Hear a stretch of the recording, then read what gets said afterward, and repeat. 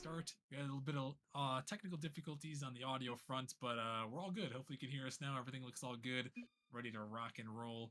I'm Rocker Man in the booth, joined by the one and only Ventus. Ventus, how are you doing tonight? Doing pretty good. I was a little nervous based off of the little technical difficulties we had, but everything's sorted out now, it seems. So just excited to get in some great Rocket League matches tonight. I believe we have 5 matches, and this is sure to be a doozy.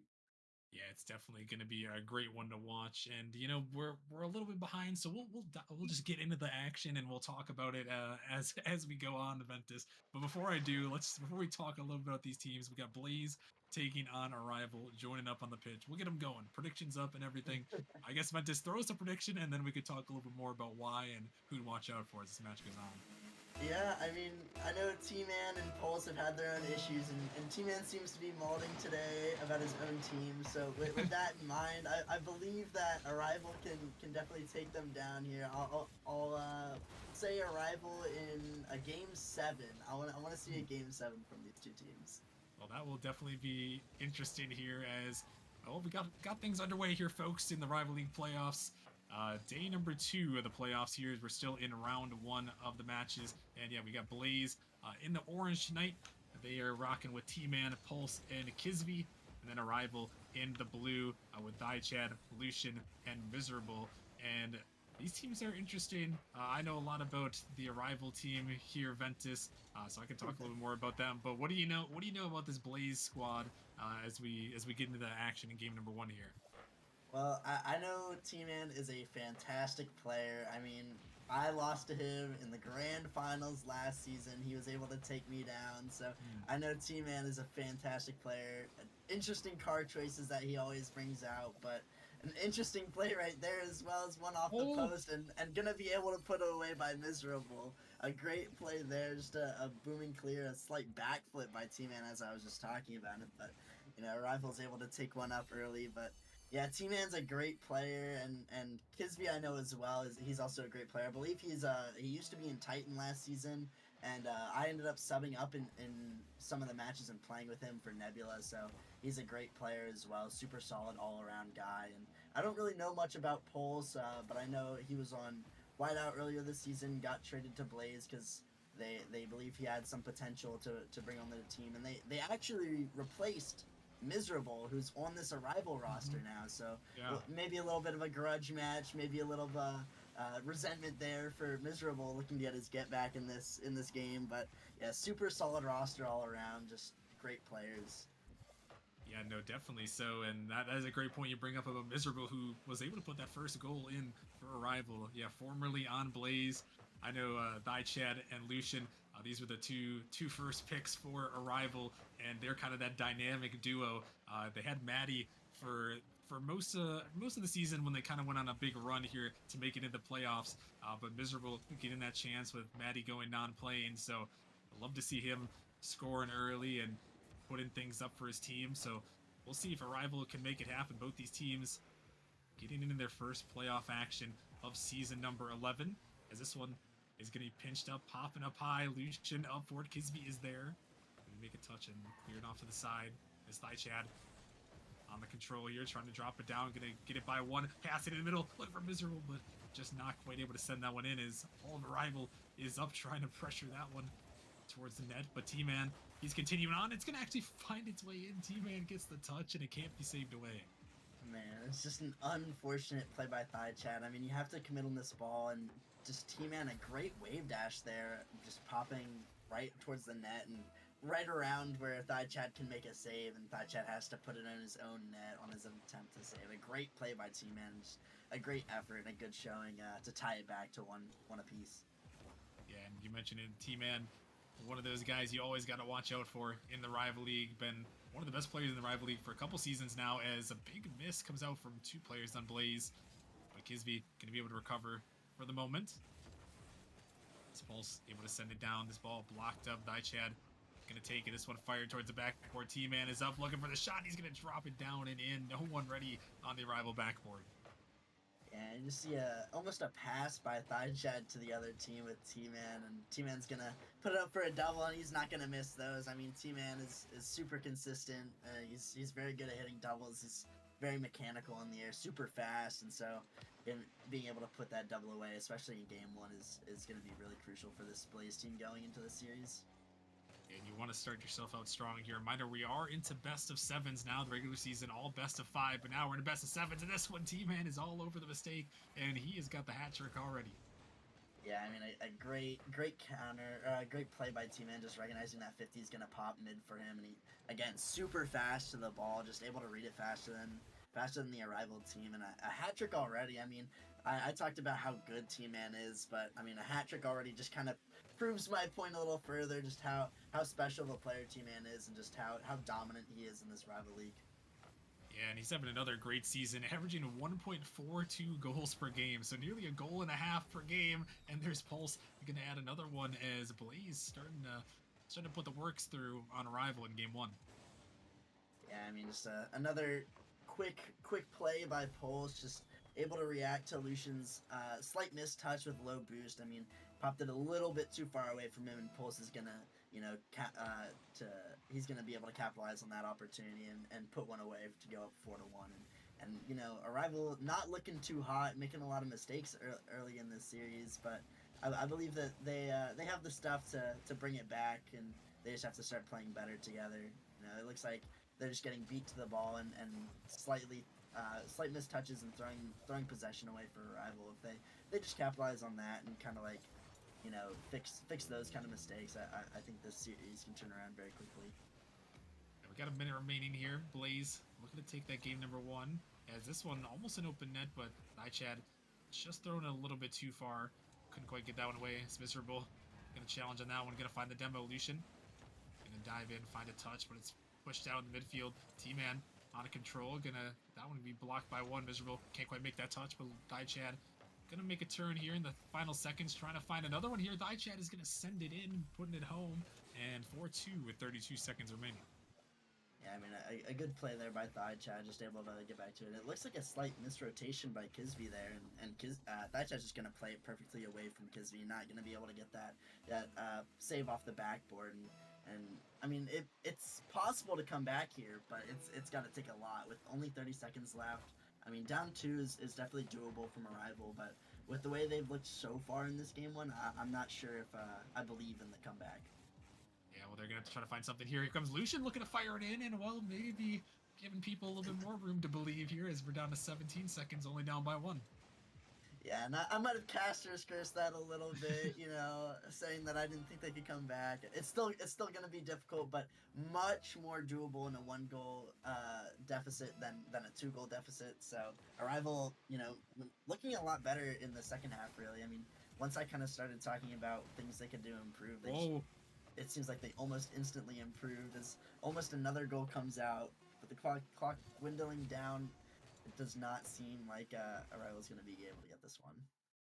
They're not going to find a touch there as it's going to touch the ground, but a valiant effort to try to come back there by Arrival. The Blaze too strong, led by the good old nomad of T-Man there, able to take it home, and a great start for them in game number one. And I mean, that's how you want to start it out here in the playoffs. Aventus, come out strong, get a good game one victory, and put yourselves in the series lead. Yeah, I mean, Blaze definitely came out swinging, but I mean, I want to talk about that Arrival second half. I mean, they came back from what a 4-1, 4-0 deficit or 3-1 deficit. I mean, a great play all around towards the end of that match, and it really Arrival looked a lot better than Blaze in that second half. And if they can keep doing what they had been doing for the second half of that game one, I think Arrival can easily bring themselves back into the series. Yeah, no, they definitely had the potential there. Maybe just warm it up, maybe a little bit of playoff nerves in that game number one from Arrival. But Blaze, you got to give them credit there to get that game one victory, and we'll have to see headed into game number two which team's going to come out to play here, because this is a crucial one. Ventus, a lot of people don't think of it as a super crucial one, but when you get to game two in these best of sevens, it is an important game to try not to go down 0-2. Yeah, I mean, definitely. A lot of teams will have to use a timeout to come back from that 0-2 deficit and really have to like give themselves a reset. And using that timeout is such a crucial piece, especially in the higher lobbies. Being able to adjust your style of play for even one game just to secure one single game is so crucial in the higher you go. So I mean, having to force a timeout early or not being able to come back from a 2-0, the momentum might be too much. So being able to get one back in this game too is definitely going to prove crucial to this series. And it's going to be Blaze who's going to start out the scoring here as Pulse is going to send it into the back of the net. Yeah, I mean, just a slight mistouch there by Miserable. Kind of just pops it right to Pulse, and not a super deserved goal from Blaze, but I mean they are definitely okay with that, and they kind of forced out some of the mistouches as well from this Arrival squad. So I won't say undeserved, but definitely a better touch from Arrival there, and they don't have that opportunity. Yeah, definitely a mistake made by Arrival, and Blaze done a great job to capitalize on many of the mistakes thus far. They find themselves up here in game number 2. This one sent back in. Control going to be taken. Chad going to pop it by one. He might have caught the entire defense out as he's going to fire it in, and it's another one where Blaze has been caught off guard, and that's probably second, maybe third time we've seen that. Yeah, I mean, you just see the Blaze just committed everybody to the opponent's corner, and I believe T-Man pre-jumped off the sidewall. I mean, Kisby pushed up, believing that T-Man was going to get the touch, and Pulse was playing the control touch in the corner, and Thai Chad just saw all of it and decided he was just going to play it around all three of them and take the easy goal to tie it up 1-1. So a great play by Thai Chad, but a little bit of a head scratcher there for Blaze. Yeah, that one is definitely a head scratcher, and you know these teams are going to capitalize on it, especially in the playoffs. Both these teams have had outstanding regular seasons. Both of them winning more than 10 games. I believe they're both at around 12 wins each. But both of them having a great season. Yeah, Blaze with 12, Arrival with 7. So these two teams know how to win, and when you make mistakes here, especially in the playoffs, the other team is going to capitalize on it. Especially with this higher pace rival league. Is this one off the backboard? Look for the double tap by Chad McKisby. Great defense to block it down as T-Man, I didn't note about this earlier, but he has switched over to the Scarab here, so off his usual Nomad, but the man will just play whatever car it takes here. But just he'll make it happen. Yeah, I mean, I'm no stranger to seeing T-Man in crazy, wacky cars, but I mean, the Scarab's definitely one that is not to be messed with. I mean, T-Man is pretty solid in every car he plays in. I mean, I believe the Nomad is his go-to. Is he's not going to be able to get to that one, and Miserable is actually going to take a 2-1 lead for the team. A great pass by Thaichad off that back wall, and Miserable is just first to this ball. I mean, Kisby and T-Man were both in net, but neither were able to get up in time. A great goal by Arrival there. Yeah, good pressure led by Chad, the captain, able to get it across, and Miserable been able to put some good goals in the back of the net thus far. As this one popped up, Pulse. I'm going to put it on target. It's popped in the corner. Pulse going to get that boost steal. Even Chad with not a lot. This ball dropping down. Going to float just over the top. T-Man can't get it down with the follow coming through. It's off the post. Kisby trying to get around to it. He's just going to push it off the corner. It's Rival trying to survive this Blaze onslaught. Chad not going to find that touch. The ball dropping. Going to pop up high. Miserable trying to get to it. No one quite from Arrival going to touch that one. As here comes T-Man. He bumped off that. Lucian trying to find control again off the backboard. The Rival trying to find a way to get out, but Blaze is suffocating him right now. Kisby over the top of one, a bump on two. He's going to find something, but finally that ball able to be sent up and pushed out for a moment. And Arrival might have an opportunity. This one fired across. T-Man can't get the touch though. It's pushed to the corner, but Blaze had some really good offense there. Ventus just not quite able to find one through. Yeah, I mean, they're definitely able to add a lot of pressure, but I feel like that the Arrival team almost panicked a lot more so than the pressure is too much for them. I mean, we saw two commits come out, or two double commits come out by Arrival, and both ended up in double whiffs. So both just trying to get it out of their half and unable to get touches, and it just allowed the constant pressure from Blaze to mount up. I mean, it was very very good for Arrival that they were able to get out of it, but they shouldn't have been in that in the first place. Yeah, but Blaze and their offense couldn't quite break through, and Arrival's defense did enough to make it happen. His teammate going for the dunk there, Miserable has to get back to it. Gonna find that touch and get it out as he's giving chase to it. Trying to take it down with Pulse.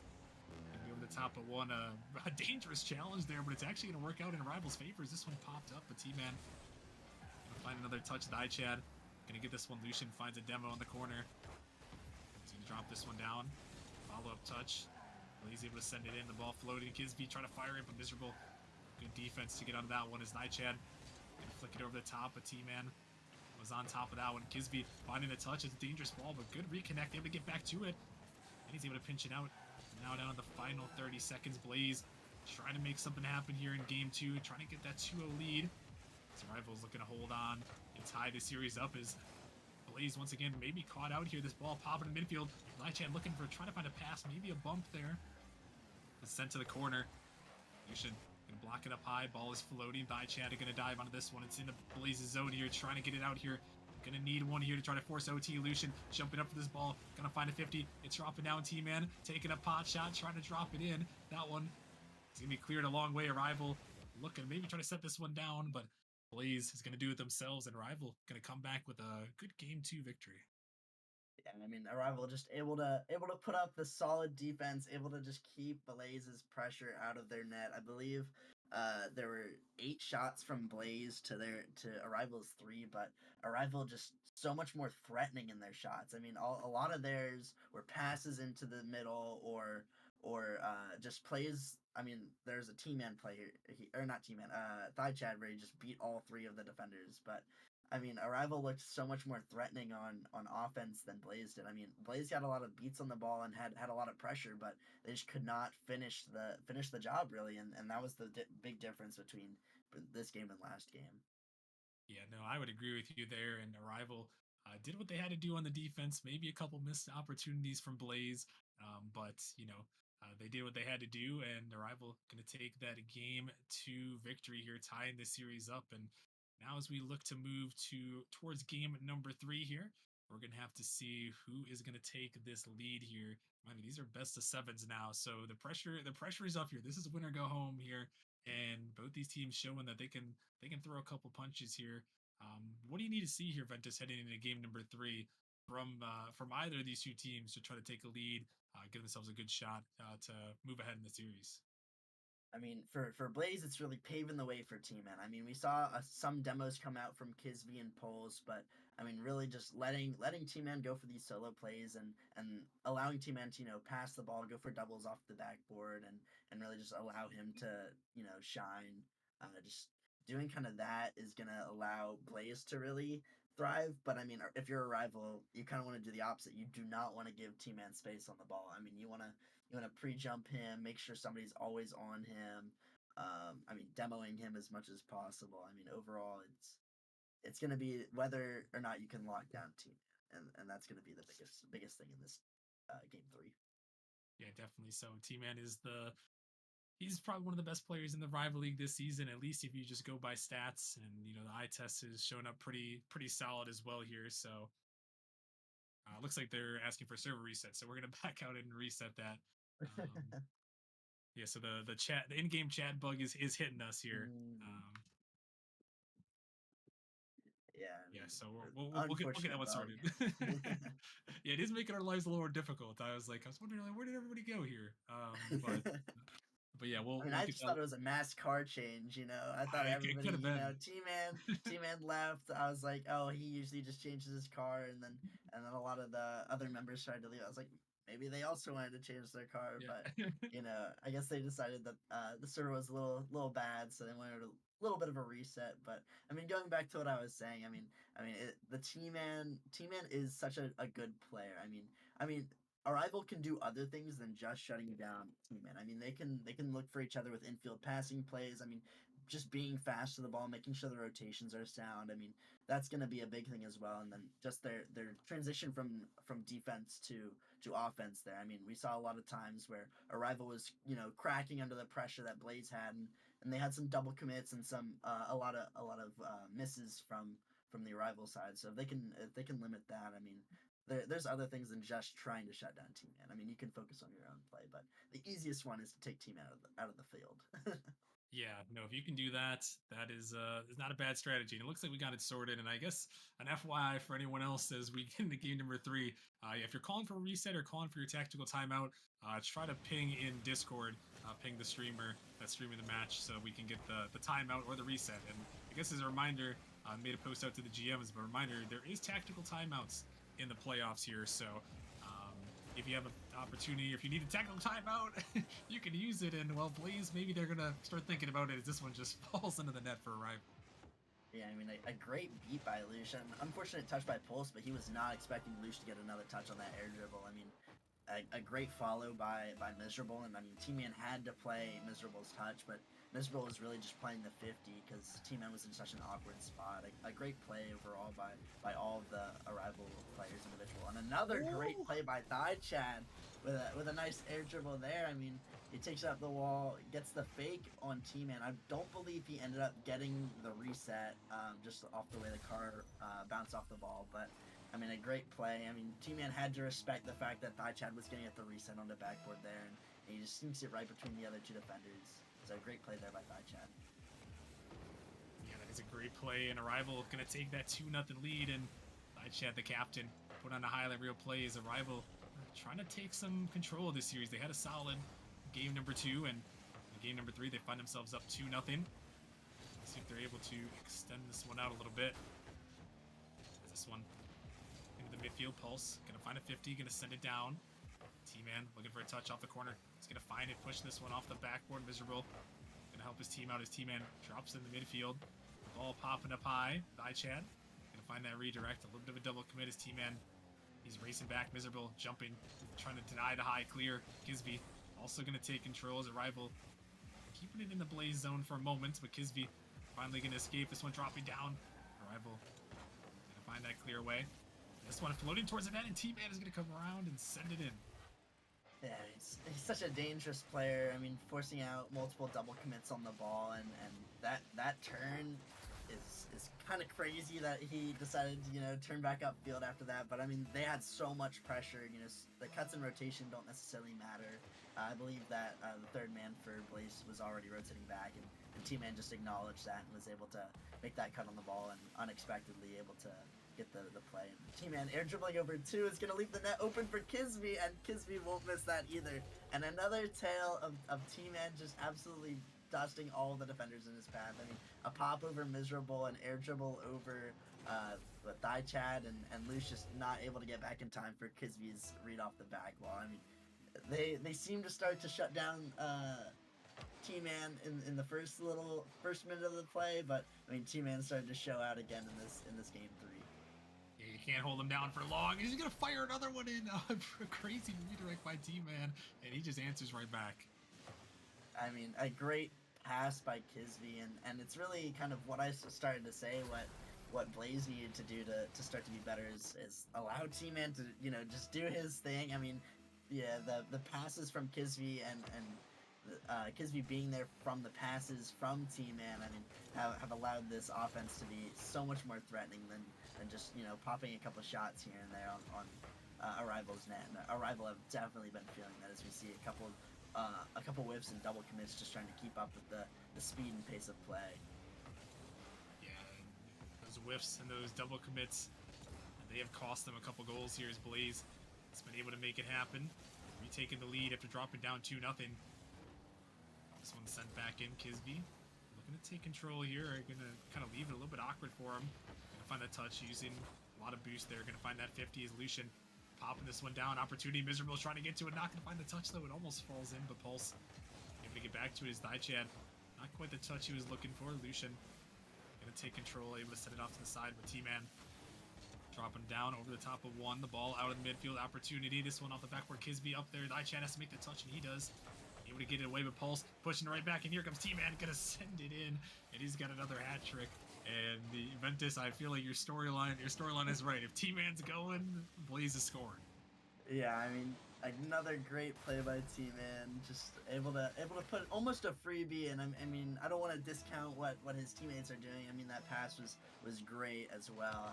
I believe it was Pulse that passed it off the backboard, but I'm not quite sure. But Yeah, I mean, just enabling T-Man to do T-Man things seems to be a great addition to this roster, and just allowing him to shine is really kind of stepped them up from game two, and especially after the first minute of game three. I mean, Arrival was able to put two quick goals on, but I mean, Blaze able to take four unanswered goals back is a monumental statement. Yeah, no, very impressive by them, and again, just goes to show these two teams in the rival league shows their resolve, shows how they've played in the regular season, and rival league was very competitive this season, especially with the raised MMRs of rival league. A lot of great players there, a lot of competitive Rocket League made for a fun regular season, and so far looking for a fun playoff run here as Blaze looking to take game number 3. This one in the rival zone. T-Man looking to take control, gonna get it by one. Chad is up for that one, but the touch comes for nobody as Miserable gonna fire at Chad. He's gonna look for the bump, but Kisby somehow, some way gets around that ball, able to make a touch, and that was an amazing save on a surefire goal. Yeah, I mean, definitely. We see another shot coming up by Lucian, and that one is going to be a goal. Kisby's not going to be able to get to that one in time. And, I mean, a great read off that corner. And T-Man and Pulse kind of double commit. I wondered if Pulse would have actually been able to save that ball. It seems like he might have, but T-Man, almost forced to commit as well with Pulse being so awkward and just an unfortunate turn of events. But, I mean, a great goal there by Arrival, a great play overall, and hopefully it'll spark a comeback here for Arrival. Yeah, they're trying to find it here. They brought it close in game number 1, but couldn't quite find that comeback, losing 4-3. And right now they're in the same score margin. To see if they can find something here to try to send it to at least overtime. This one popped up into the corner. Pulse gonna get over the top of one as a demo gonna come through. Gonna be a little bit awkward, but Lucian able to find that touch. Kisby wanted to get that one. Gonna find the boost as Lucian gonna fire it towards the net. Kisby gonna take control. Gonna find the 50 over the top of 2. This one is banged down. Miserable.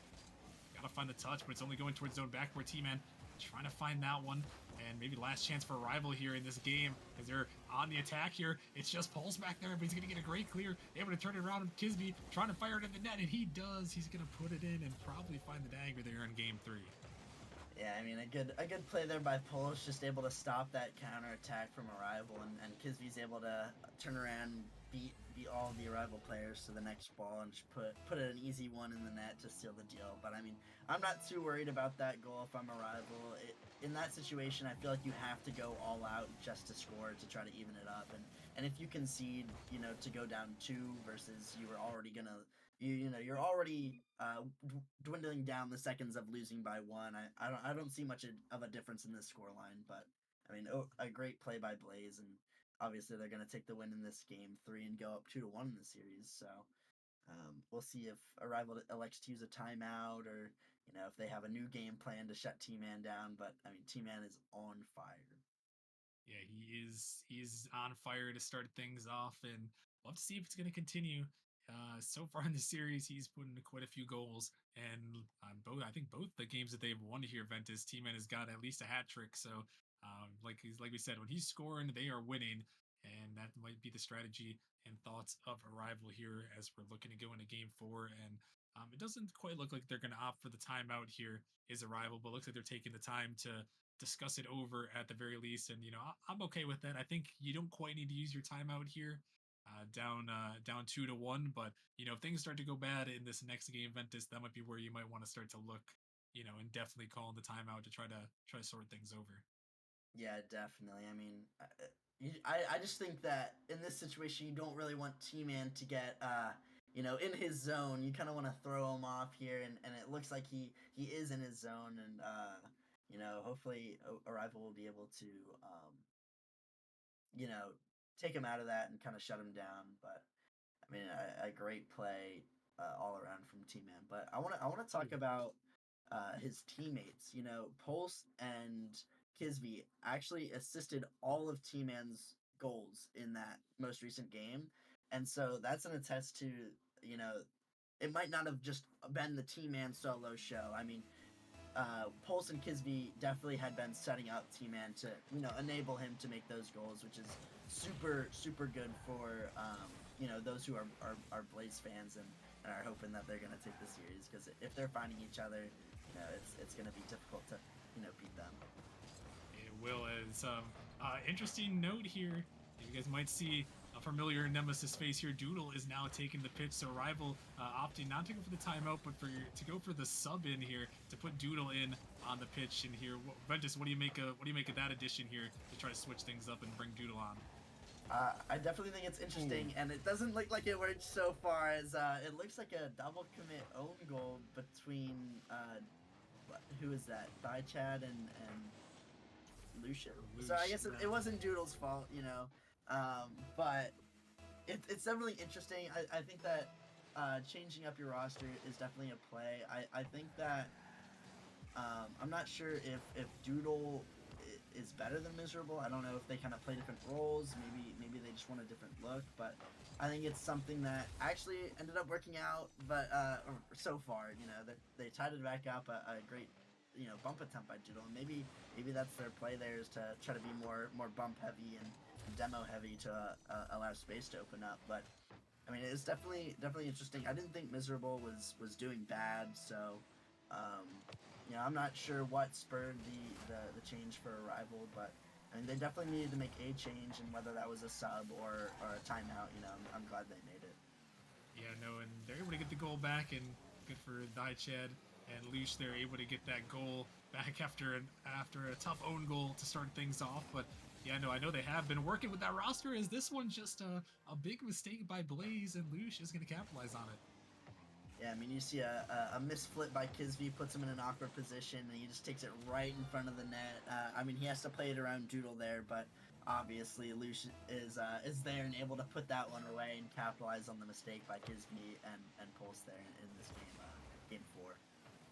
And you can't give Luce an opportunity like that. It's that one missed opportunity from Blaze there. Pulse almost had an opportunity, but not quite going to make it. And yeah, one thing I will say, knowing this Arrival squad, is Chad, he's no stranger to trying things and working with that 4-man roster. A lot of teams, they don't even touch the 4-man roster sometimes. They'll just, we're gonna play with our 3, and that's our 3. But Chad, he's got a different approach to it, and it might be working here as Lucian trying to fire one in. As here comes Doodle dropping it back down. Lucian trying to fire it, but not gonna go. And Arrival looking to make that happen. This one is gonna be caught out. Kisvy is going to send it in, and Blaze is going to tie it back up. I mean, just an awkward play by Chad, but instead of electing to stay near the ball and at least pressure Kisvy somewhat, he just elects to go and get the boost, and a little bit of a head scratcher moment there from Chad. But I mean, you can't really do much in that situation anyways. I mean, the ball, he's 0 boost, and the ball is way over his head. And another pass comes out, and T-Man's actually going to be able to put that on a great air dribble there by Kisvy to get it over Doodle and Luce. And Chad just not able to get the backboard read, but I'll say Kisvy also, beat all 3 of Arrival there and just left the goal open for T-Man. Yeah, no, I mean, that's another great pass there, and yeah, you don't get to score almost a goal and a half per game unless you got those great passes and those great setup from your teammates there. And that's what we saw right there by Kisvy. Send his team up looking to take that 3-1 lead. But this one looking to fight back. A little change up firing at the net. And Lucian going to get another one. I mean, another great pass coming out. I mean, a great play there by Chad. And T-Man expecting Doodle to be the one to shoot. Doesn't expect Luce to kind of cut in and take the spotlight. But the shot there by Luce is just able to get around T-Man. Just not expecting that kind of double commit shot coming out. But I mean, if it works, it works, and they will take up the tied score 3-3. Yeah, they'll take it for sure here as Arrival looking to battle back, trying to tie this series up at 2-2 right now. Blaze up 2-1 here in game 4. This one going to be shot towards the net. Lucian has to get there at the last minute, and now Doodle taking to the air, trying to get to that one. Going to find one touch over the top. Chad going to push it in the corners. That one a little bit awkward there for Blaze. It's going to be pinched out. Could leave an opportunity for Doodle here. Who's going to take it off the sidewall, looking for another touch. Going to find the angle, shoot it towards the net there. It's dropping down, and Chad is going to put it in. And Doodle, the sub, coming through with a great pass. Okay, Doodle, I see you. I mean, I respect that play. I mean, I always respect and give the players space when they go for sidewalls because it's such a difficult mechanic. But when they do hit it, is something special. And T-Man just did not expect the sidewall to go that well, and he didn't really give Doodle the credit he deserved there. And he's just unable to get that backward read, and Thigh Chad just pounced on it and was able to put that goal away to put them actually up in this game four. So it's I don't want to speak too soon, but it does seem like the Doodle sub is working out for this Arrival roster. As here comes the high chat looking to take it all the way down, but T-Man's going to get a save. This one pushed back in. Kisby on a touch. Lucian looking to challenge on. A Flick's going to come through. The Ichan has to race it back. Oh my goodness, he's going to pitch it off the post. And Arrival somehow are able to get that one away. That was a dangerous ball right there. But thankfully for them, it's going to be saved as this one pushed across. Doodle going to take it up again, trying to find something, looking to pass it down. Dichat is there for the shot. He's going to send it in. A hat trick from the captain. Another great pass by Doodle. I mean, getting this extra little touch off the ceiling bounce to put it perfectly in front of Thaichad, and Thaichad just gonna be able to beat. I don't even remember who the player was because Thaichad was so fast. But Thaichad just able to absolutely be first to that ball and put that one home to give them a 2-goal lead, and actually is gonna put another one home to give them a 3-goal lead after that 50 by Doodle, and Doodle has 3 assists, so he's definitely being a playmaker in this game. But Thaichad scoring 4 goals, it seems like all of Doodle's assists are going to Thaichad. So maybe a new 1-2 combo that Blaze has to worry about in this series that might not have been the case with Miserable. Yeah, no, and that's good. And like we mentioned, that can be the difference sometimes. If you can work out that 4-man roster, it gives you opportunities to try new things here and try different combinations. And especially in the playoffs here, can throw the opponent off guard, which looks like Blaze. They have been punched in the mouth a little bit by the Doodle Chad combo. And with a minute remaining here, Blaze gonna have to try to find 3 goals. They're gonna want to win this one. Otherwise, we'll be looking at a tied series here heading into Game 5. And possible guaranteed Forbidden Temple, which we all love here. Blaze, gonna see if they can find one more. This ball dropping down, it's gonna be pushed in. Pulse gonna send it off of an arrival car, and they're gonna be within 2. Yeah, I mean, I think the ball was going in anyways from Pulse, but I mean, Lucia's definitely going to help him out there, and this game has been a tale of the offenses. There was not much defense coming out. I mean, Arrival had a little bit more. They had a couple crazy saves. I know one from Thigh Chad that he pinched off his own post, but I mean, definitely a high scoring game, all out offense. These two teams just want to slug it out. It seems like they're in the boxing ring, and they are not moving apart. They're just right up next to each other, just throwing punches and seeing which one caves first. Yeah, and right now it's a 10-goal game here between these two teams. So you're exactly right. They're definitely going for that high offense. As Arrival looking to hold on here in the final seconds. Blaze trying to find one more, give themselves at least a chance here in this game number 4. But this one going to be sent down and pushed away, and that is going to do it here for this game number 4. So Arrival going to come back with a big performance led by Doodle and Chad there, the combo. And they are going to take game 4. And Ventus, we got ourselves a tied series heading to game 5.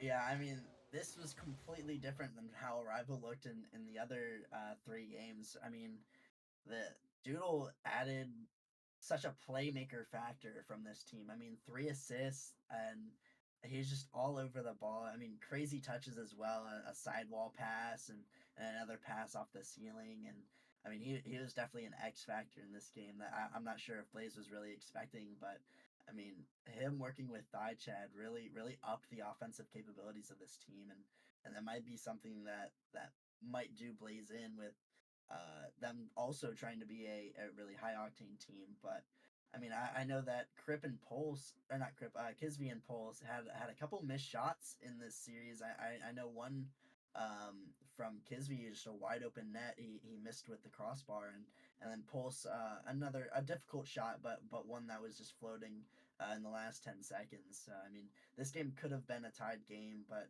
I mean, Pulse and Kisby really need to finish those chances that they're given. And T Man's always doing T Man things. I mean, a goal, 3 assists, and 3 saves. He's all over the pitch again, but he can't do everything. I mean, when Kisby and Pulse have stepped up, Blaze has won. But oh, it looks like a timeout's actually going to be taken Yep. by Blaze, and It's I bet interesting. they're talking about what to do about Doodle here, because I mean he is definitely an X factor. Yeah, no, I mean, and that's an interesting timeout. I mean, it's not a bad timeout by any means. I mean, Arrival able to come back and kind of put a little, little uppercut to the mouth here of this Blaze squad, and that timeout trying to stop the doodle momentum, if you will, here in this one. So, Ventus, I'm not actually opposed to this timeout here. Usually, a lot of teams take it when they're down in the series, but it's really about momentum and stopping the other team from getting that upper hand.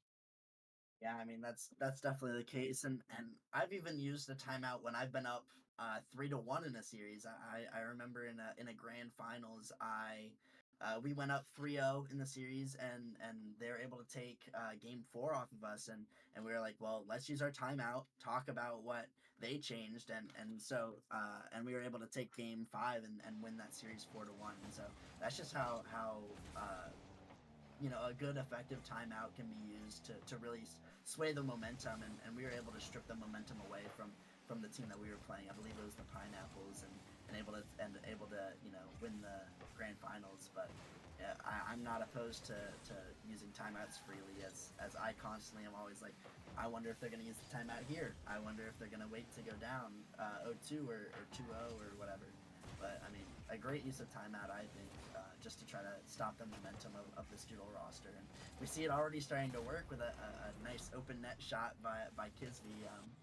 And so obviously, whatever they talked about seemed to work. A great bump by Pulse actually as well. And with Kisby and Pulse getting back into the action and making plays, I mean, this Blaze roster might be a little dangerous for this game.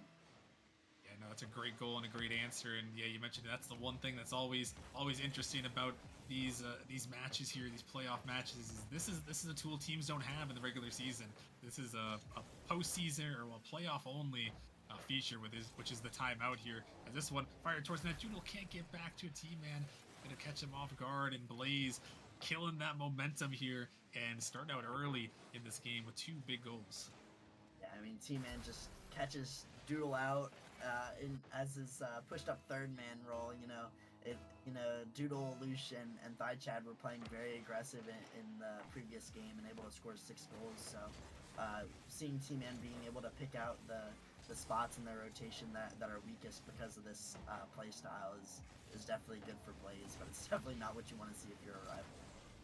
And that's not what you want to see if you're a rival. It's T-Man once again finding another goal there. 3-0 already, only about a minute and 9 seconds in.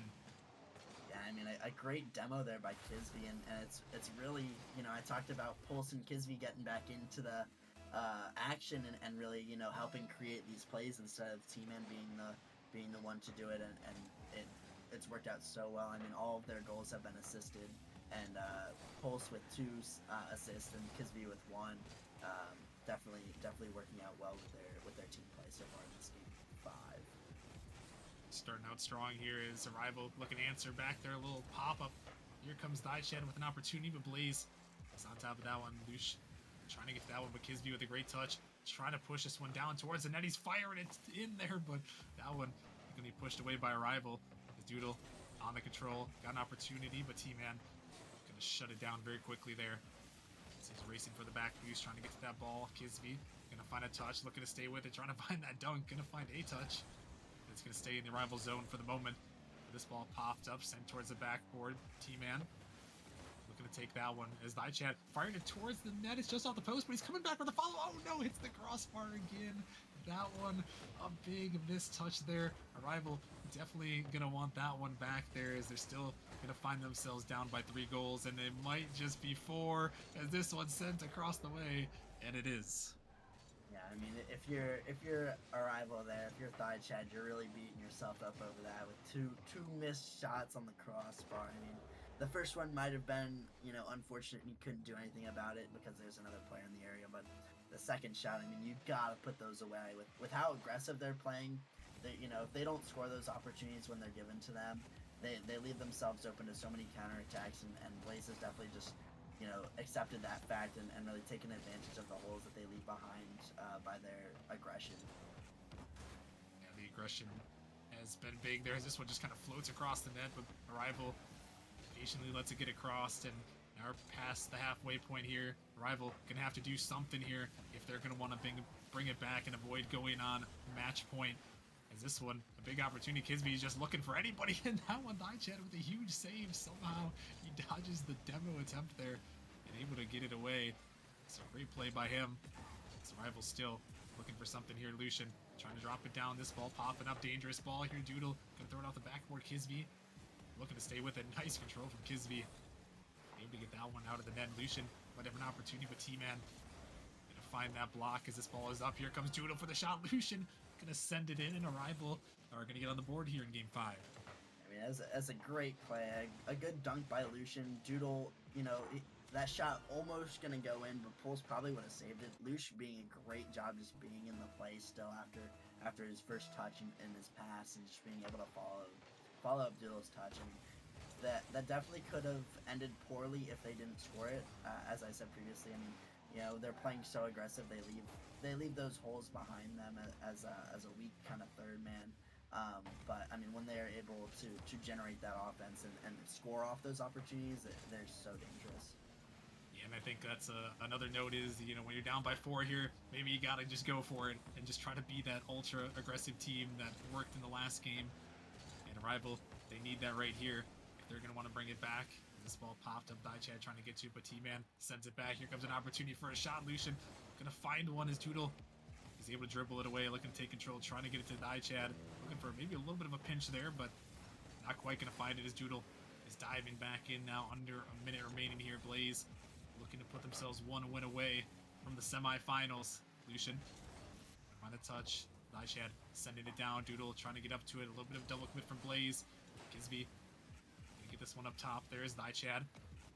Gonna doink it, send it back in. Doodle off the sidewall. Gonna find a 50. Dichad off the corner. Ball is up there, but Kisby, a nice touch. Able to get it away. 30 seconds remaining. Arrival doesn't quite look like they're gonna be able to bring this one back from the brink there. So Blaze more than likely gonna put themselves on match and series point. Is this one gonna be sent down? I think that's off. Yeah, it is off. It's gonna go be saved away. Didn't really have a good angle for that one, but Ventus Blaze, after calling that timeout, gonna come up strong here with a pretty commanding game 5 victory. Yeah, I mean, it's definitely just capitalizing off of Arrival's mistakes here, and Arrival with being so aggressive. I mean, Blaze being able to recognize how aggressive Arrival is playing with their positioning and everything, and just being able to wait and see the spots and really just like effectively turn those counterattacks and be able to score is super important. And all 3 of them going AFK, maybe trying to send a statement, mess with the mental of Arrival. But I mean, Arrival will just take that last second goal and maybe add to their momentum, really. Yeah, they are going to add to their momentum for sure here, and they are going to take game number 5. And well, now we're going to have to see what Arrival can do. Wonder if they're going to call the timeout here in this one. And it looks like they are going to call the timeout. So timeout is going to be called in this one, and we're going to have to see if Arrival can bring it back here. And Ventus, as we kind of wait for them to talk this one over, what are you talking about here if you're Arrival in this timeout here? I mean, it's really just got to be, focusing on the rotations. I mean, with their aggressive play style, you really got to make sure there are no holes in your rotation that can be exploited. I mean, Blaze had 2 or 3 freebies where they just like hit it across the field and it just rolled in because there's no one from Arrival back, and they're just trying to play so aggressive and fast. So I mean, really, controlled aggression is really what I hope they can take away and really like focus on, where it's like they're still able to make those passing plays and commit those players, but they still leave one person back and really make sure that they cover up some of those gaping holes that they left that Blaze was able to take advantage of. But it looks like the matchup poll was only a best of 5, I believe. I think that was an error here, unfortunately, with the prediction. But the series will continue on regardless here, and we'll have to sort that one out. But yeah, Arrival, they've got a bit to figure out here in this one for sure. And I mean, they did have the pressure Ventus, but like you mentioned, it was just the holes on the defensive end that they couldn't get through. And Blaze was able to capitalize on them. So that's got to be the biggest thing that we're looking for here in this one. Can Arrival rebound from those mistakes and bring it back here. Will Blaze close it out here. I mean, that's the big thing we got to see here, and I'm sure that's what they're talking over, and hoping they can sort it out in this game 6 on Forbidden Temple. Yeah, I mean, crazy things happen in Forbidden Temple, so I believe that it's going to be a super high scoring game regardless. I believe that Arrival will be able to minimize some of their mistakes, but I mean, it's more going to be a slugfest between if they can outscore the holes that they make and Blaze takes advantage of. If Blaze is able to capitalize on all those rotational mistakes that Arrival allows to happen, then it's going to be difficult. But if they're able to minimize those and really outscore Blaze, they're going to be able to take it to Game 7. Well, let's see if we can find a game 7 here tonight to kick off day number 2 of the playoffs here in round 1. Blaze looking to close out the series, looking to move on to the semifinals. Arrival looking to come back here. A lot of storylines in this one here. T-Man having an explosive start. Arrival switching things up here, bringing Doodle in the middle of the series. And both teams have used their tactical timeout here. The Rival just using theirs. I'd love to see if it's enough to try to force a game 7. Is this one? We shot towards the net, but Pulse just able to get back there. I thought the bump attempt was going to come through, but not quite here. As Blaze gonna hold on the defensive end for the moment. And now looking to transition to offense. Kisby popping this one over. This ball sent up. Lucian gonna take control of it, trying to send it down to 50. Drop it down the midfield. Chad diving in on that one, gonna find that touch. It's Kisby again, popping this one up high. This ball gonna be sent past Doodle.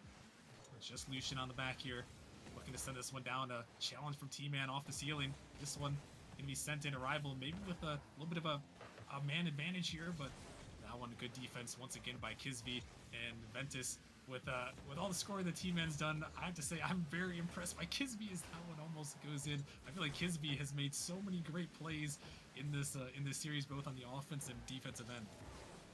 I mean, definitely. You got to think he was late to his scrim today, and T-Man was a little upset by it, but due to the technical difficulties, he definitely got a worthwhile warm-up in, and it's definitely showing here with some great play. But and another great save, and this is what I was talking about with Arrival just leaving open holes and allowing Blaze to just do a little counterattack, and he got a 50 there through Doodle committing as hard third there. And I mean, Blaze is obviously not going to miss a wide open net, but I mean, Arrival not seeming to learn from their mistakes in game 5, what I assume they took their time out to address, and it's got to be good for Blaze, but it's got to be tough if you're Arrival.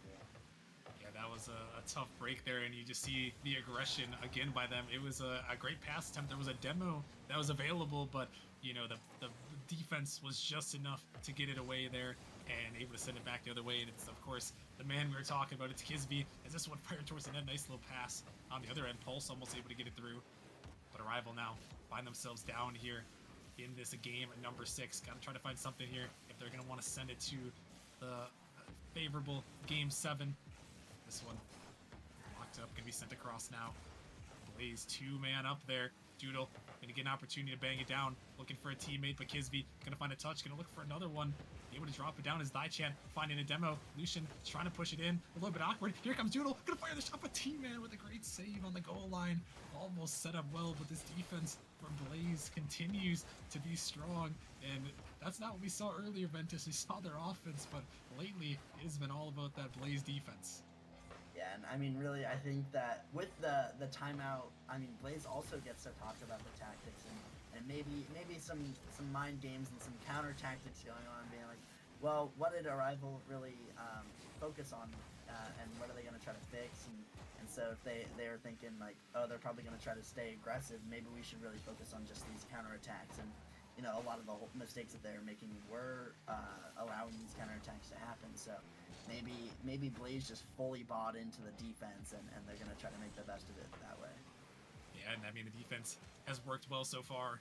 As Arrival now, their season and hopes are on the line here. They need to find a goal quickly here to at least try to force OT. This one gonna be sent down, and Arrival really trying to find these demos here. Lucian gonna get over the top of one. Doodle thought about going up for that one. Actually, gonna end up as a fake, but it's gonna leave Pulse with an opportunity. Throwing it off the backboard. It's a dangerous ball. Gonna come through. T-Man gonna send it in. A big mistake from a rival, and T-Man capitalizes.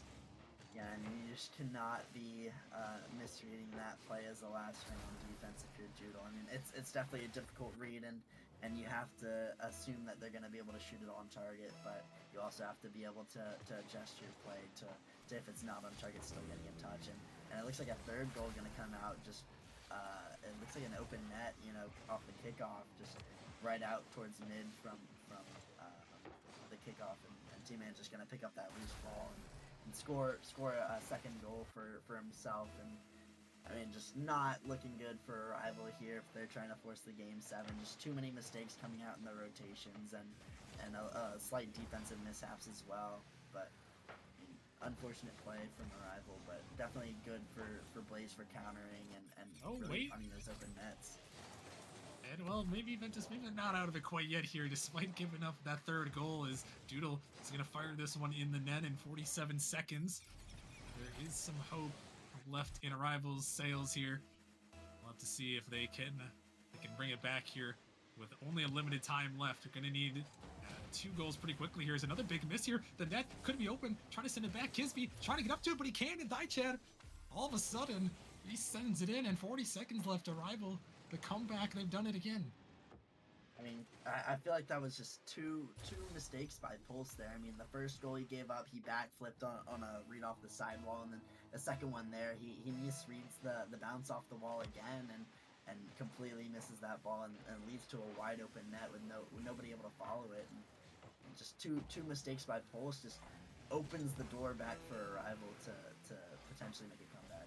I mean, they've made their comebacks, but they haven't been able to get it all the way to that tying goal. They did it in game 1. They did it in game 3 there.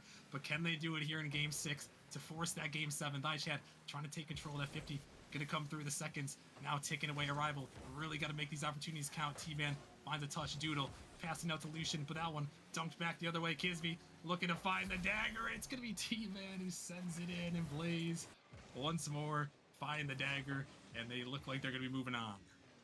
Yeah, and just an unfortunate play. I mean, it seems like Doodle trying to get that pass to Lucian just is cut off by Kisby. Kisby, a great touch, and a good follow up. I believe T-Man scored that, and that's his third hat trick of the series. So in 6 games, he had 3 hat tricks. So I mean that's a testament to how good T-Man is, and how good the players around him are, just to be able to give him all those open nets and assists there. But unfortunate if you're a rival, but I mean they fought hard. You know, the Doodle sub in was very interesting, and it seemed to work for a time. But I mean Blaze just adapted and was able to adapt better than a rival was able to, and you know I think that was really all the difference. Yeah, no, definitely so. And big congratulations to Blaze, the T-Man combination with Pulse and Kisby. All 3 of them played a very solid, a very well played game. Congratulations to them. Congratulations to your rival as well on a good season. Blaze, they will be the ones moving on to the semifinals. I'll just see who they're going to be facing up against heading into I next believe week. it's Distortion. I believe it's Oh Distortion. yes. Yes, they will be facing Distortion. So Yeah. Blaze is going to advance on to face Distortion. So that'll be a spicy matchup in the semifinals. Hydra, the other team in the semis as well, awaiting the winner of your match, Ventus Galaxy Yeah. versus Yeah. Bearcats for another fun That times. that is going to be a match to watch. I know when we played Galaxy last, we ended up sweeping them, but we averaged I believe 13 saves per game. Hmm. So the games were all 1 goal games, and I believe they were 3-1-0 games. So we just Oh had wow. the best defense, and they just weren't able to score on us, and we were just able to get 1 goal. So I mean, super close matches, and it's definitely gonna potentially go the distance here. But yeah, it's super a good one to watch. I'll just say that. Yeah, it will be a good one. That one will be Friday night. So make sure you guys tune in Friday night for that one, a special edition of Nemesis Rocket League on Friday night. But we still got some more tonight. We got 4 more matches on the docket here. Quickly before I transition to that, quick shout out to Cow with the subs, 34-month resub, and also gifting 2 subs. So much love to Cow. on that front.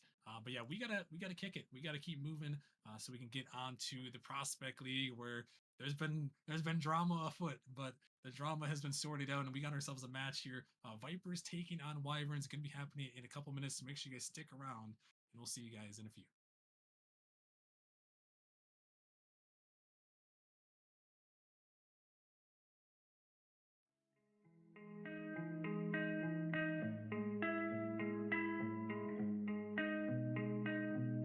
Ring once, ring twice. Guess you're not picking up your phone. Hung out to dry. Ring three, ring four. Arguing with your dial tone. Call back once more, yeah. We went from everything to nothing here tonight, and I never saw it coming. Tell me why you couldn't leave me something to hold at night. Yeah, you messed me up when you cut me off. Lost my mind with you. I'ma need some therapy. How do we go from being the perfect to strangers in a room? I need some therapy. Some therapy.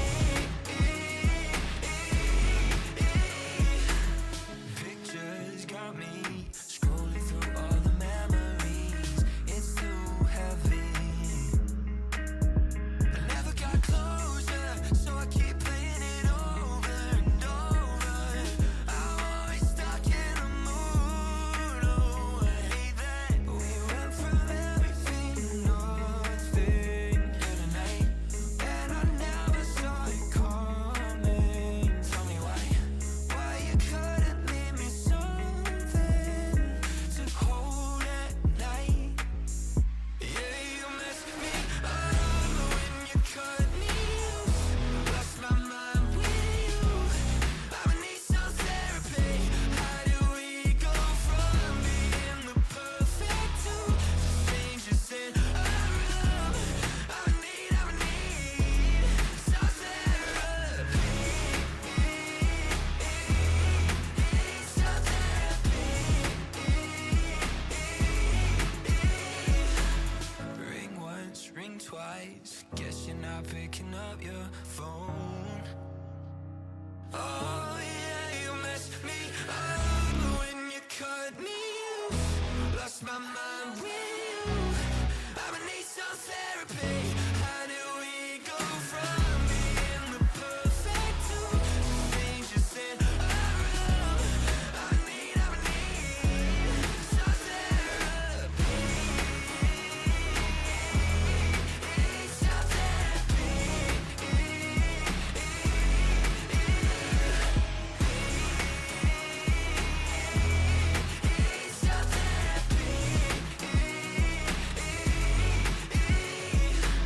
Ring once, ring twice. Guess you're not picking up your phone.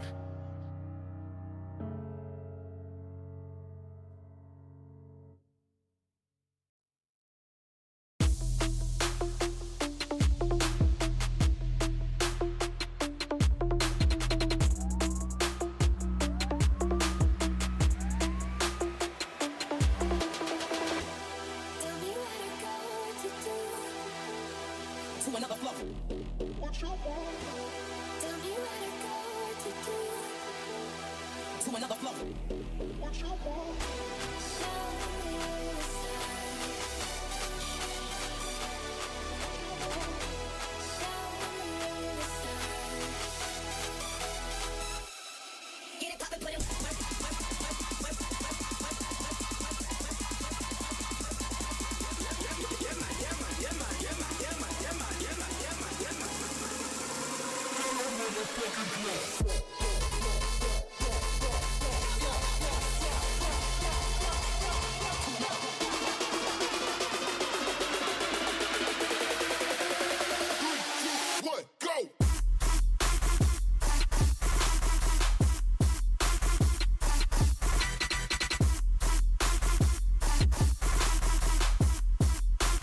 Yeah!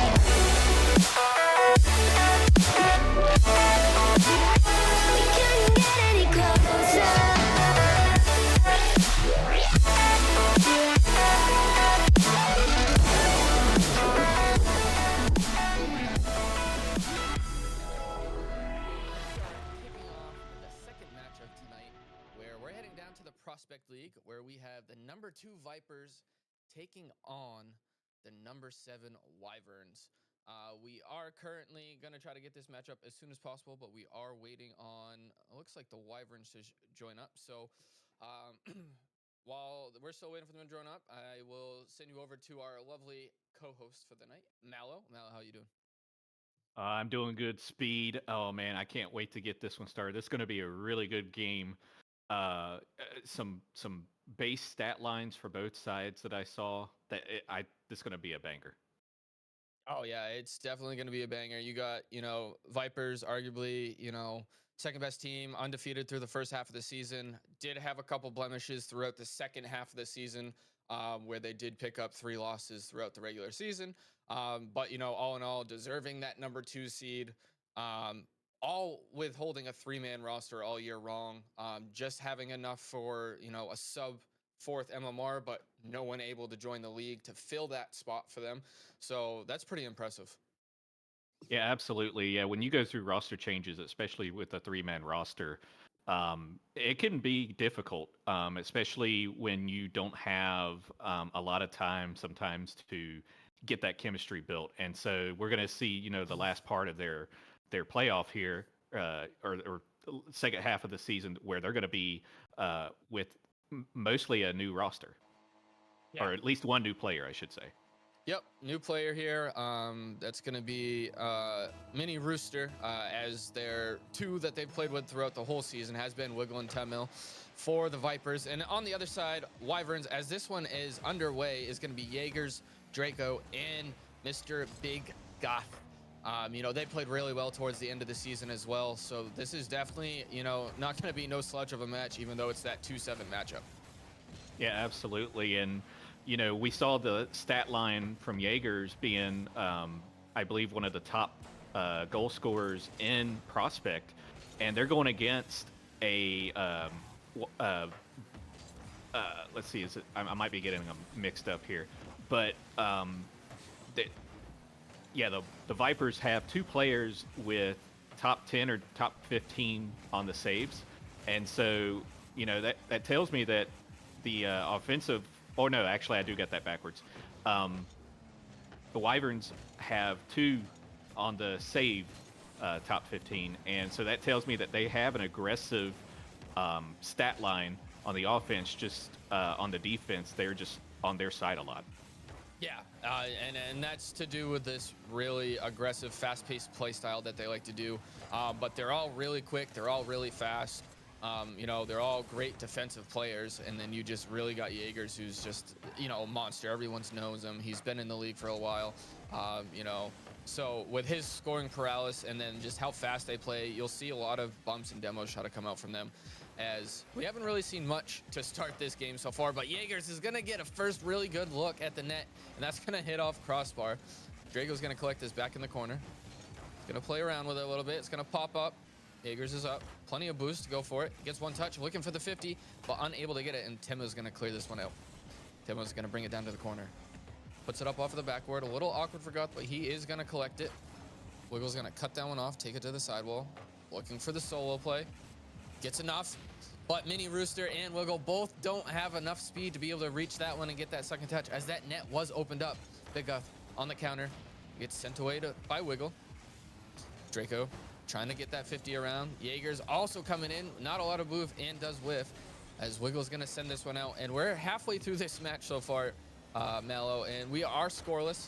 Both teams have had, pretty good scoring opportunities, but who do you think is going to, put the first one in, and what do they need to do it? Well, right now, Wyverns, they have the offensive pressure. They got the 4 shots compared to the 1 shot that the Vipers have. And the problem is the Vipers have that really good defense right now. They got 3 saves. They just need to get a demo or 2 in, which they've been doing. The Wyverns have been. They need to give Jaegers the ball, feed them the ball, get that aggressive offense going, and really make the Vipers move and feel uncomfortable. Yeah, I would agree with that for sure. I think, as a dunk comes out there and that one's just going to go wide, Wiggle's able to collect it. Doesn't quite get the pass off as both his teammates were heading back. Wiggle getting one demo, clearing up a little bit of room on the pitch, but nothing to come out of that as Wyverns are looking to counter here. Draco takes it up in the air. Not a lot of boost to follow, but Big Guth's going to cut that one off. Leaves it for Jaegers in the midfield with 0 boost, and he's just going to be able to put this off to the side, but right to Mini Rooster, who gets a beautiful scoring opportunity and is going to put that one in. Yeah, see that's where the Vipers are gonna be able to counter the Wyverns offense, because that second person up there, Big Guth being up in the corner, really left that third person in an awkward spot, and all they have to do, the Vipers, all they got to do is send it, just like Mini Rooster did there. Yeah, that's a beautiful way to be able to, counter this Wyverns aggressive play style is, get good clears that are on net and, force them to get back with not a lot of boost. And, if you have a good chance of putting that one on, you have a good chance of at least making a bad save and trying to follow it up that way. If not, score it like Mini Rooster just did, as we did hit a final minute left in this game. White Vipers still up 1-0. Big Guth looking for the save, doesn't quite get it. Mini Rooster there, but he's not able to put that one on target. Wiggles keeping it in. Not able to follow that one up. Mini Rooster, not a lot of boost. Jaegers in the midfield. Dangerous pass there by Wiggle. The Vipers couldn't quite get the clear, and Jaegers is going to tie this one back up. Oh, I saw that coming there. Speed, he sent that to the middle. I knew that ball wasn't going to go far, and it was basically, like you said, it was a pass there, and Jaegers following it up, being aggressive like he is, and in that spot that he needed to be, and tied this game up with about 35 seconds remaining here. Who is going to score next, or are we going to go to overtime?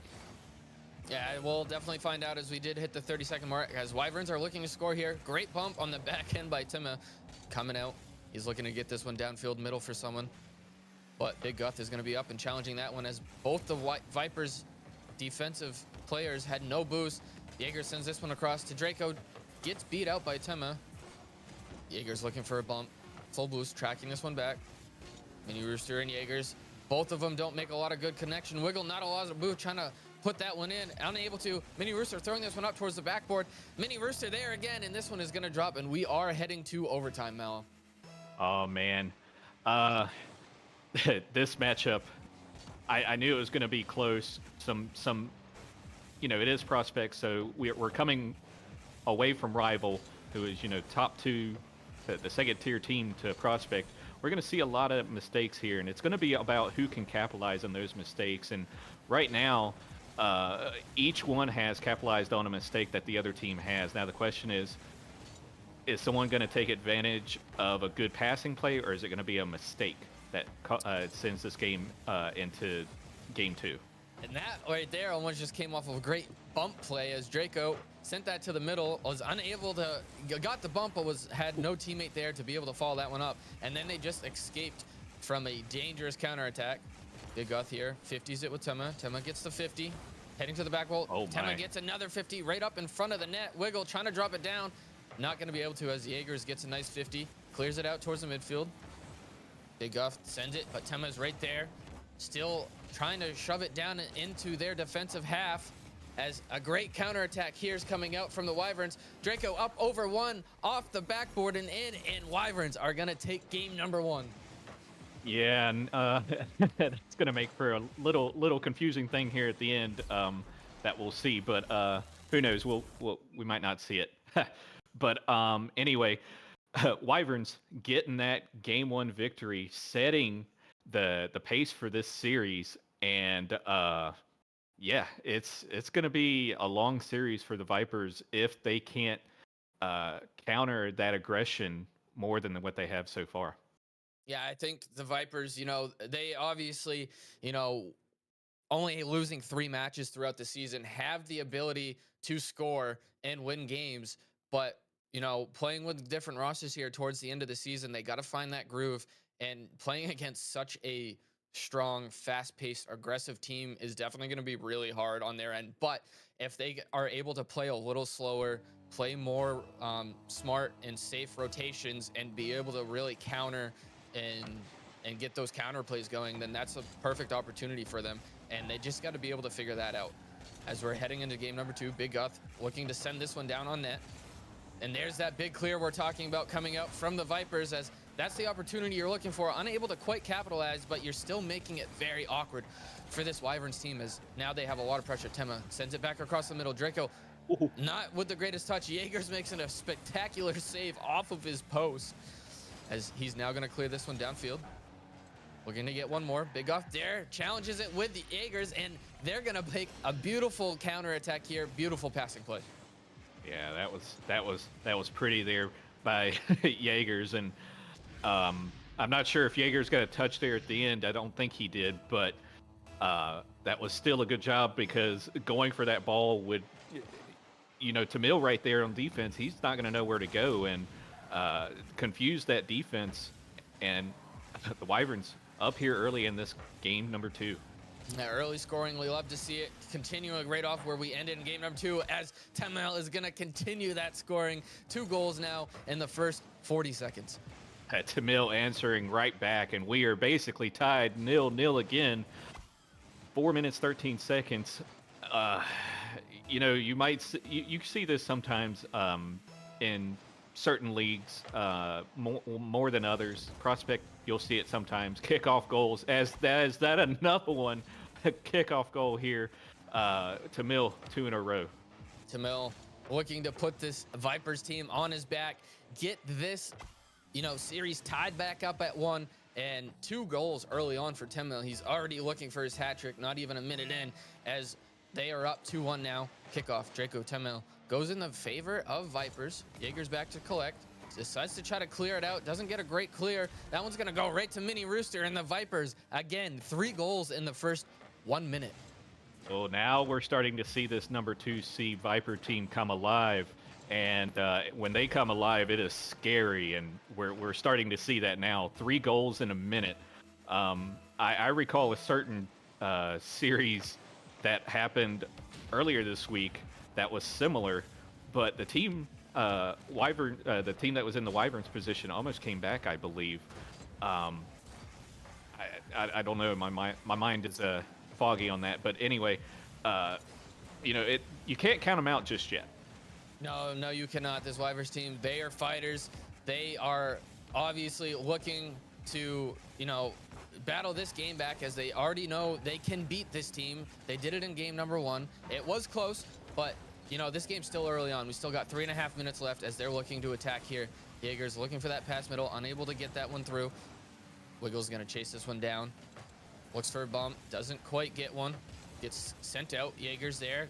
Plenty of boost. Can he get the 50? Can he get the double? No, Timil's going to send this one away, as now Big Gus going to keep this one back in. Mini Rooster gets the soft touch. Gets it past another. Can he get it past Jaegers? No, he can't. Jaegers puts this one on net. Puts another rebound shot off the crossbar again. And this is super getting unfortunate for the Wyverns. They're getting great looks. They're just unable to capitalize. And, that could really start affecting their mental, especially having such great looks and just barely missing here. Oh yeah, absolutely. And Monday when we were casting, we were talking about the crossbar heroes and the unfortunate touches that would happen there. We're seeing that a little bit here in this game, but volume shooting can work for some teams. Sometimes it doesn't. What a pinch there! I didn't see who that was on the Vipers side, but volume shooting will work for certain teams. And we'll see if the Wyverns continue their pressure and increase it, if that'll get them into position to be closer. Yeah, and a double commit comes out there by the Wyverns, but it does not bite them yet, as Big Guth able to collect this one off the backboard. Tries to send this one down to Jaegers. Jaegers gets beat by Wiggle. Draco's no boost, but he does collect that. Now he's got plenty of run to work with. Jaegers low boost, trying to get this one middle. Does to Big Guth, who's not going to get a touch on that, and Mini Rooster's just going to send this one right down into Draco, which is not what you want to see if you're a Vipers fan. Wyvern's able to recover. Tamil off the backward to Wiggle. Wiggle trying to get this one middle, unable to do so. Draco with a soft touch. Gets a double. Messes up Big Guth, but Jaegers is there to collect it all for everyone.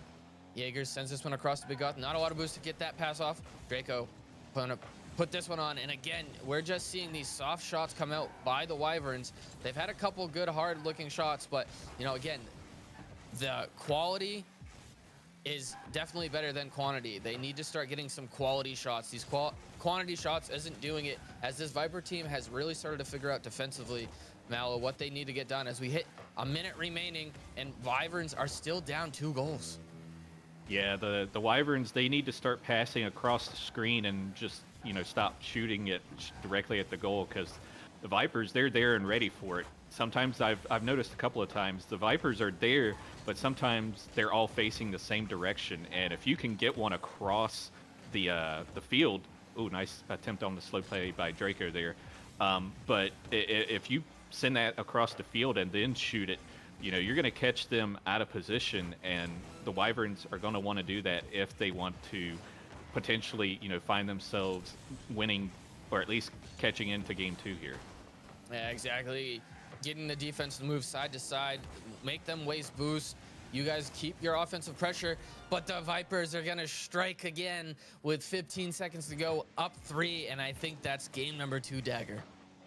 Yeah, I would definitely agree here. 15 seconds, that's a lot of time to try and make up there, or a lot of goals to make up in very little time. So Viper's going to get this game 2, and if you're Wyverns here, you want to see if you can try and get one for the road, get that momentum back on your side potentially.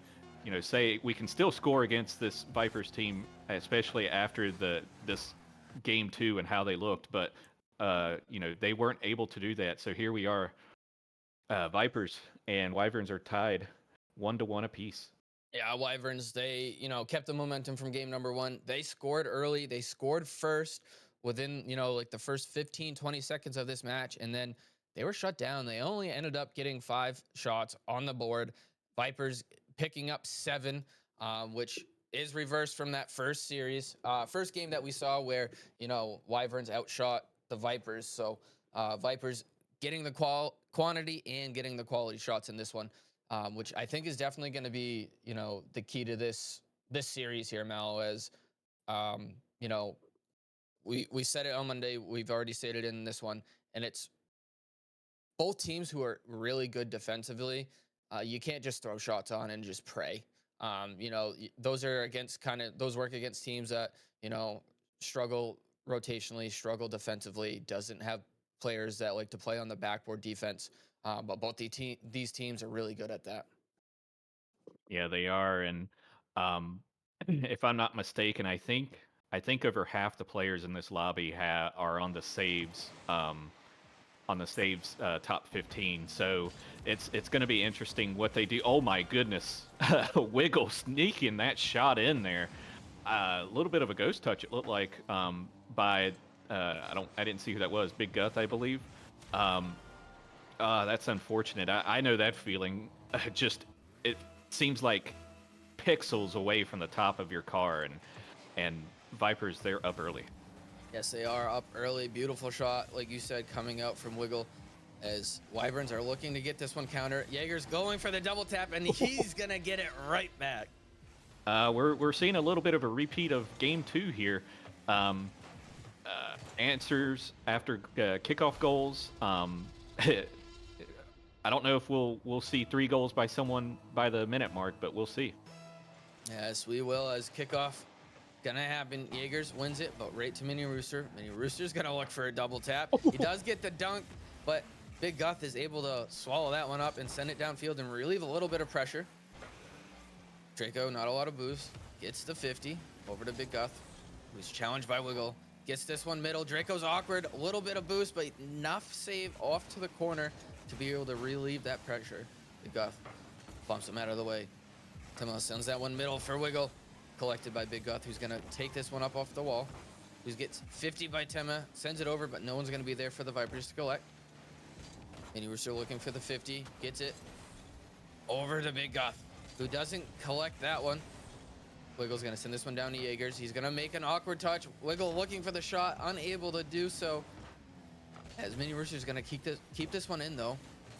Still keeping the pressure here for the Vipers. Wiggle with the dunk off the backboard. Tema is up, looking to get it in, and he's going to slot that one in.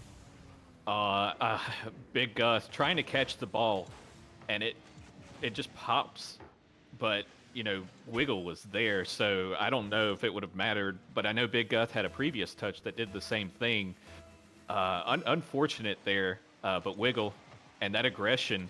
Sometimes it is good to be very aggressive, and the Vipers are showing it here. They've really picked up their speed, but I don't know. It's still going back and forth here, but yeah, the Vipers have really picked up their speed, and they're looking a lot better. But it's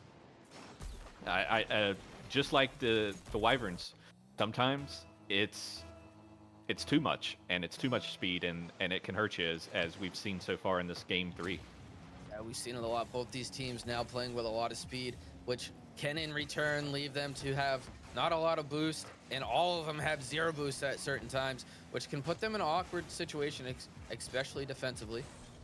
Mini Rooster's gonna clear this one off to the side, but Draco's there to catch. This does get 50 though, staying on control of the ball. Jaegers, since this was up to the middle, Mini Rooster able to get a touch out. Big Guth is awkward. Draco's back to collect this one.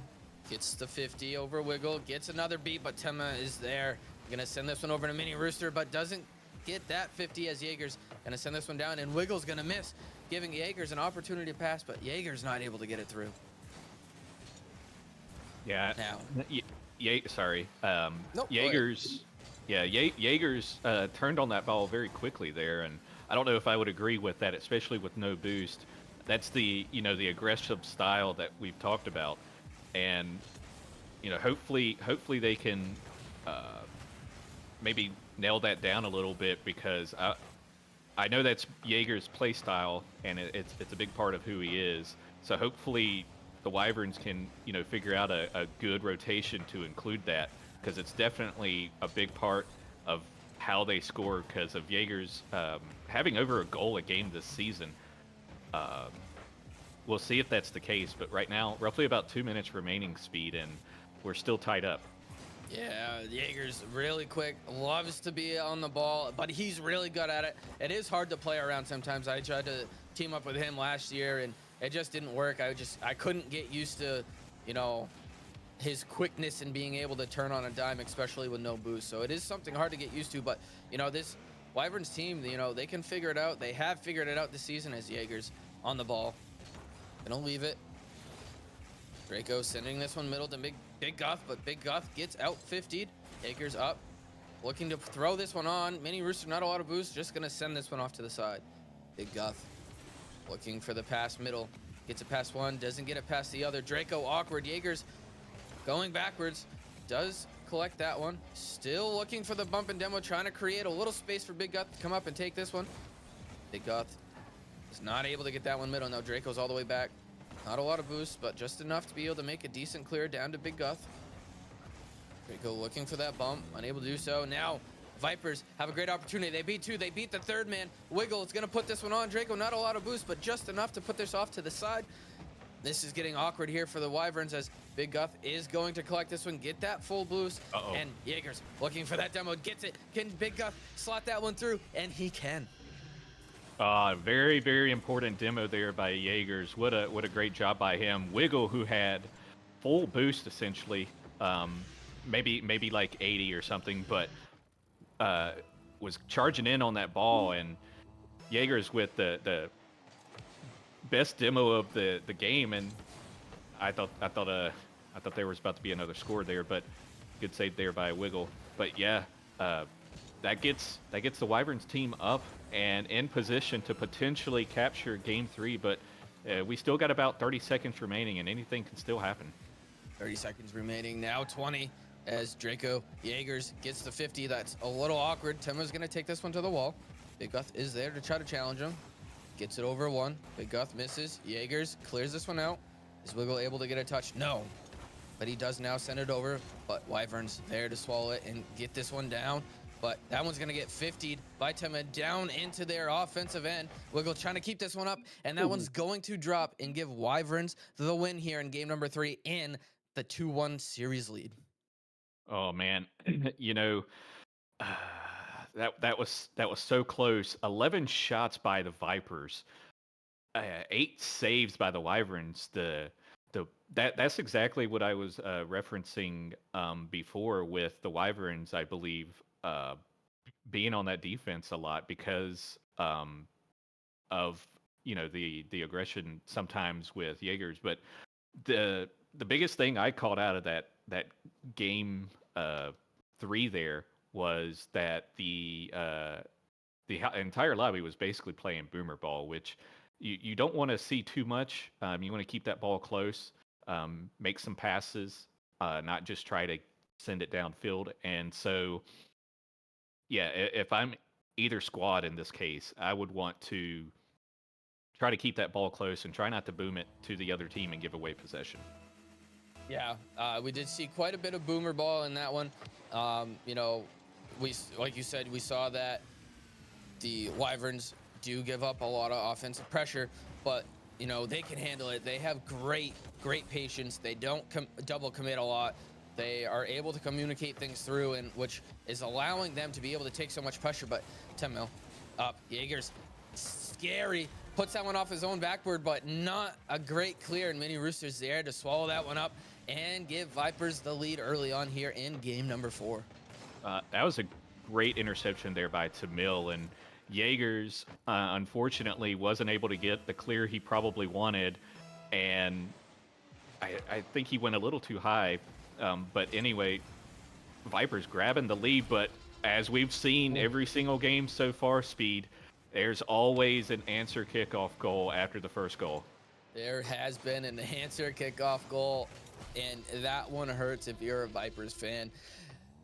Wiggle, full boost, practically in net, just right over him. He's not able to react quick enough, and gonna tie this one back up. But Mini Rooster trying to answer again, as Timmo is now going to get the 50 here. He's got plenty of boost to get one more pass middle. He does, but Big Gut there, plenty of boost, gets a touch, gets another save, and now Draco on the counterattack. Wiggle, not a lot of boost, makes a great save, but this one's still in a dangerous spot here if you're a Vipers fan. That one's off the post. Jaegers, can he finish it? And he can. What a nice try there by Big Gut to try and get that ball. Went a little too far ahead, but still was able to get a touch that was just well enough for Jaegers, who we know is aggressive. Goes up that field and smashes that ball in. Doesn't let a Vipers defender try and knock that down. And now 2-1 with about 4 minutes remaining. Yes, we are. They are up 2-1. They are up 2-1 in the series. But Mini Rooster is looking to change that in game number 4 right now as he gets a big 50, putting it right in the middle of the field. And Temel is there up and early to again have another answer. Yeah, this back and forth, it's been insane. I would not expect this to happen every single game, but here we are, number 2 and 7 seed, duking it out with each other, trading goals, trading games, and it's been a very, very good game so far. And Tamil, perfect pass there, right to Wiggle, making that defender go for that, and now the Vipers are up again. Yeah, that's beautiful play right there. Tamil, one guy back, just has to make him think that shot's on and put it just out of his touch, and he does. And he knows he's going to have Wiggle right behind him to secure that one. Now they're up 3-2 here in game number 4 as Mini Roosters looking to make this 4-2 lead, but no. Great save there by Jaegers, going to put that one away. Jaegers up, gets past 1. Not a lot of boost. Going to just continue us down in the corner, look for a 50. Doesn't quite get it, but falls right out to Draco. No one quite challenging yet for the Vipers. Does get demoed. Jaegers turns on a dime, gets the 50 past 1, looking for the bump, unable to do so. Now Wiggle and the Vipers have a beautiful opportunity to counter, but gets stuffed there at the midfield as Big Goth just going to send this one down, give his team time to grab some boost. It's Wiggle gets 50'd in the midfield. That one's going to be over Mini. Jaegers sends this one into the corner. Timil, great touch. Big Goth sending this one back middle. Mini Rooster is there. Big Goth clearing their third man out of the net. If Draco can have a 50 here to Jaegers. Jaegers puts this one on, and again, answer after answer after answer. I'm starting to see the team plays come out a lot more with the aggression on the offense, not just, boomer ball here by the Wyverns. They're doing exactly what I would want them to see: passes, exit demos, and it's paying off.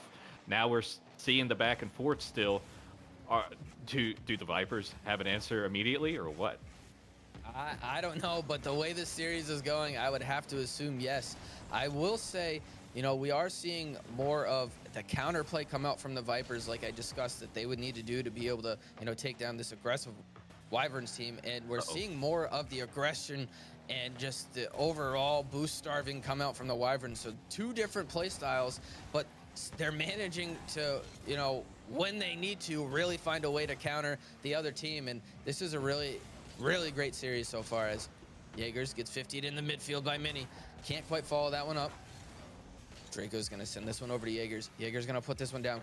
Plenty of boost to try to follow this one. Does get the second touch. That one's going to go high off the crossbar, but Draco is there to beat past Wiggle, who doesn't quite have a lot of boost to be able to get up and stop that top corner shelf shot. Oh man, Wiggle barely missed that touch after Jaegers missed it, and I know he wasn't expecting that. But oh man, it back and forth right now, and the offensive plays by both teams are phenomenal right now. Absolutely phenomenal. Still seeing phenomenal defense too, but the offense is just outshining the defense for both of these teams, as Wyverns are up 1 with a minute 40 to go. As a great shot comes out by Temel, gets 2 defenders to dive on it. Wiggle's going to keep this one in. Only one guy back for the Wyverns. Wiggle pops this one middle. Mini Rooster throwing this one on net. Wiggle not able to get to there. Temel has to kind of slow it down. Able to get back to it, put it off the backward, gets the double touch, and Mal, I'm going to say it again. There's been an answer to yet another goal. Oh man, yeah, this is prime Rocket League in my opinion. Watching two teams duke it out like this, and I do like the Wyverns' defensive strategy that they do sometimes, which is just throw your car at the ball, because sometimes they just may hit your car directly on it, and that's exactly what's happened a couple of times. But sometimes it hasn't paid off, as we've seen here. But oh my goodness, we're just switching the lead. I guess we could say about what, 4 or 5 times now at least. Yeah, I think this is definitely the 5th lead change that we've had in this game, as Draco is going to give Wyverns the lead here in game number 4, which, if you're a Vipers fan with only a minute to go and they're already down 2-1 in the series, you might be panicking a little bit. But the way we've seen this game go so far, can't panic too much, as they have answered every time the Wyverns have scored, as they're looking to do so now. Mini Rooster trying to throw this one on. Jaegers gets the good save out. Big Guff's going to bang this one down, relieve some pressure. He's going to put it on. Wiggle's quite awkward, not a lot of boost. Jaegers able to keep it in. Wiggle pops it up in the middle, but Draco decides not to go for it. Big Guff, big 50. Jaegers beats it past Wiggle. Wiggle's going to turn back, and Tim is just going to send this one down in the corner. Draco, though, going to clear it back. Gets bumped, trying to follow this one down the field, as Wiggle's going to go up. Pass this one middle. Mini Rooster and Temel both there, but Mini Rooster misses and kind of messes up Temel. Not what you want to see, with as we have 15 seconds left in this game, and Vipers fans, you need a goal here. Draco looking to end this one. No. Gets stuffed. Mini Rooster gonna send this one down. Put it on. Awkward there for the Wyverns. Has 5 seconds left. Jaegers looking to get to 50. Wiggle down. Now, Wiggles trying to keep this one middle, but he put too far past his defense, and that ball's gonna drop, and the Wyverns are gonna win this one and take a 3-1 lead in the series. Yeah, and I don't think you or the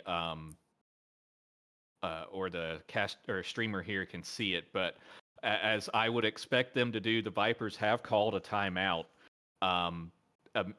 almost immediately after the game ended. So yeah, that's a very good call on their part.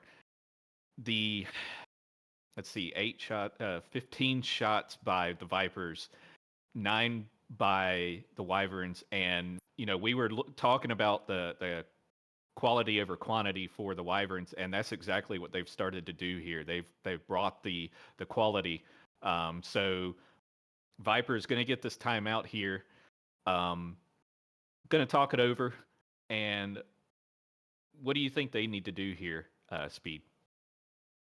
I think the big thing is I mean, look at Jaegers, right? 3 goals, 1 assist, 4 saves on 5 shots. You know, Jaegers is all over this pitch. They need to try to shut down Jaegers. They need to make Draco, or they need to make Big Guth beat them. They haven't. Draco's had a couple good plays. Big Gus had a couple good plays, but Jaeger's consistently been the one scoring 500, 600 points, scoring most of the goals for the team, getting a lot of those saves. So if they can try to take Jaegers out of this game and make the other 2 players on the pitch beat them, then I think they can, you know, instead of coming away and missing out by 1 goal, they'll be able to turn this around and really, you know, turn this series in their favor. They just have to take Jaegers out of this game. Yeah, and sometimes that's easier said than done because when you're flying all over the place, trying to see where he's at and have eyes on him, it's hard to do, especially when he turns on a dime. Sometimes you don't know where he might be going, and so uh, y- uh, Vipers, um, Wiggle, Tamil, that duo who's been, the main, I think the main 2 ones that have been on the roster the entire season. It's just been their third that they've, been going through. Mini Ruster, I don't think it's Rooster. It might be Mini Ruster. Um, I saw someone in chat say that, so we might have been saying his name wrong. And if we have been, then apologies. But here we are after the timeout being done here. Um, yeah, it's let's see here. Just it is match point, right? For It is match point. Wyverns are up 3-1 in the series now, as Vipers looking to try to keep their season alive. The Wyverns looking to try to take down the number 2 seed here, as Draco's going to clear this one out, as it was a little scary. But Timo's going to keep this one right back in. Looking to get another one middle. Gets out 50 by Draco. Wiggle, not a lot of boost back. Just going to play the 50. Doesn't quite get it, but Mini Rooster's there to corral that one. Jaeger's going to send this one down and around. Timo with the clear, but right to Big Goth, who's going to send this one back, but Wiggle's going to send this one out. And I think also what, I need to see from this Viper squad is, he's been playing good, but he's, a little rusty, I think. But Jaegers is going to put the Wyverns up early. But what I was going to say here, Mallow, is I think they need to see a little more consistency coming out from Mini Ruster. We did see him have that little miss touch earlier that kind of messed up Tamel on the backside. So I think if he can play a little more consistent for them, maybe he's got some nerves going on. It is a big series, and he is, their 3rd man, trying to fit into this 2-man dragon that they have. But Draco is going to put Wyverns up 2 early in this game. that was a good touch and pass by Big Guth, and Draco up for that one. Had to reach for the heavens essentially to try and send it back over across, and what a goal there. Now they're up early here 2-0, and the back and forth streak that we've been seeing in these games have been broken now. It has been broken. Wyverns are hungry. They want to finish this one here in game number 5. Jaegers, Wiggle out 50s Jaegers, but no one there to follow it up. Draco gets the demo. Timo does get the touch, though. Down to Mini. Mini's going to send it down to Jaegers, though. Jaegers going to send it right back. Wiggle up. Gets the beat. Unable to follow this one up, and Draco's going to send this one down to his defensive corner. Awkward, though, for the Wyverns as that shot comes out from Mini Rooster. Beautiful bounce shot. Unable to get through. But Tamel is there with 2 defenders in net, and he's going to slot this one right through with a soft shot himself.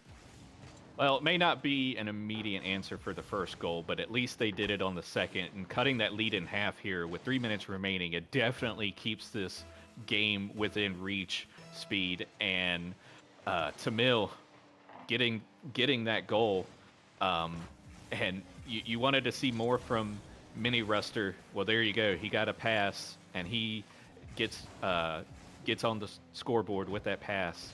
And now we're seeing potentially maybe a complete Viper squad going here. Yes, the Vipers have gotten within strike here, as it's a now 1-goal game, as we are halfway through. Mini unable to quite get up for that one. It's going to be hit off to the sidewall right in the middle, but Draco's there to collect it. Timo's going to send this one down, looking to follow and get this past middle. Unable to get to 50. Jaegers clears it down. Not well enough, though. It's going to get kept in by the Vipers. Neil looking to get a soft touch. Decides to leave it for Temo. Temo's going to try to slot this one in just under the crossbar, but a beautiful save comes out yet again from Jaegers. Mini in the middle, going to take his time, pops it up, passes it over to Wiggle. Wiggle unable to collect that one, as Timo's going to have to race back now as Wyverns are trying to put a counterattack on. Wiggle's going to get the touch, send it over to his backboard, but Draco's going to keep this one in. Mini gets a touch, leaves it for Timo. Timo 50s right in the middle. Mini's going to take this one over. It gets 50 by Draco, but still in the favor of the Vipers. But Jaegers is going to clear this one out and give them a little room, as we have now hit a minute 45 remaining. Vipers still down 1. Mallow, what do the Vipers need to do to be able to tie this game up? You know, what I'm seeing right now is maybe a little bit of boost management, because I do see from time to time where we have at least 2 different players without boost, but then all of a sudden I'll see them with full boost out of nowhere, and then they're without boost again. So I think they're racing around the field trying to get into, you know, potential positions, or maybe trying to demo or something, but it's costing them here. As far as positioning is concerned. So, is that a goal? Oh. That is going to go off the crossbar. Unfortunate from Mini. That's the type of shots and plays that I want to see come out from him, but he just gets super unlucky, as we are under a minute now, and the Wyverns are looking to counter. Big Goth trying to send this off the backboard, unable to get the double tack. Wiggle, who is great in the air, but no, Big Goth gets the demo, and now the counterattack's on for the Wyverns. Gets out 50 by Mini. Mini's going to send this one up, make it awkward for the Wyverns. Timo's going to send this one down. Jaeger's going to touch this one over to the corner. Gets beat out by Wiggle, who's in the middle. Oh, that could have been dangerous for the Wyverns. But Draco to the air, gets it past one. Wiggle having to race back and make a beautiful save there himself. Big Goth trying to keep this one in. Down to Jaegers. Back to Big Goth. They're both up. This could be trouble if they get countered on, but no. Unable to make a great save was the Vipers, but here comes the save out. We got 9 seconds left. Vipers need a goal to keep their season alive. Jaegers on the ball. Mini Rooster sends that one down. Jaegers just looking to make it awkward so the Vipers can't get back to it. And this ball is going to drop, and the Wyverns are going to take game number 5, 2-1 in the series 4-1, and knock out the 2-seeded Vipers. Oh man, you know, I wouldn't even call that an upset, because this Wyverns team is a really good team, and the Vipers, they looked really good this series. You know, despite you know, changes and all of that they've had, they played really well. It was just the aggression of the Wyverns that really was just too much for them, and you know, so now the Wyverns, they're gonna go on, and you know, congratulations to the Wyverns.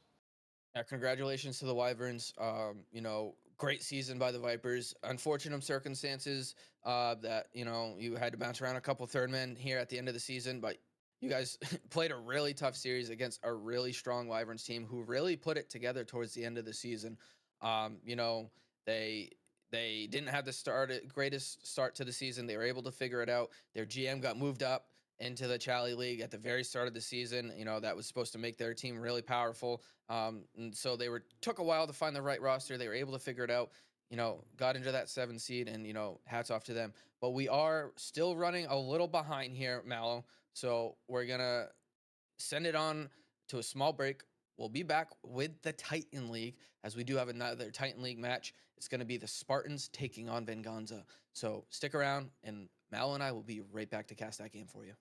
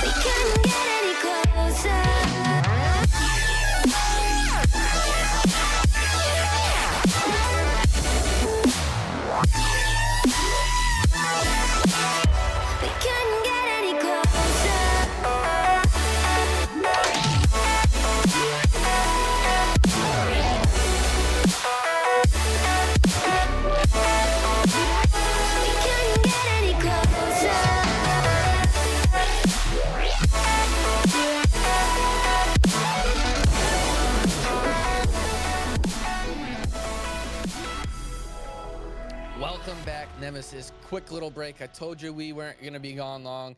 Mal and I are back for some Titan League action. Hopefully, we did get word that, we got to wait. We haven't quite heard from one of the teams yet. So we're here. We're going to talk about, some of the brackets. We'll talk about the Titan League bracket. We can talk about the Prospect League bracket as well, because we just had that series. But we're supposed to have the Spartans, the number 6 seed, taking on 6 seed. Are they 6 or 3 seed? Spartans are 3. Spartans are the 3 seed, taking on the number 6 seeded Venganza. So Mallow, welcome back. It's great to have you here with me. Yeah. Yeah, it's great to be back here. I was looking at the roster and the stats and stuff, and it's not hard to see why the Spartans are the number 3 seed, because they have uh, they're probably likely their starting lineup as part of the top 10 player ratings, and then Venganza has at least 2, I believe, on there. So this one would be a stacked lobby if we are able to definitely get it going. Um, but to that point, the whole reason why that's the case is because now we've closed the gap for Titan League, and it's a lot closer in skill rating. So we don't have like we had last season. Um, I don't remember the exact numbers and all that, but we've squished the ratings, and unfortunately, sometimes that means we have less teams, but that also increases the competition. Yeah, I love it. We increased the maximum MMR as well. We increased the minimum MMR, and just to see the higher gameplay and to see, Nemesis players that have been here for seasons climb those ranks and now are 2K plus. When I first joined, they may have only been 13, 14, 1500, and now, they're 2K 75, right? It's insane to see. But we are gonna take a look here at this Titan League bracket to see how this is gonna, shape up here, Mallow. As this matchup is, as we said, the 3-6 matchup, Hmm. but the Titan team, how it works is that you don't have a set team that you're going to go to when you win, right? The 1 seed will have the lowest remaining seed, so the closest to 6. So if Venganza happens to win this match, they'll go to Inferno, versus Pinnacle, who's the 2 seed, would take the highest remaining seed. So if Spartans were to win, they would automatically go to Pinnacle. So that is what we have here. We have not had a. Did we have a Titan League match yet? Did we Godfather's No, Nebula play? No, they have no, not. Correct. no. This is our first one.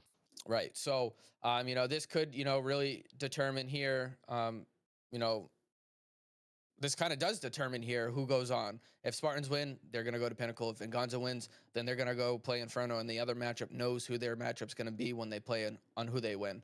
Um, but that is definitely an interesting thing with the Novice and Titan League, is with there only being 6 teams that make the postseason, giving that 1 seed an extra long bye week, they automatically go to the semifinals, and then they still get the lowest remaining seed to give them, that better matchup, as you see with the other leagues where they automatically get the 8th seed. Yeah, and um, looking at these teams, uh, I don't know if it was as competitive, when it came to the end of the season. As I mentioned before, how with it being squished and raising the max MMR and stuff, bringing that competition higher up than it used to be. Um, you know, we may not see a 3v3 in this case, but I know that we will try at least do something here and maybe do like a best of 5 of some sort of 2v2, showmanship against the 2 teams. But we'll see what happens here, because we're still waiting to see what the call is here. It's definitely something you don't want to see here in the playoffs, especially in Titan League when you have this amount of teams here. 8 versus um, or sorry, 6 versus 8. So and then 8 teams overall in Titan versus 16 that you have in all the other leagues minus Novice. Novice and Titan are the same this season. So um, yeah. So Speed, I don't know if we're going to be able to give some good news here. Yeah, it's not looking like good news here. We still haven't had any updates here. It would be the Spartans that we are looking to fill a roster. Venganza is ready to go. So we have a couple more minutes till the official 10-minute FF timer window is up. Um, as of right now, Spartans do not have enough to field their team of three. And as you know, no sub ups allowed in playoffs. I know we allow sub ups from lower org teams during the regular season to avoid FFs there. But when it comes time to playoffs, it's your roster and your roster only. So we Yeah, are. no, it's a very controversial one that a lot of people talk about here, but it's a competitive integrity thing that we do because especially in the upper leagues, you don't want um, while some might be able to hang in the upper leagues, it's about who brought you to the dance, right? So and the dance being the playoffs, not necessarily the grand finals, but um, yeah, it's something that it's definitely talked about a lot, but it's to ensure that we see the best gameplay, just like we saw previously with Prospect. That game there, there were some last minute things that happened with that game, and that game turned out the way it did. I know it was the score looked a little one sided, but we saw some excellent Rocket League, and so that's what we're aiming for. So bringing in, trying to do sub ups, it's a, I I see both sides personally, but for me right now, I definitely like to see the competitive integrity, making sure that we see uh, Titan teams versus Titan teams that were locked in at the hard roster lock. So right now, though, I think we're going to see some sort of show match potentially to try and at least give you guys some content. We are definitely I think within a minute of that timer going off. So if we do get that in, we'll have them do something for roughly about 20 minutes. Um, hopefully they don't try to make us cast and play at the same time too. Just let these guys do their thing. so um, so yeah, we'll see what happens. We're I think we're definitely at that official mark though. Speed. Yeah, as I'm aware, we sent the lobby info around 9:12. Um, let's see. Yep. So no official word yet, but from when I presumed we sent the info from talking to Crypt, the streamer who sent out the lobby info, it was roughly 9:12. We are sitting at 9:22. Spartans have confirmed that they do only have 2 players, and now they are just talking about whether they even want to do the 2v2 show match anymore. Um, so we're trying to figure it out on what's going on. Obviously, there's the dispute about, oh, wish we could have sub ups. Um, which I understand that, like you were saying, I understand it, especially when you get to these higher leagues. Really any league, you could have a player that performs really well throughout this long season, right? It's over 8 weeks with holiday breaks, with time off. You're talking 3-4 months of the year where someone can improve drastically, right? To the point where they could then technically be a top sell in that next league up. And now you're trying to use them as a sub when, or a sub up and play on your roster when, you know, your sub or even your third man isn't as good as them anymore. So it's like you said, it's one of those integrity things where, people get better throughout the season, and you try to use that to your advantage. Now, a lot of times that's not the case. Teams just want to be able to have a chance to have their season not end on a forfeit. But there have been cases where I've seen players like drastically, like I believe it was 2 years ago, Kyle on Diffusion, right? He could have easily played in Prospect and he was a top sal. As the next season, he was promoted into Chally, and he was like the middle of Chally. So if you had used him in the Prospect sub up, then that would have drastically made their team better for that season. So Yeah. I see it. No one showed for Spartans. I will have to say that is official FF. Um,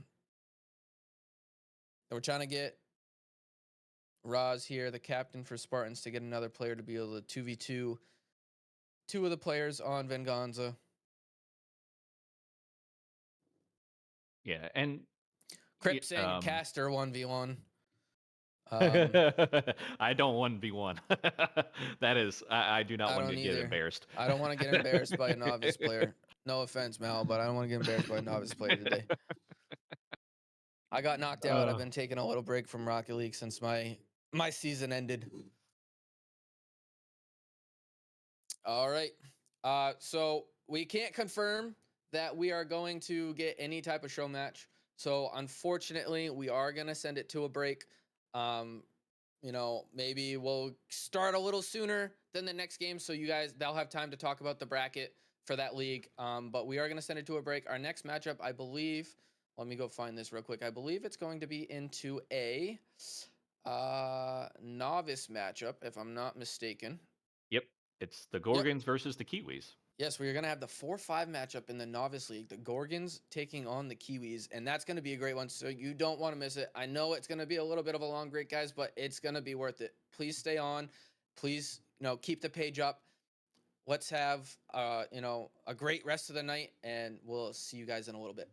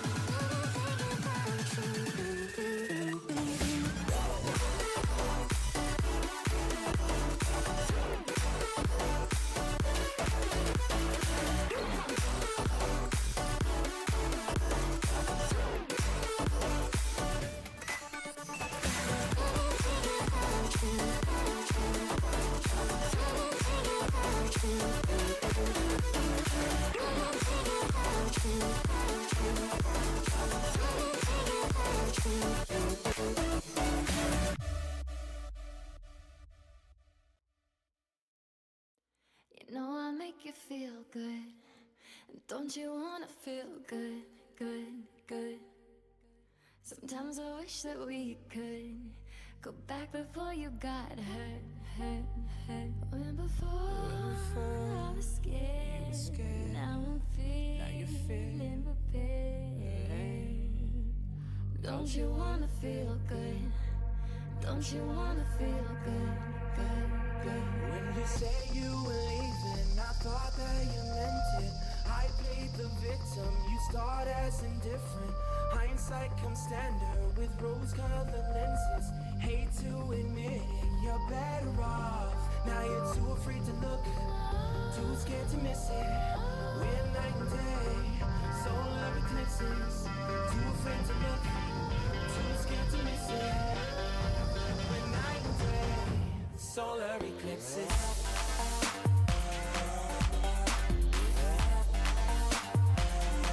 Solar eclipses.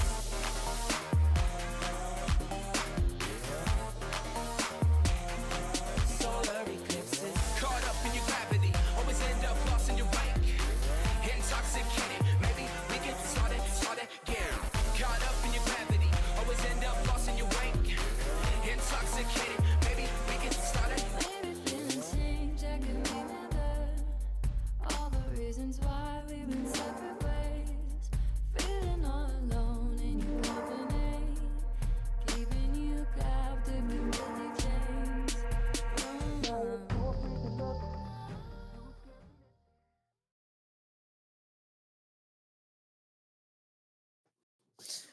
All right. Welcome back, Nemesis. We did find a quick show match for you. And, you know, what better than maybe a possible Prospect League Grand Finals, as we're going to have Melons playing the Wyverns, as we just saw, in 2 games, maybe get a 3rd game in. But, you know, we're going to have a quick little Prospect show match here.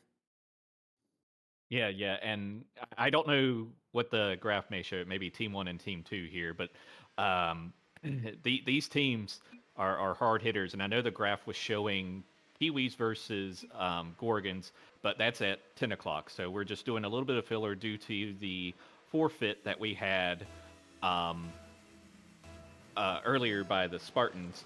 So here we go, starting off, and obviously Jaegers isn't going to cast this while he's playing, but hey, who knows? That might have been interesting. But anyways, these 2 teams, we just saw the Wyverns play, so we're already familiar with them. Speed, you want to go ahead and start with the blue team here, which so is Crotera. The Wyverns are going to be in the orange, as you know, Mal just said we just saw. But the Melons here, they're rolling with Critter, Crow, and the GM, Mr. Dr. Shadows, as the shot's going to come out here by the Wyverns. And it's going to be exciting to see. I don't know if the Melons have warmed up at all for this, but we obviously know that, you know, this Wyverns team is warmed up, as they just won a series in 4. But, you know, this is definitely a potential Grand Finals matchup, which is really going to be exciting to see, as, you know, Melons still have to play their game here, but Critter's going to open up the scoring for the Melons, and I think the Melons might have been warming up a little bit. I wouldn't be surprised, but I tell you what, we have a demo machine on the pitch right now in Critter, and you've already seen him get 1 demo, but here he is scoring. But over 2 demos per game by Critter, and this Melons team is going to be coming after you, and this is such an interesting matchup, especially considering how we saw the Wyverns play,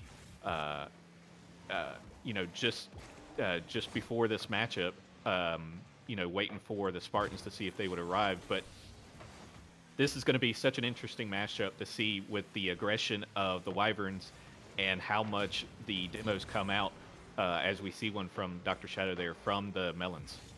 Yeah, we saw how fast the Wyverns play. But if there's a team that plays faster, it might be the Melons, but Jaegers is showing his speed right there and the paralysis of his offensive scoring that we just saw in that last series. And he's going to tie this one up real quick, Mal. Yeah, they're almost doing the same thing they did during the actual match, just answering. It wasn't as quick, but it was still an answer back. We're basically going back and forth here with the goals, and Jaegers scoring a second time. And you know, I don't like labeling people as goats when it comes to certain leagues because you can always move up or move down, but Jaegers has been a constant in prospect for I think a while now, and he is consistently really good. And as we saw there, scoring 2 goals in quick succession. Yeah, and he he always goes top 3 every draft he's in if he doesn't re-sign with a team, and there's a reason why, right? He's quick, he's good, like you said, he's been in prospect forever. He knows, what it takes to show up, show out, win in prospect year after year. So he's just a great guy. He's fun to be around, fun to talk to, fun to play with. So he's one great teammate on top of how amazing at Rocket League he is as well. Yeah, absolutely. And it's nothing to take away from the Melons team because they are all a great squad as well. And they've been I don't know what seed they are because I believe they are in the playoffs, correct? So otherwise we wouldn't be talking about grand finals here, potential grand finals. But yeah, they're a great team. You got Critter, who is an all-around great player. Done talked about him with demos. So I don't know if you have anything about Crotera or Dr. Shadow. I know Dr. Shadow was in Novice, I believe, last season, and now he's up in Prospect. I think he had to use a pick on himself due to the full reset. That he did have to use a pick on himself.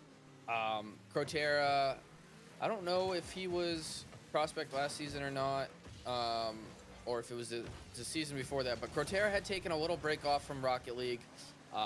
Was a ex-GC. When he came back, he was put in Novice or provisional or something, and he had a really good year and started figuring out really quick and progressed up the ladder really quick. So Crotera is now one of the top players in Prospect, and you'll see why as this little show match goes on. And later on in the playoffs, when the Melons, the 4 seed, take on Origin, the 5 seed, I believe they're playing Friday night, if I'm not mistaken. So you'll see this Melons team again on Friday night, and in a full best of 7 series where you'll really get to see them come out and playing for the win. As this one, they're obviously playing, they're trying their best, and they want to show the other team what they got, but they also don't really want to give away too much, as they still have a potential to play each other later on in this playoffs. Yeah, absolutely.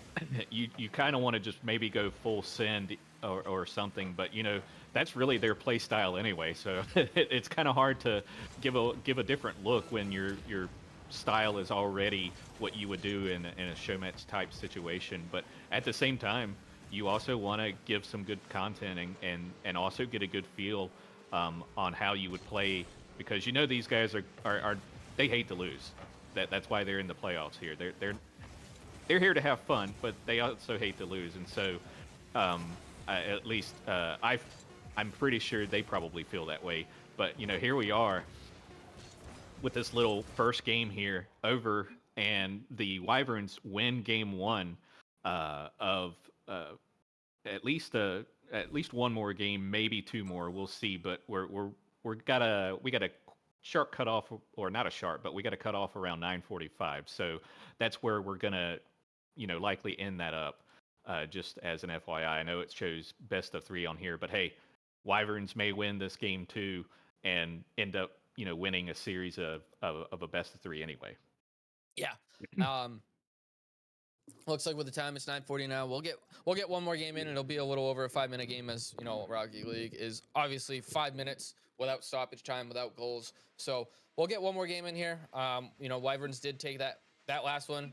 Not a surprise with how they just played against the number 2 seeded Vipers and came away with a victory there, 4-1 in that series. But again, really close, really good games here. Melons did get the 4 seed. But at this point in time, seeds don't really matter anymore. When it comes down to it, both these teams are great teams. They're peaking. They're on the same page at the right time of the season when your season's on the line. So it's definitely really fun to see how these teams are playing this show match. Yeah, absolutely. And you talk about seeding not mattering, and we see that in other sports too. We see it where, it could just be strength of schedule. That goes really even here for Rocket League. Strength of schedule doesn't always showcase, how good a team is, because you could have been facing the hardest schedule and still end up being in the playoffs, but at the end of the day, the double demo by Critter. No one's. Oh wait, it's Crow there. He is there, able to get there. My depth perception is terrible.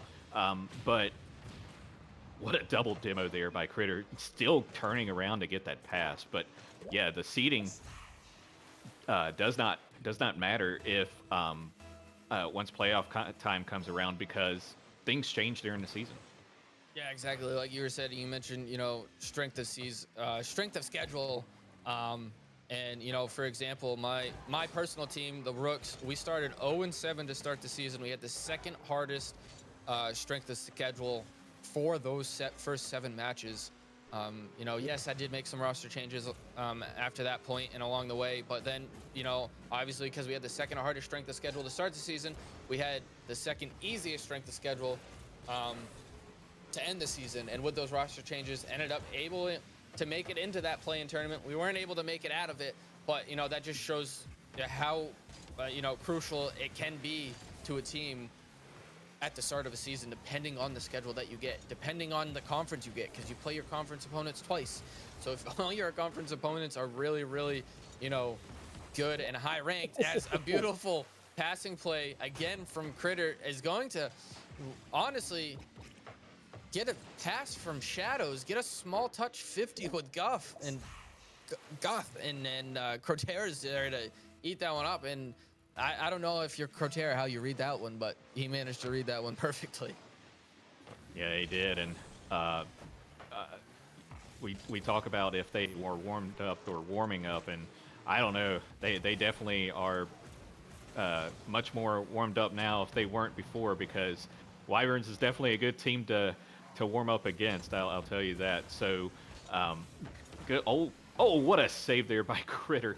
And that's the thing with Critter. Critter's been all over the place for this Melon team, and so just like I would equate him to the Melons Jaegers, because he's such a crucial part of it. Demos, passes, goals, saves. Such a good all around player. So we'll see if he's able to. Oh, I can't even. Oh, there we go. We'll see if he's able to get a goal here. But he's had both assists. Yeah, and that's the same thing. And both of those guys that you mentioned, Critter and Jaegers, they're honestly almost the same person. The only difference is Jaegers averages almost like 2 goals a game and 1 demo a game, and Critter's quite the opposite. He gets about 2 demos a game and about 1 goal a game. So they average about the same, except they just flip-flop those 2 stats. As speaking of the man who averages about 2 goals a game, Jaegers putting in another goal here for the Wyverns, and it's just really crazy. Both of these players too, what I love about them is, they're super, super humble. They'll constantly, give the praise for their teammates. They know they do a lot for their team, but they don't want to admit it. They like to give, you know, all the credit to their teammates. They're super humble. They're super nice guys, and you know, which just makes how important they are even better because they lift their own teammates up as well. Yeah, absolutely. And you know, we uh, we would like to see, you know, good overtimes and good matches overall, and this has definitely been that. Um, Unfortunately, we may not be able to see the conclusion. We might have to see that later because who knows? Like you said before, this might be a grand finals preview. But if it is, I will say this has been a really good series so far. But or a couple of games so far. Will Draco get that in? Oh my goodness, this defense by the Melons, it's so good. Yeah, the Melons definitely have been warming up, getting ready for their playoff match later this week. You know, and that's one thing you get a little scared about with these teams that get a little time off from the play-in tournament. It's what teams are going to practice, which teams are going to scrim, what teams are, you know, really hungry, you know, to make a deep run in the playoffs. And you know, you saw it today, the Wyverns. You can see it right now, the Melons. They're definitely hungry. To move on. You know, the Origin team, that's, you know, Rockerman's team, you know, they've been practicing. They got Sweeney on that team, who this Melons team is going to be playing, as Wyvern's trying to tie it up at the 0-second mark, but that one's going to be saved away by the Melons and cleared downfield. And, you know, this little show match is going to end in a little 1-1 tie. Perfect, beautiful, exactly what you expect out of these two great teams. But Mallow, we are going to, you know, send it to another small break. As we had stated earlier, we're going to be back with some novice action. It's going to be the number 4 seeded Gorgons taking on the 5 seeded Kiwis. And we're going to have Jaegers, the man who's just on the pitch for the last hour and a half, back in the booth with Ventus. So you'll see those gentlemen here in just a little bit, and you're going to see some wonderful novice action.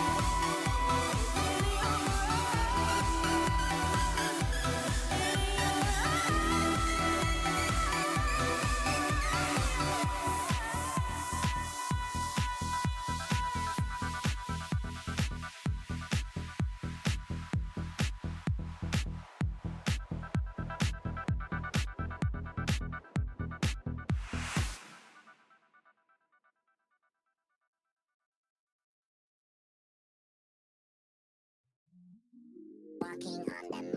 Walking on the moon.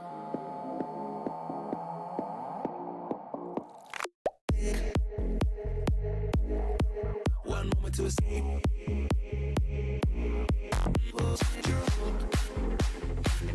And you're walking on the moon.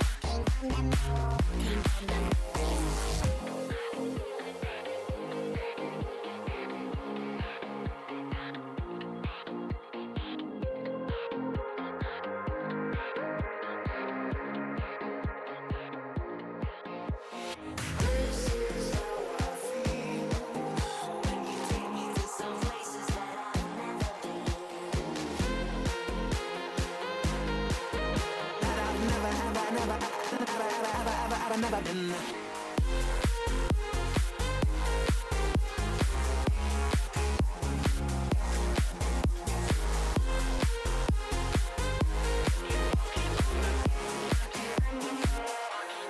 Dance again.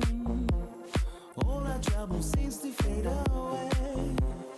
This is how I feel when you take me to some levels that I've never been.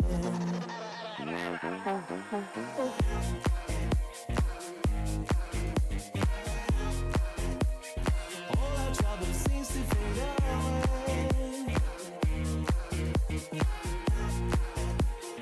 When we dance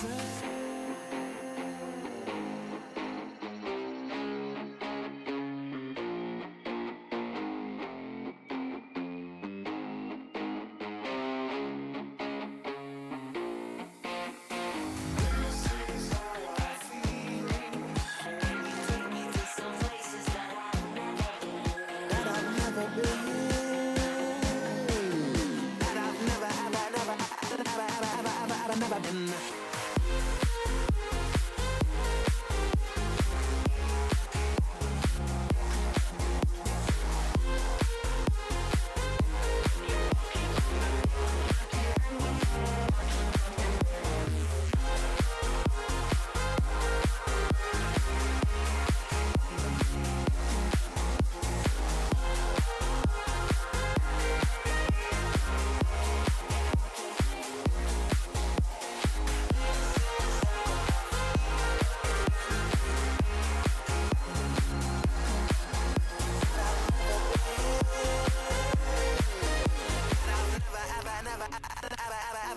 Never been.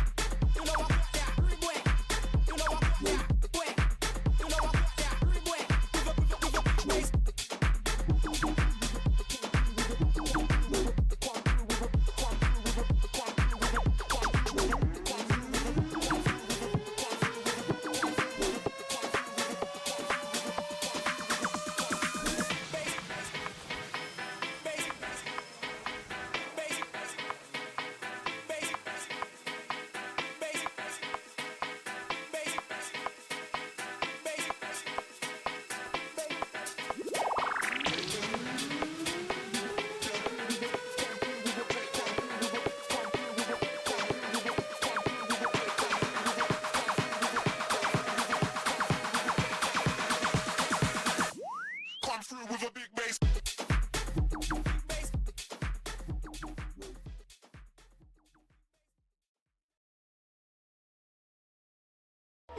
me in this mess, I'm falling. Never know.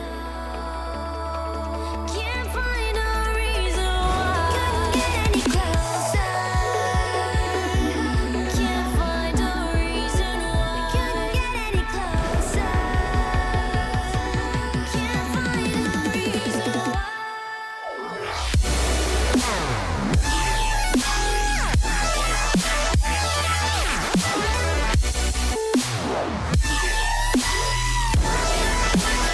We couldn't get any closer.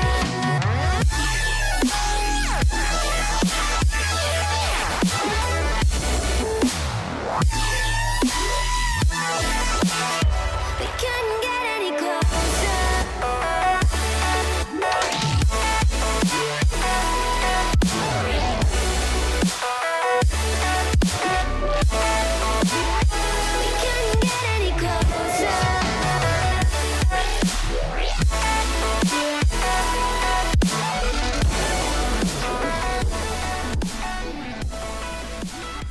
Welcome back, everybody. I hope you guys enjoyed that short intermission with our lovely show match between the Wyverns, and we're here with another match between the Novice League Kiwis and Gorgons, and I'm actually here by one of the players from the last show match, Jaegers. Jaegers, how are you doing tonight? I'm doing all right. Doing all right. Nice little was it a Wednesday playoffs? Always a good time. It's I'm excited for this one though, Ventus. You have plenty to be excited for. I mean, the matchup between the Kiwis and the Gorgons for Novice League should be one of the closest matches in all of Novice League. I mean, looking at both these teams, I mean, all of these players are in the top 15 of the Novice League. We have Yosoi, Reckless, Jolly Rogers, and Beard, I believe, Jolly Rogers, Beard, and Akawuski for the Kiwis. I apologize. And Yosoi, Reckless, Ace, and Skinny Legend for the Gorgons. I mean, but all these players have been standouts across their teams this entire season, and I mean, should be a great match. I want to kick it over to you and ask, what are you predicting? What do you think the series score is going to be? Well, I think the series score is gonna be that's gonna be a tough one, Ventus. I do think I don't know, man. I don't know. I want to say like 4-2 Kiwis. I don't know why that just came to me. But I do see a bunch of names that are familiar, and a few names that are going to be tongue twisters. So good. I just want to say good luck to you tonight, Ventus. Yeah, I But appreciate it's gonna be a good one. I think lots of people who've been around Nemesis for a while. Lots of people who've made their names known, and I mean they're all veterans, so they know how the playoffs go. They're no strangers playing on stream, so there's always stream nerves. Always take those into account. There's always playoff nerves, but I think it's gonna be a good one. I think game one's gonna be a little bit rough, but I think it's gonna be a good series.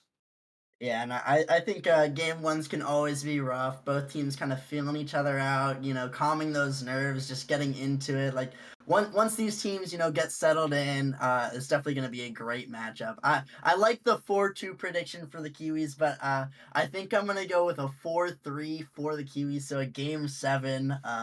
And hopefully we'll get this match started. It looks like both teams are now joining up. We finally got the last player in, but I think that the 4-2 is definitely possible, but I think that the Gorgons have a little bit more to offer us. So I'm hoping it comes to a game 7 here. But Hey, we can it only looks hope. We can only we hope. can only hope as the kickoff goes away. We kick off the 4th match of the night between the Kiwis and the Gorgons. Already coming out, Beard with a great 50 against Reckless. A slight miss there, but it leaves Reckless another Ooh. shot off the crossbar. Is there any finish? Finish comes in from Ace, and a great shot there by Ace to put them up 1-0. Yeah, no, and I mean, the Kiwis looked a little bit awkward on the goal line. Ace just coming in from the top ends, putting it in quick, striking first in this best of 7. Yeah, and it looked like there might have been a slight miss on the side of Gorgons, but it ended up being a nice fake and left Reckless for a completely open shot. So it was a great play by the Gorgons to open us up, but almost a play by Aiko Wusky and the Kiwis. And this is going to be a difficult name match for sure for me, but Beard bringing it off the backboard, trying to follow it, gives a pass. It looks like Ace is going to take the ball, puts it across, almost taken away by Jolly Roger. Beard taking it up, looking for the reset, gets demoed for his efforts. Skinny gets a 50. Reckless bangs it away. Aiko able to pass it to Beard. Beard's up, looking for the double, can't get it off the sidewall. Jolly Rogers puts it in the corner, looks for another one, what a can't get it. fake. Look right towards the middle, almost another shot opportunity, but luckily saved away by Ace. Jolly Rogers looking to start off where he left off, taking a dribble, gets it past one. Ace luckily able to get the save. Beard puts it back middle for Jolly Rogers. Aiko double commit comes out. Reckless puts it on net. Is it going to be enough? No, it's not. Beard is going to be able to save that ball away. But another pass comes out from Skinny Legend. Beard, another great save. Reckless looking to add some more pressure. Gets a beat on what a one. pass. Pass to Skinny Legend. Skinny Legend shot. Saved by Brett Beard. Ace with the follow. And a great goal there for the Gorgons to put them up 2-0. Yeah, it looks like starting out Ventus Kiwis are just awkward. Gorgons are being extremely creative with their passing plays, finding the open net, man. And I don't know, on the flip side, it just seems like the Kiwis right now are just kind of like just ramming the ball into the Gorgons defensive wall, just hoping something's gonna stick. Yeah, and well, hopefully they can create some more attacks, as that one is just off the crossbar for the Kiwis. And they should be able to get some more attacking opportunities here as Beard takes the possession, gets 50'd by Reckless, but Jolly Rogers is there with the aerial to the corner, puts it a little bit safer, but Ace is already there, beating another one to the ball.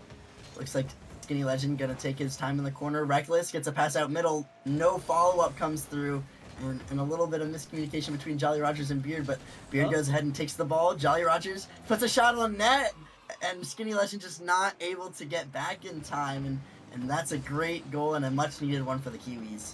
Yeah, that exchange looked a little polite. It looks like Beard and Jolly Rogers kind of got into you take it, no, you take it, until Jolly Rogers finally decided to just take the shot and put it in the back of the net, cutting the lead to 1.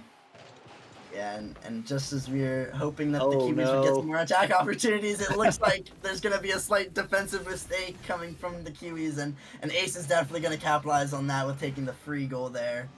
Yeah, Aiko just not quite able to find the touch, and Ace, you don't really see that many goals in playoffs, and you gotta take them when you see them.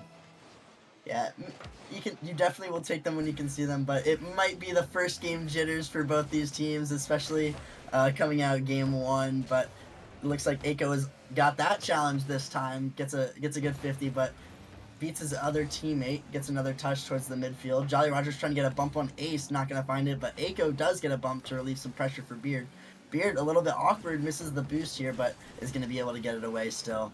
Looks like he's going to continue to chase the ball, looking for a pass middle. Gets 50 by Skinny Legend, but the ball's still middle. Reckless with a good killer to the corner, but Beard with a great pass out to Wusky. And a demo by Jolly Rogers leaves the net open, but Beard just unable to get that last touch to sink the goal, but there's still some pressure coming out. It looks like a counterattack's now coming through with a great touch by Reckless, and a demo comes out by Skinny Legend, and they're able to go up 4-1.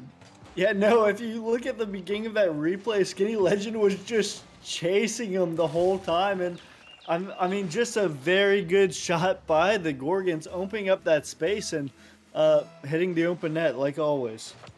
Yeah, I mean, and that's definitely a sign that they are not feeling the nerves right now in this game 1 as they're able to put that one away, and it looks like they're trying to continue to create some offensive pressure with like another 50 with Ace in the midfield. Gets another beat on 1.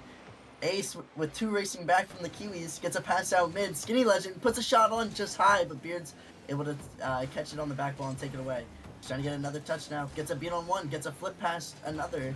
Ace gets an awkward touch in the corner, but Skinny Legend's able to clear that one away and get a nice 50 to relieve all that pressure. But Beard with a pop middle, trying to get a pass to Jolly Rogers. Maybe Jolly Rogers pass back to Beard. Looks like a 50 comes out. Reckless with a nice backflip. He's going to be able to challenge that again, though. Jolly Oh. Rogers with a slight miss there, but Beard's able to get a good shot, but a good save by Ace, and Ace is going to air dribble it out. Gets a flip reset, looking for another touch, gets it, but not where he's looking for. Skinny Legend gets a pop middle. Reckless up with Jolly Rogers, gets a good 50. Aiko is there to get the clear away. And it looks like with this game one winding down, especially with this goal right here, going up 5-0, what do you think Kiwis has to do differently going into this game two? Well, Ventus, I was about to say, it looks like Kiwi stabilized the scoring a little bit, kind of slowing down the game, but then that goal came and, almost made me eat my words. Yeah, no, Kiwis just need to grab a little bit of momentum. I really think this chalks up to game one playoff jitters, but they also need to find a way to dodge the demos, as Skinny Legend is going to get another one here, one step closer to the Brazil.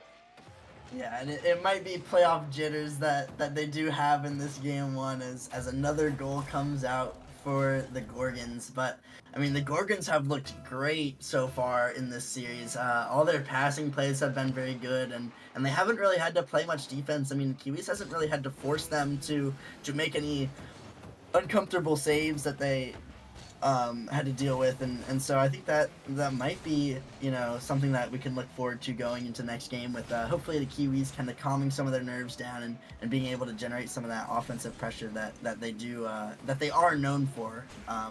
But as this clock kind of winds down into the final seconds, a missed open opportunity there for Ace, but doesn't really matter as they are up 6-1. Couldn't get the Brazil, but Gorgons, pretty dominant in this game one fashion.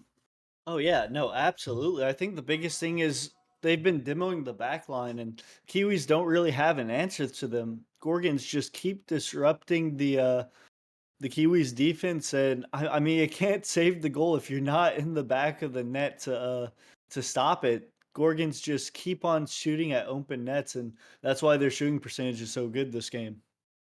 Yeah, I mean, as you can see, I mean, 11 shots to the Kiwis 5. I mean, the Gorgons had pressure all game long, and I mean, hopefully the Kiwis will be able to bounce back in this game too. But I mean, the Gorgons, all that pressure, it's all the demos too. I completely agree with you, Jaegers, is opening so much space for them and giving them so many opportunities. So hopefully Kiwis will be able to do something in this game too.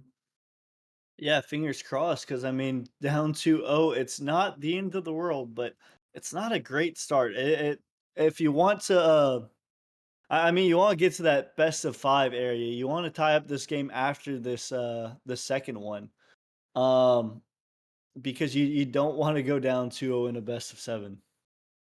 Yeah, you do not want to give the other team momentum, as it looks like a player was actually disconnected from the lobby, so we are waiting for him to rejoin.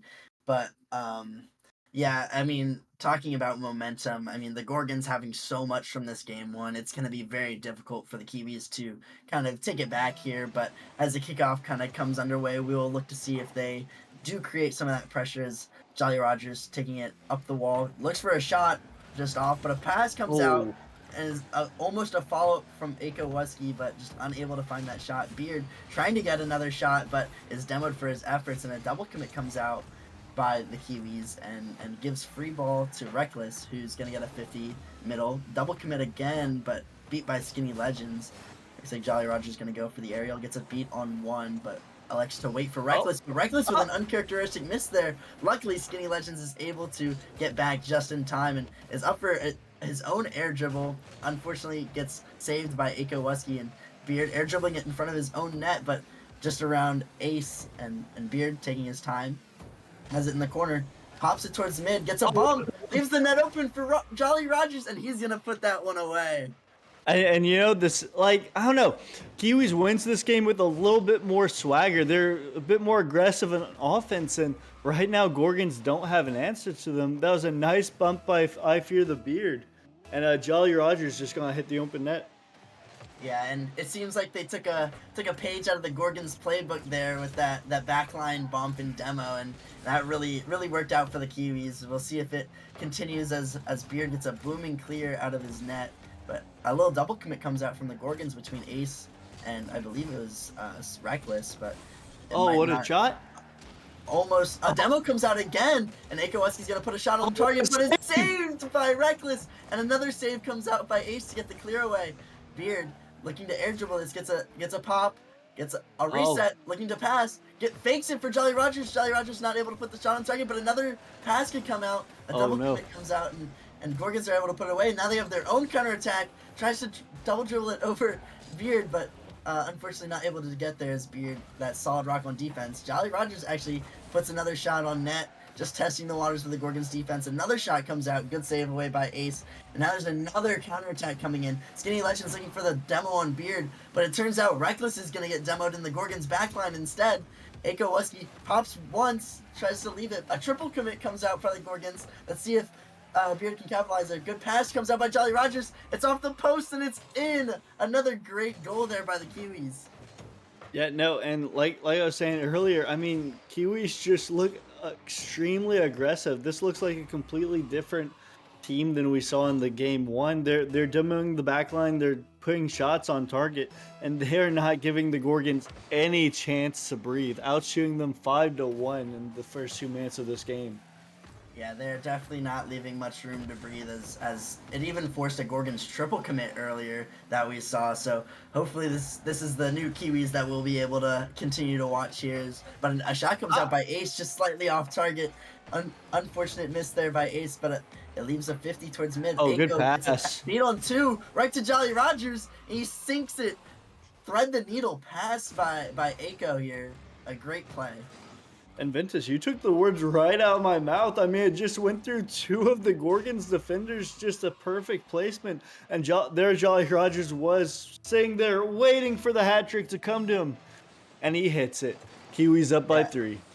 And a great play there between Jolly Rogers and Aiko as Jolly Rogers gets his hat trick, as you just said. A great showing so far for Jolly Rogers and a much needed bounce back. But it looks like Skinny Legends might try to do something against it, gets a sidewall, but Aiko able to take it up, air dribbling it out of the task, gets it beat on 1, 50's Ace, but Beard's able to get it off the corner, tries to get the follow-up, not going to be there, but Aiko has a shot, saved away by Ace.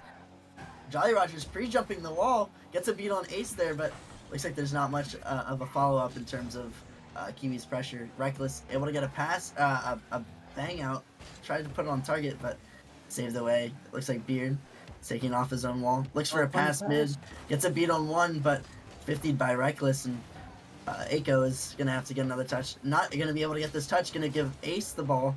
But Jolly Rogers is able to get back in time. And as we saw there as well, even though Aiko is even though Aiko whiffed, he still was able to go back into the play and bump the next challenger by the Gorgons. And that's some aggression that we have not seen from the Kiwis in game 1.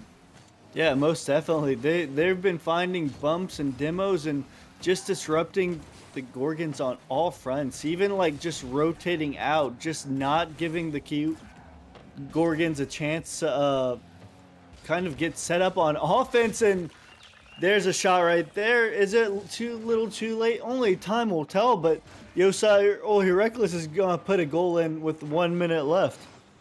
Yeah, and that was a great pass from Ace on the skim from the sidewall touch, and it gives Reckless a completely open net here as they get one back, and we'll have to see if the Gorgons aren't done yet with their scoring, or if they're trying to bring back in this game too. As at least like Reckless is gonna get a slight mistouch there, and Beard's gonna get a free ball.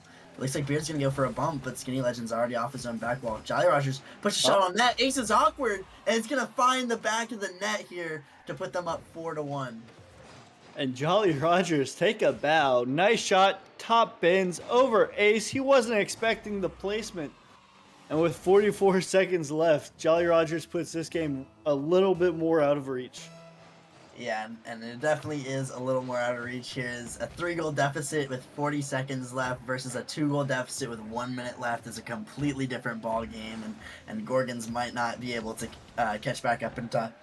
Even though we saw that they did have some more signs of life here in the second half of the game, but with that Jolly Rogers beautiful shot there, it kind of seals away the Kiwis are gonna win this game too, and a much needed comeback. And just as you were mentioning earlier about making it a Game 5 series instead of going down 0-2, I mean, Kiwis listened, they delivered, and that's exactly what you want to see. No, absolutely. Like I said, like in that game number two, it's not the death knell if you lose, but it's certainly not fun. And Kiwis did extremely well to fight back and put this at an even series once again.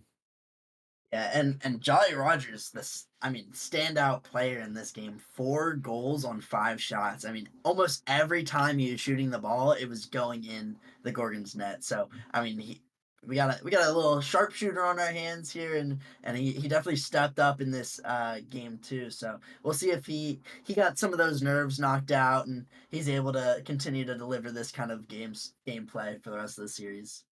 Yeah, absolutely. He is doing his part. And honestly, Beard and Aiko doing theirs as well, finding the demos on the back line, clearing up space, and not giving Gorgons any chance to breathe. Now it's time to see how Gorgons respond to this game three after losing this last one. Yeah, as it looks like a slight. They were trying to change teams a little bit here, but everybody's now back on the right page, and they're all right on the right teams now for the start of this game three. Is yeah, we are definitely going to be looking to see if Gorgons have any response to this new Kiwis found confidence and pressure. As almost a shot comes out there, but it's going to be saved away by Ace. It's like Ace trying to get an air dribble out, but is blocked by Beard. Skinny Legend tries to go for a double off the corner, but unable to get that second touch. It's going to roll all the way back into the Gorgon's half. Reckless tries to pop it, but it's going to end up being a pass to Jolly Rogers. Jolly Rogers puts off the back wall, and Beard is able to sink one away there for the Kiwis to go up 1-0. Yeah, no, and just a great heads up play by Aiko and Beard just taking the shot. The defense was not expecting that. And I mean, Kiwis just picking up where they left off. Yeah, and it was definitely, you mentioned Aiko there. I mean, he went for the demo and pushed the last defender inside the net and still got the bump on him, leaving the net completely open for Beard there. And Beard is not going to miss those. I mean, he has been solid so far this series, and he will take that open net when he can get it. So a great play there by Aiko. But it looks like a Beard actually gets demoed, and looks like Gorgon's trying to create some pressure here. Aiko's going to be able to clear it and gets a pass middle for Jolly Rogers, who's pre-jumped middle, but just unable to get the shot there as Reckless pops it up. Beard's able to take it off his hands though, but Skinny Legend's luckily there for the touch. Aiko tries to go for the corner read, but it ends up being a pass. Reckless has to panic and pops it middle, but luckily Ace is there, and Ace has full boost but gets 50'd. Another demo comes out, and Beard almost able to get the shot, but just slightly off target. Beard looking for another pass, but this one's going to be saved away by Ace. Aiko pops it off his own back wall. Beard's going to try to get there, but Jolly Roger's going to get a free touch. He clears it out, but Skinny Legend's going to be there. Gets bumped for his efforts again, though. Another beat comes out. Ace, luckily, is the last line of defense. A bump on Beard should relieve a lot of this pressure as Reckless tries to create a counterattack for himself, but unable to do so, but it leaves his other two teammates, Ace and Skinny, in a passing play, but a great pre-jump there by Aiko to just be able to defuse that situation. And as we're about halfway through game three here, what do you think that Gorgons are going to have to do differently to create some opportunities? Honestly, they only have 2 shots. It's a very low shooting game by both teams. Lots of teams, both the teams feel like they kind of locked up in a way, like kind of nervous. They don't want to go down in the series. And so they're playing safe, and a nice shot by Beard there, not quite going to find the target. But Gorgons really are stepping away from their game one ways. I'm seeing a lot less demo attempts, a lot less shots, and they're just giving Kiwis too much time to operate. Yeah, I completely agree. As we see Kiwis get another demo and a pass into the Gorgons half, but the Gorgons have lacked that aggression and that confidence in those demos really in this game 2 and 3. and really, it seems like the game is completely flipped. I mean, the Kiwis have been dominant for the most part, but a great shot there by Ace actually evens up the score. Yeah, nice shot by Ace. Just getting the underneath flick over Aiko. Aiko pre-jumping. We saw him do a pre-jump once again. It worked last time. It did not work this time. And Ace gonna tie up this game. Yeah, and that's exactly what you are wanting to see if you are a Gorgons fan, or if you're on the Gorgons. You know, a much-needed goal, and a great play at that with Ace. And so hopefully, maybe Ace is starting to shine, and maybe he's done with his nerves now that the game now that we're in game 3 and we've kind of let the dust settle here. But looks like Reckless gonna get a pass off the back wall. Tries to get a bump. A double commit comes out, but Ace also commits. It's gonna roll into the blue half, and a 50 comes out by Skinny Legend and Jolly Rogers, but it's gonna be cleared away by Reckless. Beard off his own back wall, looks for an air dribble. Get a bump attempt comes out, and it's gonna float right in front of the net. Jolly Rogers able to get the clear though, and another clear, almost able to put a shot on net. Jolly Rogers gets another shot on net, but it's saved away by Skinny Legends in the midfield. Skinny Legends gets a nice little reset for his efforts, but not able to do anything with it. But Reckless trying to take time in his own corner, but it's going to pop out. That's right awkward. Ace has to get a touch. It's still middle. Another 50 comes out. It's still in the midfield.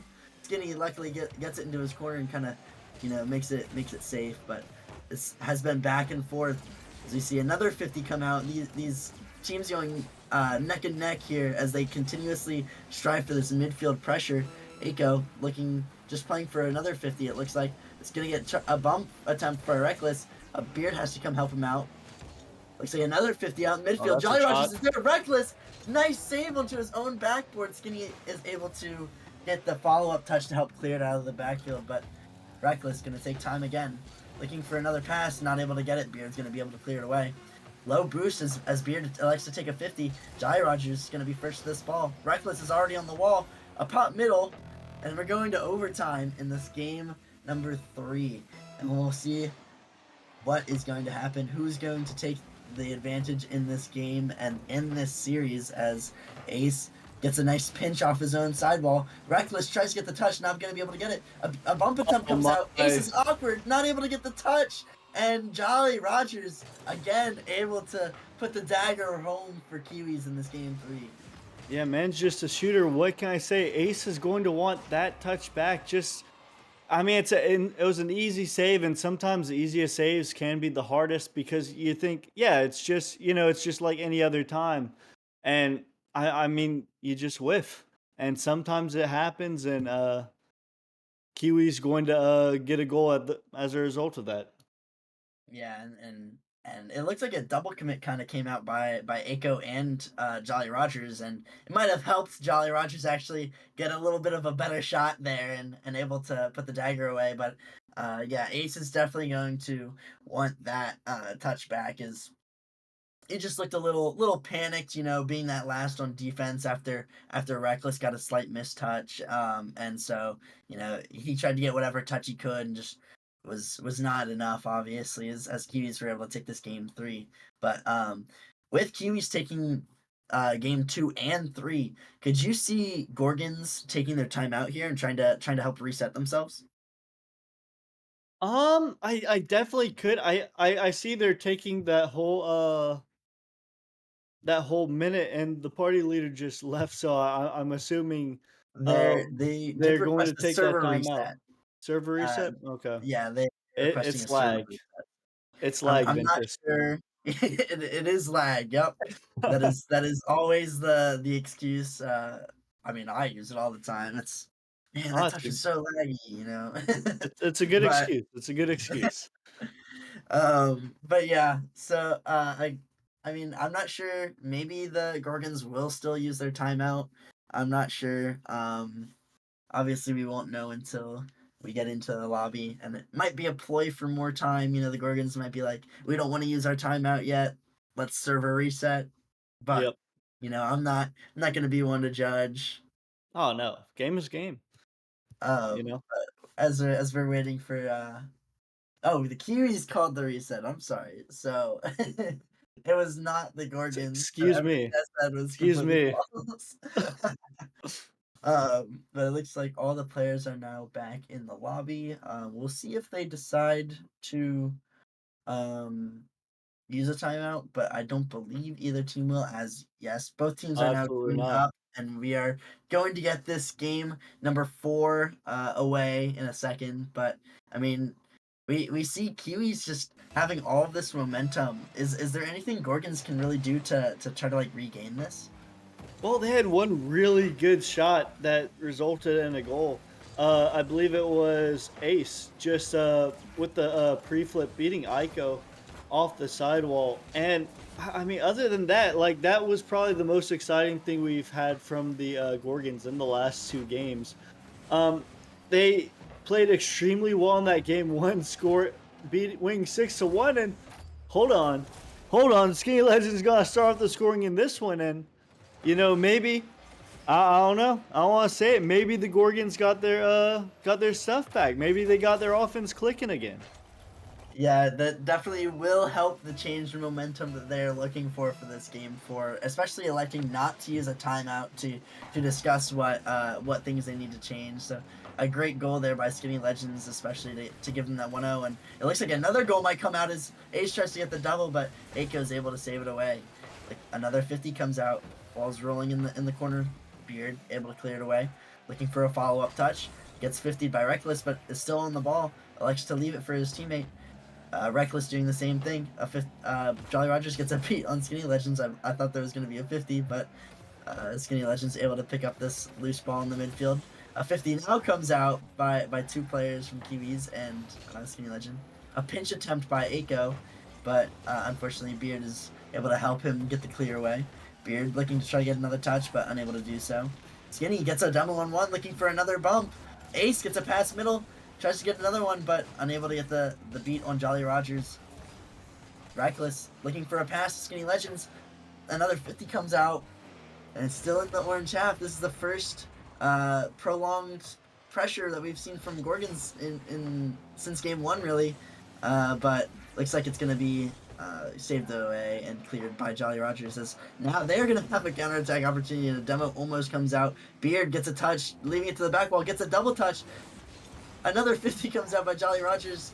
A good save away by Reckless, just to keep them from scoring and tying up the game. But it looks like another shot might come out, as it's going to roll mid again. Let's see if there's a follow-up shot by Aiko. Unable to get the score, as it was saved away. And now there's another counterattack. I mean, there's back and forth, but Reckless popping it to the backboard. Aiko is going to get a clear, but it's right to Skinny. Skinny's going to try to put it mid, but Jolly Rogers is going to get the clear. Jolly Rogers gets a beat on Reckless, gets a 50 on second Ace, and unfortunately there's not going to be any follow-up, but Aiko's going to follow this one up here as it goes to the backboard. Beard and Reckless commit. Another 50 comes out, and it's still in the midfield. Reckless fakes it for Ace. Ace gets a pop over 1, looking for the double. Oh, just can't get it. A follow-up tries from Reckless, just unable to get there in time, but there's still more pressure as Skinny's going to pass it out mid. Reckless is trying to get a shot on, but it's going to be saved away. Ace pops it mid again. Beard going to clear it out, looking to follow up his own touch, but unable to do so. Skinny taking off the wall. Gets a pass middle. No follow-up. Aiko's going to clear it away, and Beard's going to collect this one. Beard looking for the air dribble, gets a beat on 1, but Reckless is there in the midfield. Reckless tries to shoot it just off, but Beard looking for a counterattack now. Skinny just out of position, but able to get back in time. Reckless looking for a beat on 1. Looks for a demo, gets a demo, leaves it for Skinny. Skinny puts nice it on shot. net. And a great shot there by Skinny to put the Gorgons up 2-0. Yeah, no, that was a great play by Yoise, Reckless, and Skinny. Just a nice angle, top left bins and in. And I mean, this is a completely different Gorgons team than what we saw in the past 2 games, Ventus. And one thing that I like especially about Novice League, they don't set up offense. They just pure counterattack. And it's very back and forth. And honestly, it keeps you guessing. You never know what's going to happen next. and we won't know what's going to happen next as Gorgons try to get some more momentum, and Kiwi's obviously trying to shut it down, but Beard having to get a touch back to his own half. Ace trying to get a touch, but Beard able to keep on the ball. Gets another 50. but unable to follow up the touch again. Reckless gonna pop it, gets a bump on one. Aiko has to pick up the ball. Ace pops it middle. Is there gonna be any follow up? Doesn't look like it, but Skinny's there for the touch that Kiwi's made. Skinny Legend gonna pop it to the backboard. Beard passes it out mid. Unfortunately, Reckless tried to pre-jump, assuming Beard was gonna miss that ball off the backboard, but Skinny Legend looking for another pass. Beard gonna clear it out, but Reckless is already there. Reckless unable to get a forward pass, but it works out because it goes to Ace.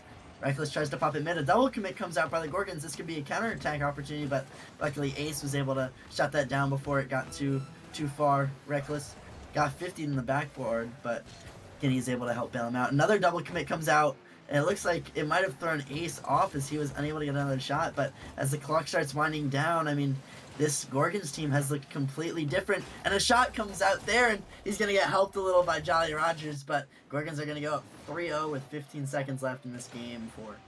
And that's a perfect shooting performance by Skinny Legend. 3 shots, 3 goals. You can't get much better than that. And I mean, good on Gorgons for not calling that timeout. And right now, Kiwis have a little date with the chalkboard, trying to figure out what's going to happen next. Yeah, they definitely will, as this Gorgons roster looked completely different, and that was all spearheaded by Skinny Legend there. Especially, you talked about having that perfect shooting accuracy, but he also had a hat trick there, and so it's some great play there by Skinny Legend to really propel the Gorgons offense and allow them to win this game 4. Yeah, absolutely. And I mean, another thing we saw was Yoisa Oy Reckless in the first game. He was just being an absolute menace on the Kiwis defensive half, just demoing the back row over and over again. And he kind of strayed away from that in the past 2 games. And I mean, this last game, he went into his game 1 form. And I think that's the formula for the Gorgons. I think that's the formula they need to follow if they want to win this series, if they want to potentially win the chip, is keep on disrupting the back row and not giving the defense a second to breathe. Yeah, and Reckless, I mean, we talked about him with his backline demos and stuff, but he also did have 2 assists, and so that definitely helped Skinny Legend out, not just demoing the backline, but also, making those passes off the backboard, and those infield passes really were the difference as well. And so great showing by Reckless and Skinny Legend, and they didn't have to rely so much as Ace, that star guy that we saw with the solo goal, a great goal there in game 3. They didn't have to rely on him as much, and so that's definitely going to be good for the Gorgons going into this game 5, not having to rely on one player to do all the work for them. But it looks like I might have spoken too soon, but a great save by Skinny Legend. It looks like they're going to try to have a counterattack with Red putting off to the side, but Reckless is already there. Skinny Legend looking to get the pass, gets 50'd. He's going to stay with this ball, tries to get a pop mid, but a double commit comes out by the Kiwis, and it looks like Aiko electing to just take a 50 in his own corner. But it pops middle, not a great 50. Luckily, Beard was already on the back wall there. Looks like Jolly Roger's going to follow up Beard's touch, going to get a beat on one. Reckless gets a clear off his own backboard, but Beard was already there. Unfortunately, couldn't get the touch. Aiko tried to commit, but Reckless got a beat on him. Beard had to make a diving save, but luckily, he was able to clear it away, and nothing too bad was to come from that slightly early commit by Aiko. But looks like Aiko's going to have another turnaround. He's going to try to take it slow, but a 50 comes into their own half, and Ace is going to capitalize on that slight miss there by Bread. Yeah, no, like you said earlier, Yoisoi Reckless has been absolutely assist hero, and he's gonna get another one there. Ace obliging, putting the goal in the back of the net, and giving the Gorgons the lead early. Yeah, and that was a great play there by Reckless, and just an unfortunate miss there by Beard. But I mean, Beard was put into a really awkward position as Aiko, even though he had full boost, elected to try to take possession and a lot of time, and it was just insta challenged, and all that space was just instantly gone, and it forced Beard to have to make a hard challenge off his own back wall. And so, it looks like Gorgon's gonna have another attack here. Gets it over Woo. Aiko and is actually going to get a nice little air dribble in for their second goal of the game. Yeah, and a nice shot by Skinny Legend over Aiko, top right and in, and Gorgon's going to double that lead. And right now, if I'm Kiwis, you need to take a timeout after this game. If you don't win, I mean, this is the rest of your playoff life. And you just need to find a way to stop the Gorgons because right now they are popping off on all cylinders. Yeah, and definitely. But we'll hope that Brad and Aiko and um, Jolly Rogers will be able to regain, especially looking out for Jolly Rogers as he was such a dominant factor in the 2 wins that the Kiwis had. And so hopefully they will be able to bounce back and put on a good show for us as Beard. Able to get a beat on 1, looks for a pass middle, gets a beat on 3, leaves it for Aiko. Aiko gonna pass it mid, gets 50, but it's still mid. Beard just unable to get that shot as it was such a tight angle. Beard does get a beat on 1. Jolly Roger's gonna pass it. Beard's there. Beard gets the beat nice on shot. Reckless, and a great shot there by Beard. And that was an awesome angle by Beard. He's gonna hit by 1. Jolly's gonna pass it to him and just slightly over Yoisoi Reckless anywhere else, and that ball does not go in. And what a shot by Beard. Yeah, definitely a great shot as it looked like it skimmed the crossbar, and Beard with a pass out to Jolly Rogers looking to help continue that success that he built upon. Another shot comes out, but luckily Ace able to save that away. Beard looking to take possession, gets a beat on 1, looks for a bump on Reckless, but unable to get one, but it ends up being a pass to Jolly Rogers. Jolly Rogers gets a shot on, luckily saved away by Ace. Beard pops it middle, gets bumped as well, but a shot came, or attempt came from Aiko, but just not enough. Jolly Rogers gets a pop past 1, leaves it for Beard. Beard tries to put a shot on net, unable to do so as it's saved away. Skinny Legends unable to get the touch. Reckless kind of waiting under the ball, waiting for the 50. Gets a 50, 1-2, and it goes in the net for the Kiwis to get one back here at least. And yeah, no, Yoisoi Reckless just gonna hit the 25-75 and just absolutely destroy the Kiwis on defense, putting the lead back, nullifying Beard's goal. Yeah, and it was a great dunk there by Reckless as it does help propel the Gorgons to the match 5 victory, but there's still time left as Beard's not done yet, tries to put a pass mid, Jolly Rogers unable to get the shot, a double commit comes out, but it's going to be 50'd and still in the Gorgons half. Aiko looking for a reset, doesn't get it, but ends up getting a 50 anyways. A beat comes out by Ace, and a great pass and a great shot there by Reckless to put them up 4-1.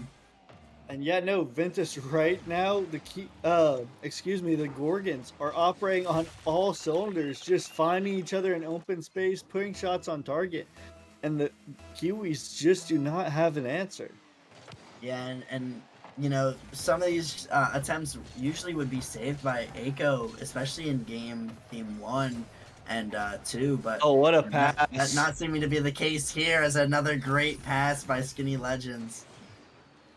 Oh my goodness, and like Skinny Legend going to get another assist. Ace, I just knew that was going in the back of the net the second it was going across the goal. That's the timing that the Gorgons are on right now, and I mean the Kiwis need to do something. They need a nice goal here or something. Jolly Roger's gonna put one on target, but not solid enough as Yoisoi's gonna hit away, and Kiwis.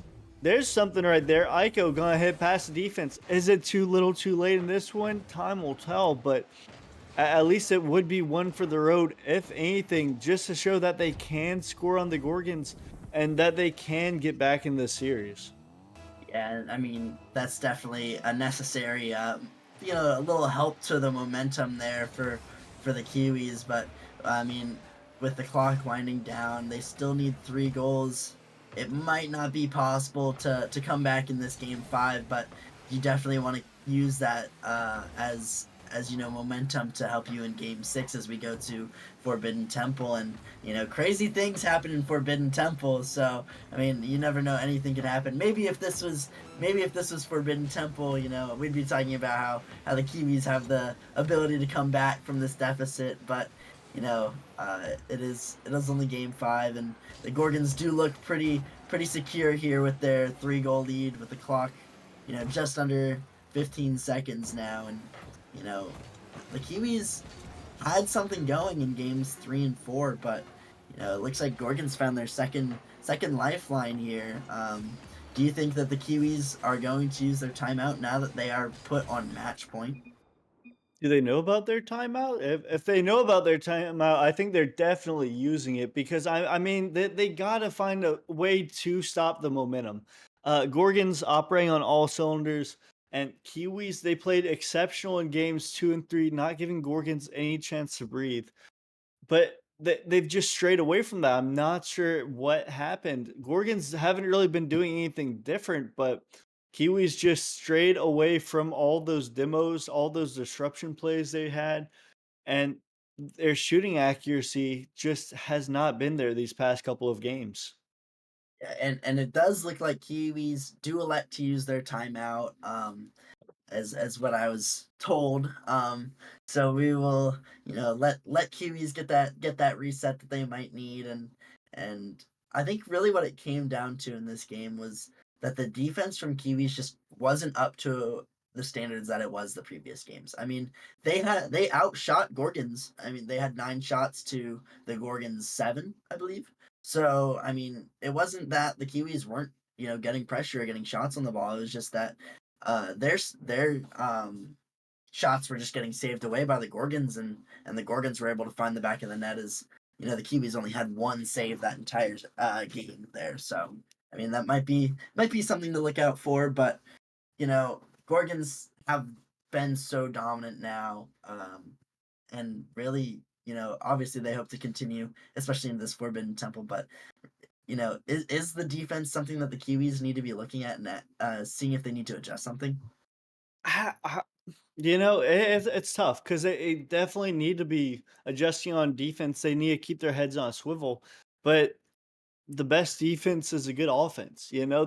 Gorgons don't have a chance to score if they're on defense the whole time. I think Kiwis need to keep up the pressure, just start peppering the back of the net, peppering around the net, looking for something. Um, Force Gorgons to make a mistake, and I think that's how the Kiwis are going to win this one. Yeah, it's definitely something that they can be focusing on. But we will be getting into this Game 6 Forbidden Temple just in a second. But I mean, this Kiwis roster definitely going to be looking to make a statement here in this Game 6, as they do not want to go home. A loss here would end their season, and allow the Gorgons to progress further in this playoff bracket. A couple of bump attempts come out early in this game with Gorgons, and looks like another demo from Reckless. Skinny elects to take it possession up the wall, looking for a scaling shot, not going to get it. Ace tries to pop it off the back wall, but Beard's already there. Beard with an air dribble, gonna get 50'd by Reckless, and luckily Jolly Rogers was there to make the save at the goal line. But the pressure's not over here, as Ace tries to take a shot on net. Jolly Rogers low boost, has to get a touch, but Reckless tries to get a pass, but just not able to get there. But Skinny getting an air dribble, gets over one, gets the double tap, and a great goal there by Gorgons to start them up 1-0 in this game. And yeah, no, Skinny just going to get past the defense. Nice little double tap. Not something you see too much in Novice. So always exciting when you do see it.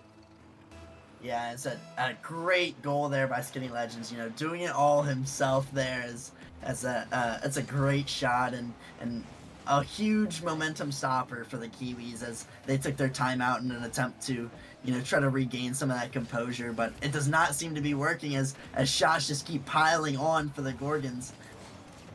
They might get their first opportunity here, as Aiko pitches across the net, but a great touch by Skinny Legends. But the ball's still middle. Beard pops off the backboard. Aiko's there, just off, but Beard's not able to get the follow-up shot.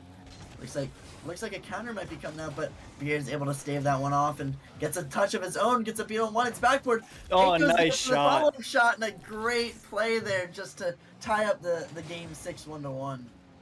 And yeah, no, the ball was just floating around the Gorgons half, and you know, they're doing what I said. They just need to keep peppering that defense, applying pressure, and eventually one win the back of the net.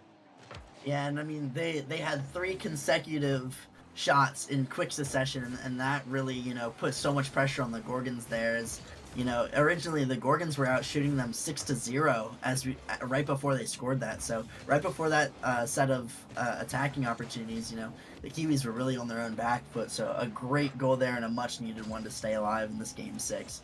But it looks like Beard's gonna try to, you know, continue that momentum with a pop off the sidewall, but Ace is able to be there, but Aiko is trying to get another shot. Jolly Rogers might be there to follow. A demo comes out. Jolly Rogers tries to get a touch, but it's saved away by Ace. Beard tries to pop it middle, gets another touch, but a double commit comes out. It's like Aiko trying to take his time here. Gets a beat on 1. Gets a beat on 2, but Jolly Rogers double commits with him, leaving Skinny Legends, you know, time and space on the ball. Gets a beat on 1. Jolly Rogers able to cut it out. You get another touch there. Reckless trying to take time in the corner. Aiko's does not want that to happen. You know, tries to get a pinch middle, but goes right towards Beard. Beard not expecting that touch.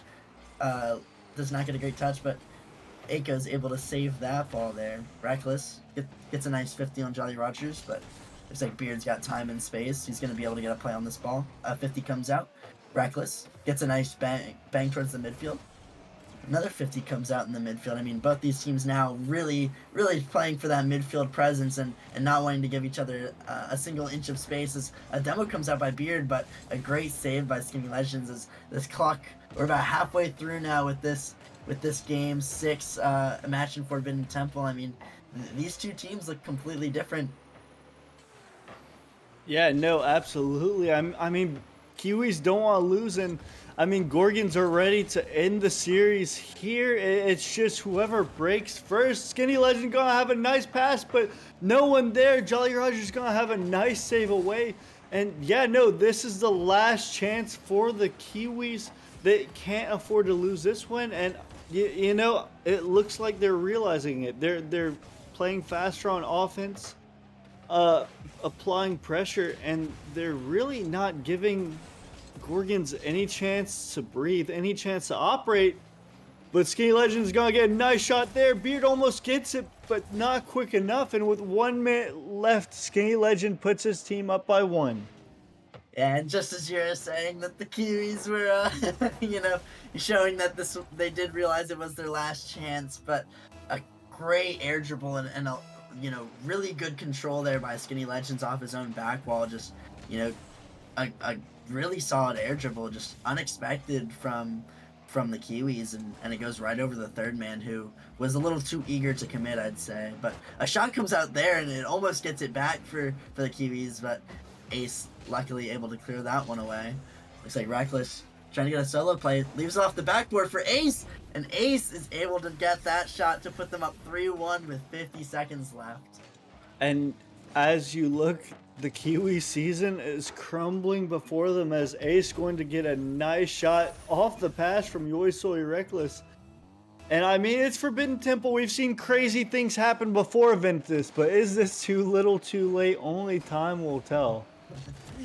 And that may be the coined phrase of this series, as you know, we've seen such close matches and maybe some comebacks here, as crazy things do happen in Forbidden Temple. I mean, Kiwis are going to be able to get one back there with a great shot there by Beard.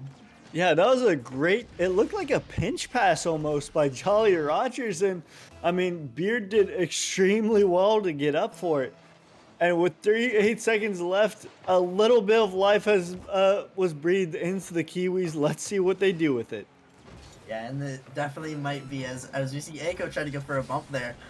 Oh. Jolly Rogers gets a 50. It's awkward in the goal line, but luckily Reckless is able to get the clear away. But the pressure's not done yet.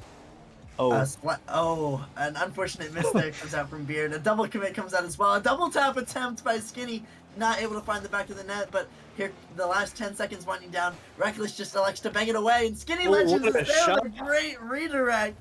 And that might be the dagger for the Kiwis. A great play and an amazing shot there by Skinny Legend. Yeah, no, and the Kiwis, whatever semblance of hope they had was just ripped away from them by Skinny Legend, pulling off the hat trick. And with 7 seconds left, the Kiwis need a score now. They need a score with some time on the clock, and that is going to be it. The Gorgons do extremely well to move on. And I mean, just hats off to them. Very well done by the Gorgons, applying pressure, extremely good on offense, and just not giving the Kiwis any room to operate. Yeah, I mean, Skinny Legends really showed out in this game. He had 3 great goals. I mean, the double tap, the redirect, the pass off the ceiling, I believe as well as like, and he just played so well. And he definitely was the star, reason that Gorgons were able to come back. Because they had taken a couple games, but Kiwis really gained the momentum there for a minute. I mean, he was definitely the reason that they were able to come back. So a great play by them, and congrats to the Gorgons. They will be moving on. If we could pull up the bracket for a second and see who they will be meeting in the next match. I believe it is the. Sorry, I'm a little slow on the uptake. It looks like they will be playing the Pawns? Spitfire. No, wait. It looks like they're going to be playing Spitfires? the Fusion. Ah, okay. Yeah, that makes a little more sense. The Gorgons will be playing the Diffusion.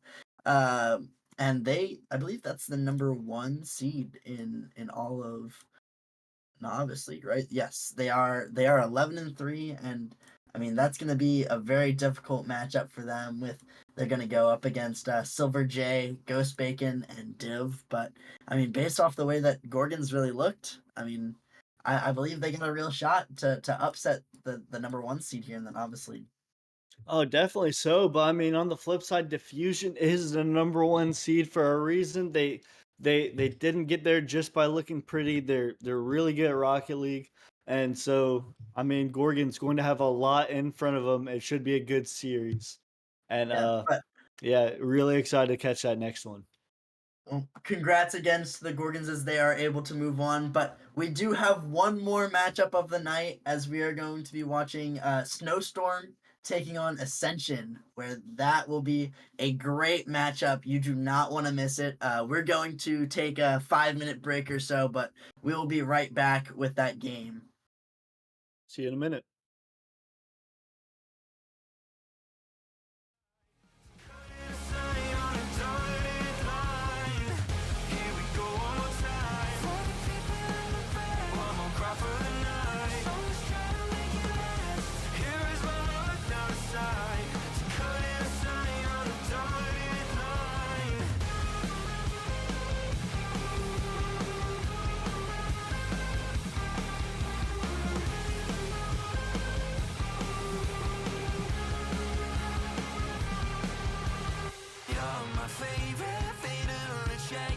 So kiss me slowly and close the casket. You're my favorite fatal attraction. So kiss me slowly and close the casket. Here we go one more time. For the people in the back. One more cry for the night. So let's try to make it last. Here is my heart now decide. So cut it a sign on the dotted line. Here we go one more time. For the people in the back. One more cry for the night.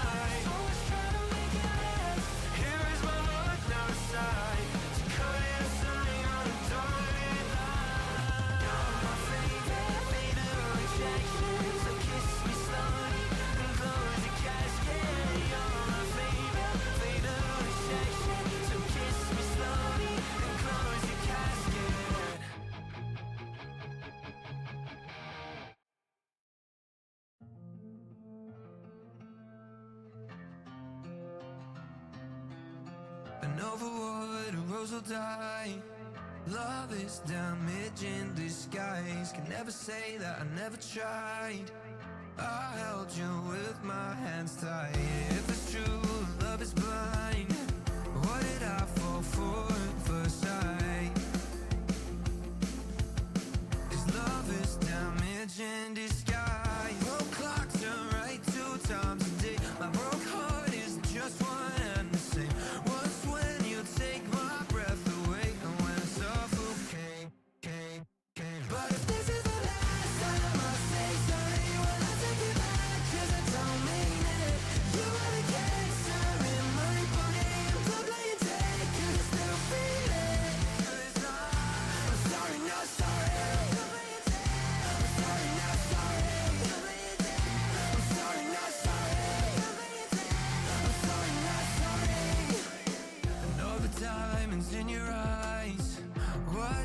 your tears catching light. A bit crying with no alibis.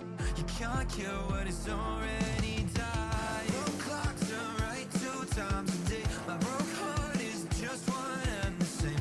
Once when you take my breath away, and when it's all okay, okay, okay. But if this is the last time I say sorry, when I take it back, 'cause I don't mean it.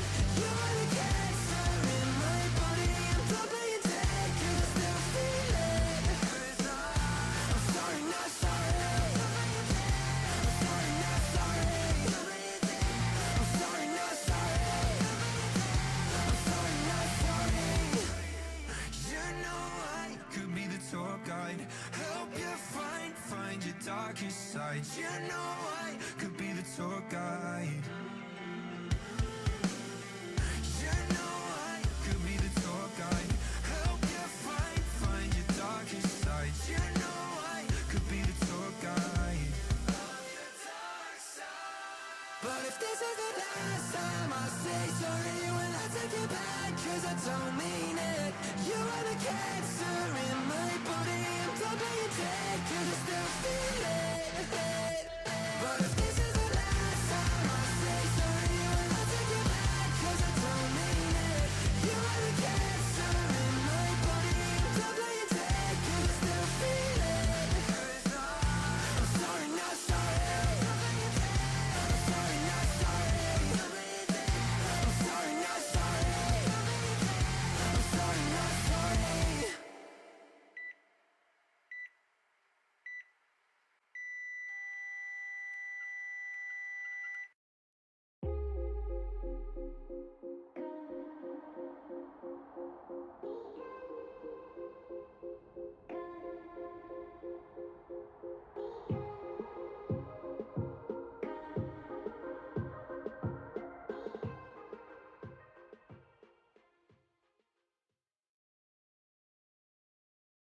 Left me in this mess, I'm falling. Never know. Can't find a reason why. Couldn't get any closer. Can't find a reason why. Couldn't get any closer. Can't find a reason why.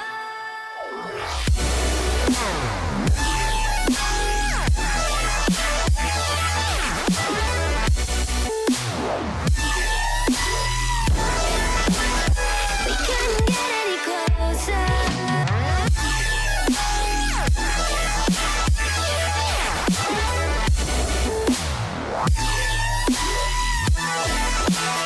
We couldn't get any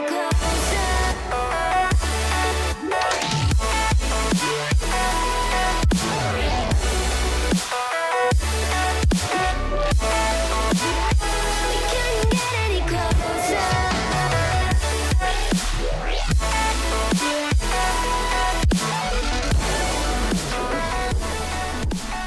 Hello, everybody, and welcome back to the Nemesis Gaming League. The grind continues.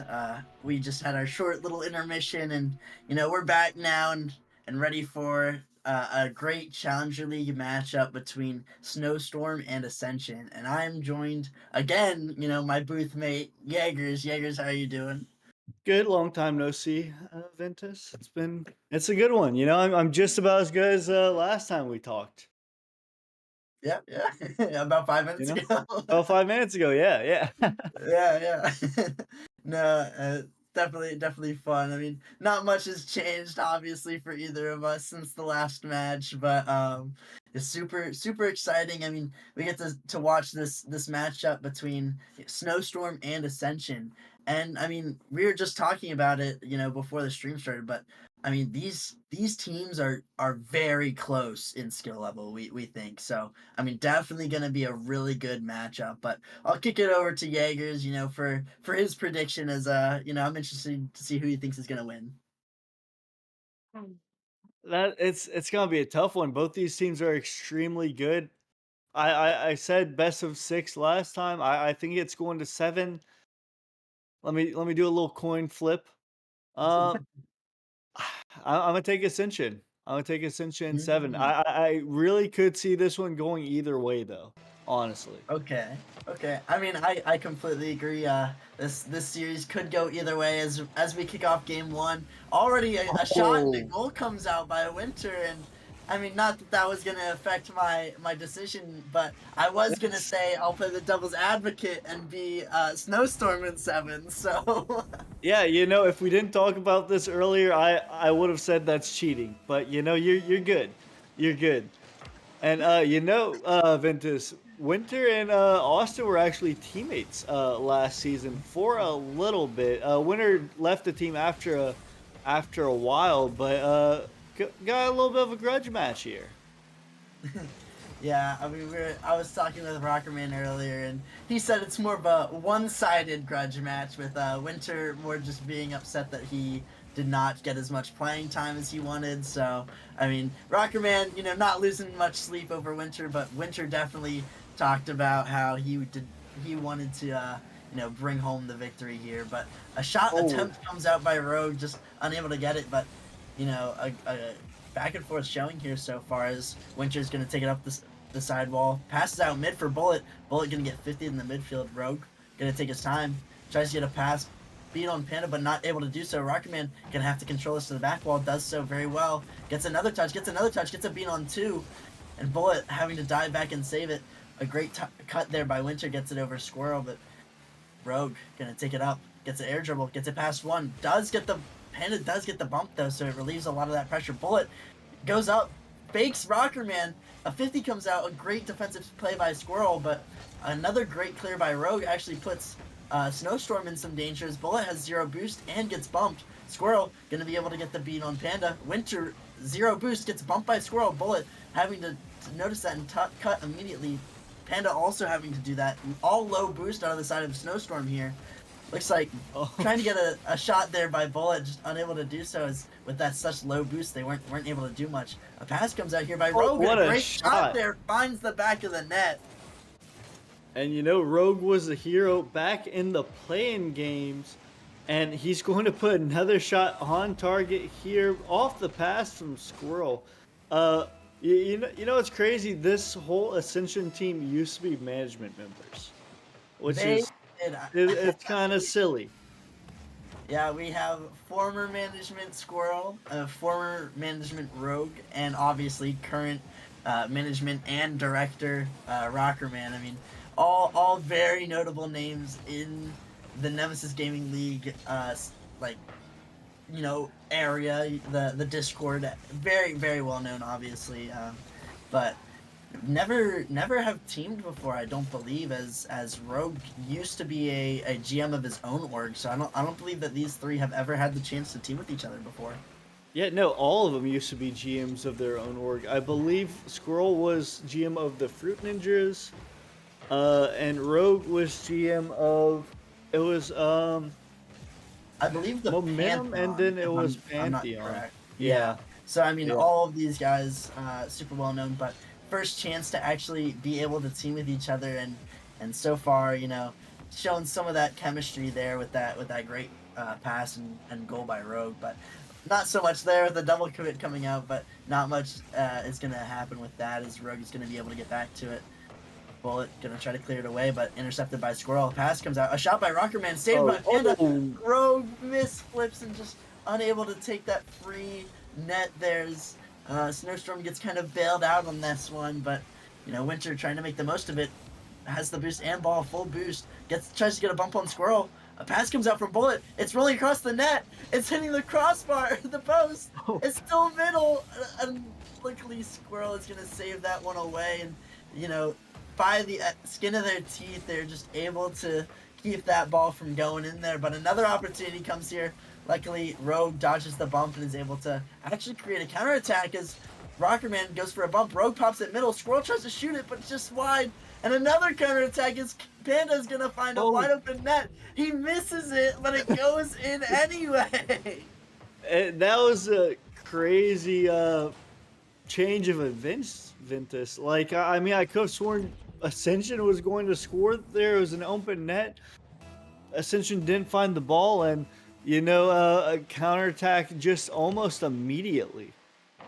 Yeah, and definitely some back and forth there. As yeah, I mean, we saw the original of that, the snowstorm. Had a ball off the post, and we're not able to capitalize off that. And then Ascension almost a goal, but and another almost goal there as a demo comes out and not able to score there, and a completely wide open net for Winter is Panda missed it, but you know it went in anyways, so he's not to blame on this one. But a pass comes out by Bullet.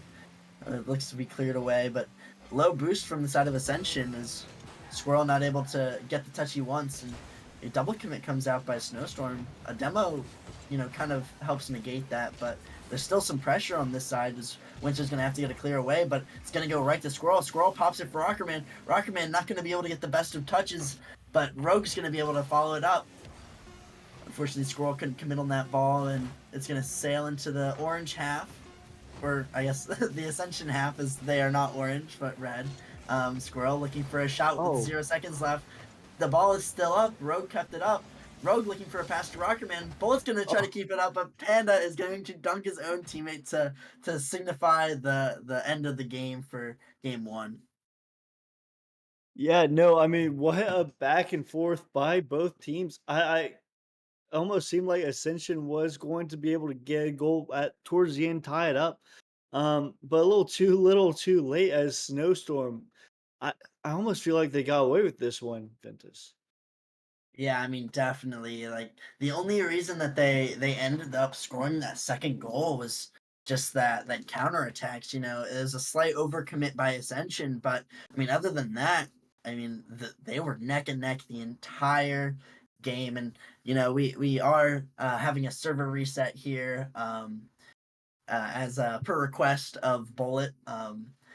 So maybe that, you know, even though they won, maybe that had something to do with it. It seems like it was enough to want a server reset. So we will be getting the lobby back up, and hopefully this game too started. But I mean, both these teams looked pretty good. I mean, obviously a lot of these guys have had that playoff experience. I know Rockerman, Rogue, and Squirrel are frequent, you know, playoff goers, and you know Panda and Bullet are as well. So I mean, you know, I don't think that nerves really played much of a factor here. But I mean, is there something that you could see Ascension needing to work on for this game too? Uh, Hitting the open net, for starters. There's been a few chances where they had like the ball was just kind of hovering towards the goal, no defender in sight, and then there there's at least two plays where Ascension just kind of whiffed on the ball. That could have very well been goals, and one of them Snowstorm capitalized on taking the lead and ultimately the game. So I think Ascension's doing well. They just kind of need to make it matter whenever they're in front of the goal. Yeah, and hopefully they will be able to score those open nets in this game too, as we are getting this next game underway. As a little kickoff strat might have come out from Ascension, or a kickoff mishap, but either way, Squirrel able to get possession. Rockerman gonna try to pass it to Squirrel, gonna be cut off by Bullet. Gonna leave Winter in an awkward spot. Bullet has to bail him out. A double commit comes out by Snowstorm, but luckily it was a very hard clear. And another shot here by Panda, saved away by Rockerman. I'm gonna go right to Rogue, but Winter tries to put another shot on net. Bullet trying to double it back, but unable to do so. And Panda's gonna pop one middle, but Squirrel's already there and looking for a touch. But Winter gonna pass it mid. Looks for a bump. Does get it. It's floating in the Ascension half, but not for long, as Rocketman's gonna come and clear it away. Looks like Squirrel's gonna get a beat on Pandas. Panda didn't expect him to jump. Winter's gonna try to clear it to Bullet. Bullet looking for a passing play to Panda. Panda tries to get another touch, but not able to do so, as it's gonna float back into the Snowstorm half. Rocketman's gonna look for a pass middle. A shot comes out. Double commit comes out. It's an open net again, but this time Rockerman will score it as a double commit comes out from Squirrel and Rockerman. And it looks like it was a little bit of a pull shot. Rockerman going to backflip into it. Probably should have left it for Squirrel, but you know, a goal is a goal, Ventus, and Ascension is going to take it. Yeah, and Panda did not expect Rockerman to be the one to shoot it, as he was pre-jumping across the net for the shot that Squirrel was going to Oh, take. what As a the pass pass. comes out here, just off the crossbar. A great 1-2 there to Rogue, and it's actually going to go back into their own net, as Snowstorm's going to be able to counter. And yeah, I mean, just there it goes again. The shooting accuracy by Ascension and extremely good counterattacks by Snowstorm, taking advantage of the mishaps. Yeah, and obviously Ascension is going to want that one back as another shot off the crossbar for them has got to keep them from not only scoring a second goal but also conceding the first goal, and that's a huge heartbreaker there for the Ascension. But they look to, you know, they're gonna have to deal with some more defense for the time being, as a pinch comes out middle. Bullet tries to shoot it but fakes it for Winter. Winter gonna try to get a pass mid, and a little bump comes out from their own team on Ascension, but Bullet's gonna try to get a solo play. Goes for the reset, does not get it. Winter gonna take it. Tries to get a beat on Rockerman, but unable to do so. Rogue able to get a pass on the last back, but Ascension's low boost. They don't have the ability to get a shot off, but looks like Squirrel's gonna try to keep it in, but Bullet's already there and beats Rogue. I mean, all the Ascension players are very low boost. It looks like they just got boost now, so hopefully they will be able to diffuse the pressure coming in. A beat from Panda, but another 50 from Bullet. Panda's still there, forces Rogue to have to get a bad touch. Bullet tries to get another pass to Winter. Winter takes a shot, but it's gonna be saved away by Squirrel. Panda with a pass, trying to get to Bullet, but Bullet was not there. Winter gonna try to take this one. Gets a 50 on one. Gets a 50 on two, but not the best touches. Actually, Bullet's gonna be able to beat Squirrel to the ball and put in a free net. Yeah, no, Snowstorm just doing extremely good on counterattacks. They're not doing anything crazy good. They're more just letting Ascension mess up and then just capitalizing on it. Yeah, they're definitely, using the counterattacks to their fullest and catching this Ascension team off guard. But I mean, if you really think about it, Ascension should be up 2-1 in this game, as one of the goals that they got off the counterattacks was because of a missed shot onto the crossbar. But it looks like Squirrel's gonna try to get one going here for Ascension, but gonna be cleared away. Luckily, Rogue is there. Rockerman tries to get a 50, but not a great one, as he actually flicks it over his own teammate. Does get a beat on another Bullet with a 50, but Rogue with a stronger 50, able to get the clear on that. He's going to take his time, gets the reset on one, elects not to use it. It's going to be all the way back in the Ascension half. Panda already up there. Look at that, the speed that we talked to, well, I guess we didn't talk about, but was mentioned in the news post, and it's going to lead to a goal, a great play between Winter and Bullet. Yeah, and just a great quick rotation by Winter, going to steal the boost, turn right around, going to beat Squirrel out and put his team up by 2.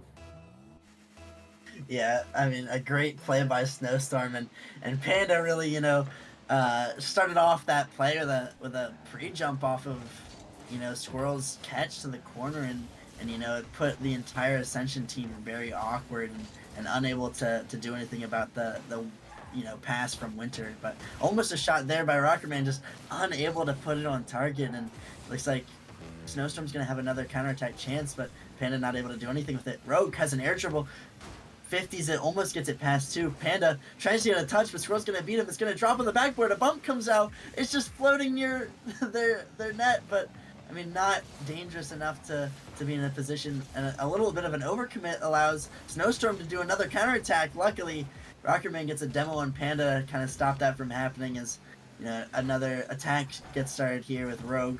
Looks like Squirrel's going to take this one off the wall, pops it off the ceiling. A touch comes out by Winter, a great clear there. Bullet, not a great touch, tried to get it to Panda, but unable to do so. Oh, good pass. Rogue with a great shot, and a great pass comes out by, was that Rockerman? Yeah, a great pass by Rockerman. Just a really nice pre-flip by Rogue as well, cutting the lead in half. And I mean, with 22 seconds left, it's not likely. But I mean, with the way Ascension has been playing, it's possible. Never mind. It definitely was possible, but Ruckerman did just nosedive the post, and a double tap comes out from Bullet. A great save there by Rogue, just to force it away. And a double commit comes out from Ascension. Not a great touch either. Oh. Rogue's gonna have a chance. Oh, Rogue good passes pass. mid. Bullet's there though, and able to put that one down and keep the Ascension roster from scoring and tying this game up. You know, Ventus, I almost feel like Ascension should take a timeout here, kind of relax themselves a little bit, nip the snowstorm offense in the bud, uh, and just like figure out your mistakes because Ascension's not playing bad. They're just not putting shots on target. Yeah, I mean, and that has been the detriment to them so far this series. I mean, Rogue shooting 1 for 5. They have 7 shots, and Snowstorm only has 2 saves, and they have 2 goals. So they missed 2 shots on Snowstorm's net just on their own. I mean, Mhm. that definitely hurts them there, and they definitely want those back. As we're gonna go into game 3, and now Ascension's down 2-0. But I mean, I haven't thought that Ascension really has been playing that bad. I mean, the couple misses on offense, and then a little bit of overcommits here and there on defense, just really have done Ascension in. But besides that, I mean, they have looked better than Snowstorm so far this series. No, they have, but the one thing Snowstorm's doing extremely well is just counterattacking, capitalizing on Ascension's mistakes. And I mean, honestly, Snowstorm's just playing really well on defense, not giving Ascension any room to shoot, and then just making their shots when they count. Panda is going to come in through the top row and just put it in the back of the net. Yeah, and it looks like Panda might have changed his name there from Panda 444 to Panda, but that might have been that way already, and just updated for everybody else. But I mean, I don't know if that is an issue for anything. I'm not sure, but I mean, Oh, if I don't anything, think it is. I think it Rockerman is knows the purely. rules, and Rockerman will do something about it if it is an issue. But Snowstorm coming out early off of a great shot by Panda in this game 3, and a Panda taking a solo play just misses the open net there. But I mean, already showing out those mechanics here in this game 3, and looks like Snowstorm's gonna try to get another attack started, but it's gonna be blocked away by Rogue. A good 50 comes out by Winter, goes back into the Ascension half. Squirrel's in a 1v2. Oh, good pass. Winter passes to Bullet, but Squirrel on the uptake already able to cut that pass off. Passes seemed a little bit slow, especially with Bullet pre-jumping. And Bullet's going to be up for another one there. And Winter's not going to be able to find the net either, as it's going to be saved away by Squirrel. And a shot comes out by Rogue, and a double commit has to occur on the side of Snowstorm. And Oh, a double commit there for Ascension leaves, no one back, but luckily Snowstorm not able to use one of their counterattacks to put a shot on net immediately. Rogue gonna take an air dribble, gets dunked by Winter. Rockerman gonna take it now. Not able to get the double off the sidewall, but Rogue gets a pass to Squirrel. Squirrel gets a beat on 2. Winter with a great save, but it's still in the midfield. Rockerman tries to put a shot on net just wide, and it's not gonna be much as that 50 is saved away. Rockerman tries to find some more pressure, but unfortunately it's gonna go over Rogue, and Panda has a air dribble attempt, elects not to use all of his boost. Looks like Rockerman's gonna fake, and Rogue's gonna try to shoot it, but it's gonna be saved away by Bullet. Rockerman trying to get another pass going, but again saved by Bullet. But a misplay comes out by Snowstorm, and Rogue's gonna take the free shot on net.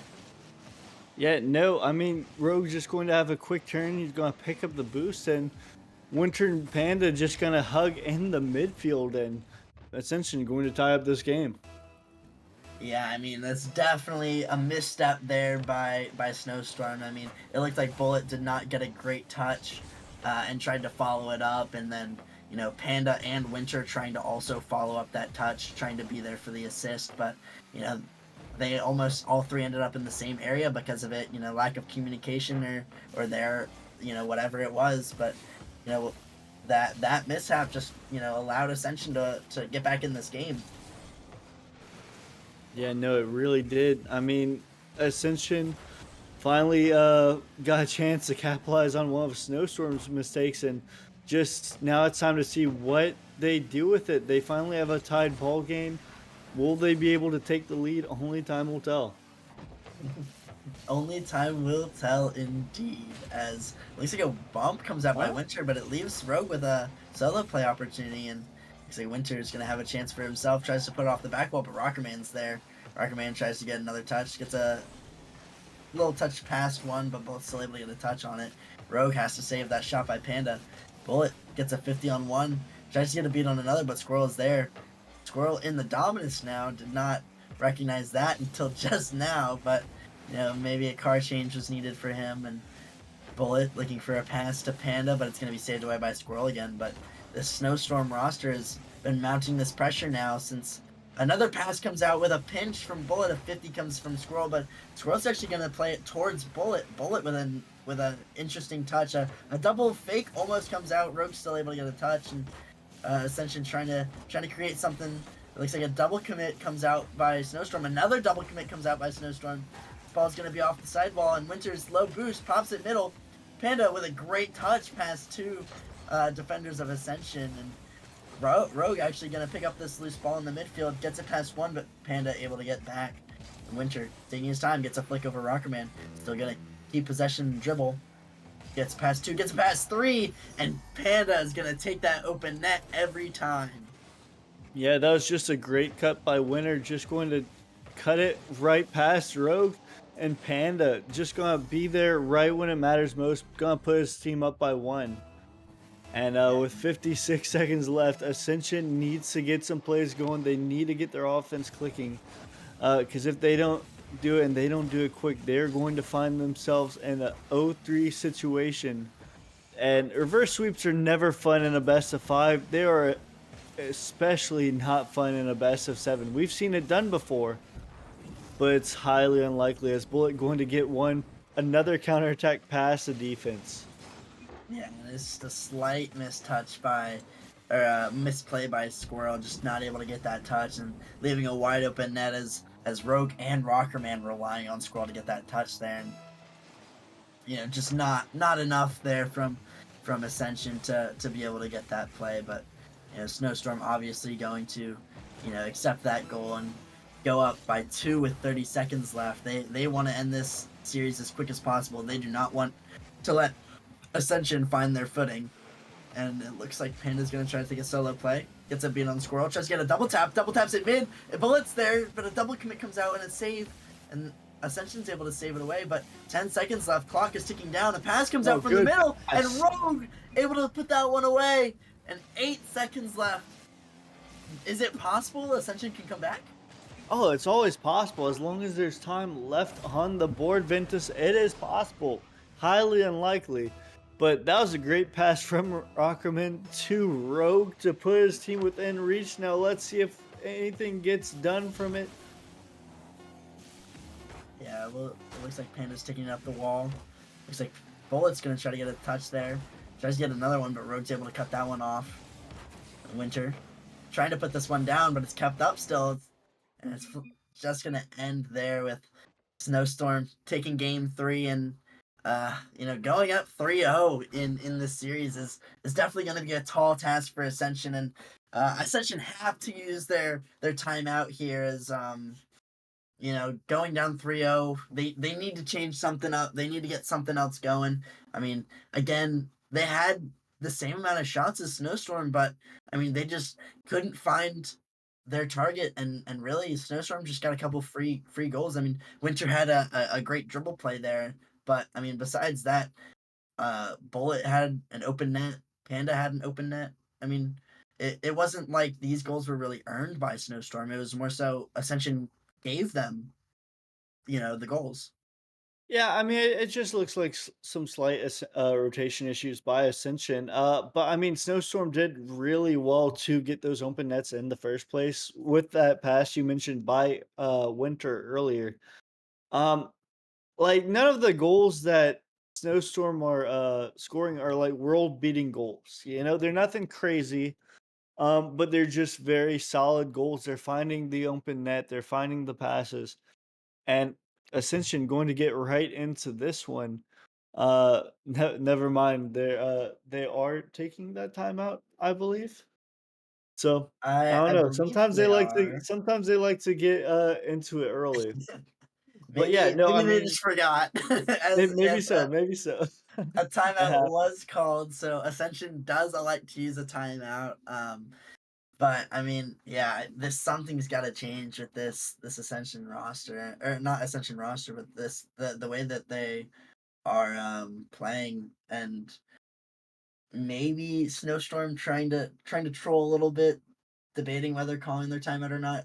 Looks like they are not going to. It seems like Winter does really want to win this match, and does not want to any trolling to occur on the side of Bullet. But I mean, yeah, I don't really know. I mean, Ascension's just gotta put the ball in the net. Really, they have had plenty of opportunities, but they just have not capitalized on it. Yeah, no, absolutely. I mean, hopefully with this timeout, they're able to reset, r- like going to get their shooting accuracy on target because it's now or never. They honestly, if they want to win this one though, you can't look at like a best of seven. You have to look at it as one game at a time. Just win the game in front of you and then move on. And Yeah, and that's gonna be kind of hard with that pass from Winter to Panda though. Top right pins and in to open up the scoring here. I mean, a great pass there from Winter and a great shot. I mean, that is so tough to save. Just how well it was placed and the speed that he got off that pass is a great play by Panda and Winter, and definitely a bad start for this Oh, Ascension roster. But they might get one back as Panda has to make a great save, and it actually leaves another shot opportunity. That shot actually going to bounce mid again off the save from Bullet, but Winter not able to get a touch. Panda's low. Rockerman also zeroed, so he's gonna end up giving the ball away to Panda. Panda gonna air dribble it across. Gives way to Winter. Winter looking for the double, not gonna get it, but it's still in the net of Ascension because Bullet is there. yeah, no, that was a great team play by Panda. Pass to Winter, Winter passing the Bullet. And I mean, right now, this is looking. Honestly, this is kind of looking like game one. I mean, Ascension just didn't have an answer to the offense uh, so far, and they need to figure something out. This is do or die right now. You cannot let Snowstorm operate. They definitely need to figure something out. But I mean, this Snowstorm roster does not want to give any space to this team. I mean, we see constant pre jumps and constant insta challenges, just making sure that Ascension really has a tough time and has to earn it back. As we see another 50 there from Bullet, Panda's able to pick it up in the midfield, tries to go for the sidewall, doesn't get it, and Scroll's able to get a clear away. But now it's Bullet to a pass to Winter, another goal line save by Rogue. I mean, this Ascension roster just has to play defenses. Another pass comes out to Bullet. Bullet tries to put a shot on. Rogue has to save it away again. Like Bullet might have a mistouch here. They have a 2v1. Uh, Almost a shot there by Rogue, but he just misses it, and that's the opportunity they need. As both of them are now demoed and not able to put any more shots on net, and Rogue really needed to hit that shot there just to give Ascension a little bit more of a lifeline. As Bullet tries to get another shot, but Rogue might have another chance here. So he's gonna try to get a solo play going. oh, 50's low, tries to get the pass, but it's just not on target, and Rockerman's not able to get there. But he's gonna be able to get to this one, as he's gonna be able to put this one away and at least decrease this deficit to one. and yet, no good pressure by Ascension, cutting the lead to one. But I mean, they really need to work on that shooting accuracy. Like there have been at least five, maybe six chances that we counted where they could have put the ball in the back of the net and then they just weren't able to find it. Yeah, and it's definitely tough to see, especially with how close each Oh, game is. And at 50, they own Storm just 50 their own team as a double commit from Panda and Winter, puts it in the net for Ascension, and Ascension will take that goal every single time because they did not have to work for that one in the slightest. yeah, no, honestly, I don't think Snowstorm were expecting that much of a clanger to by Austin, and it kind of caught them a little bit off guard on defense. And just like that, Ascension has a little bit more life breathed into their playoff chances. Yeah, and we'll see if they can build upon this newfound success and momentum as Rogue gets a 50 on one, but Panda's already up, puts it in the orange half, and Rogue puts it off the sidewall looking for a follow up from Squirrel, gets 50 in the midfield. Winter has a free ball, tries to bang it into the ceiling to beat Rockerman, does so. Rogue gonna have to clear this away. Doesn't get a great touch. It's right to Panda. Squirrel in the back wall has to make a good touch, but it's right to Winter. Winter off the back wall. Rockerman's the last line of defense. Rockerman not gonna be able to get the touch, but the shot is not on, and Squirrel's gonna be able to clear this ball away. But again, it's right to Panda, and Panda backflips, not able to follow up his own touch, and Bullet has to play to the corner. A double commit almost comes out by Winter and Panda. A 50 on Bullet allows the pressure to be in the blue half a little bit more. And a demo comes out by Rogue, or Squirrel, and Rogue's gonna 50 it, and Rockerman's gonna put away the goal. And Ascension have taken the lead for the first time this series. And you know, Ventus, I really can't explain it. It's almost like a flip was switched in Ascension. All of a sudden, they're like playing good on defense. They're playing well on offense. They're finding the open net. And I mean, they're going toe to toe with Snowstorm. Yeah, and that is exactly what we need, especially because me and you Jaegers, we did believe that this series was going to be a little bit closer. So any help that the Ascension can give us is actually going to be very, very useful for themselves and for us, so we don't look as bad. But a little bit coming up from Rockerman, and Panda's going to try to follow up his own touch. Rogue gets a good clear out, and Bullet gonna try to touch at the corner, ends up getting a 50 on accident. It's gonna pop mid for Rockerman. Rockerman commits his third back. Rogue is zero or low boost. Panda's gonna try to get a shot, but he likes to go for the pass to Bullet. Luckily, Squirrel was there, and some more pressure comes out on the side of Snowstorm. Rogue gets a pass to Squirrel. Squirrel gets a bit on one. He has no boost to follow this though. Bullet gonna have to try to get the touch. Does so. Gets another. Tries to get a fake. Panda gets bumped. Helps relieve some of that pressure. Winter's last bag might be a little bit overcommit, but able to get a touch on one. Rogue gets a 50 on him and pops middle, but no follow coming out from the Ascension. But this might have some follow-up as Rockerman's going to pass it to Squirrel, and Squirrel's going to be able to put that in the back of the net just around Winter.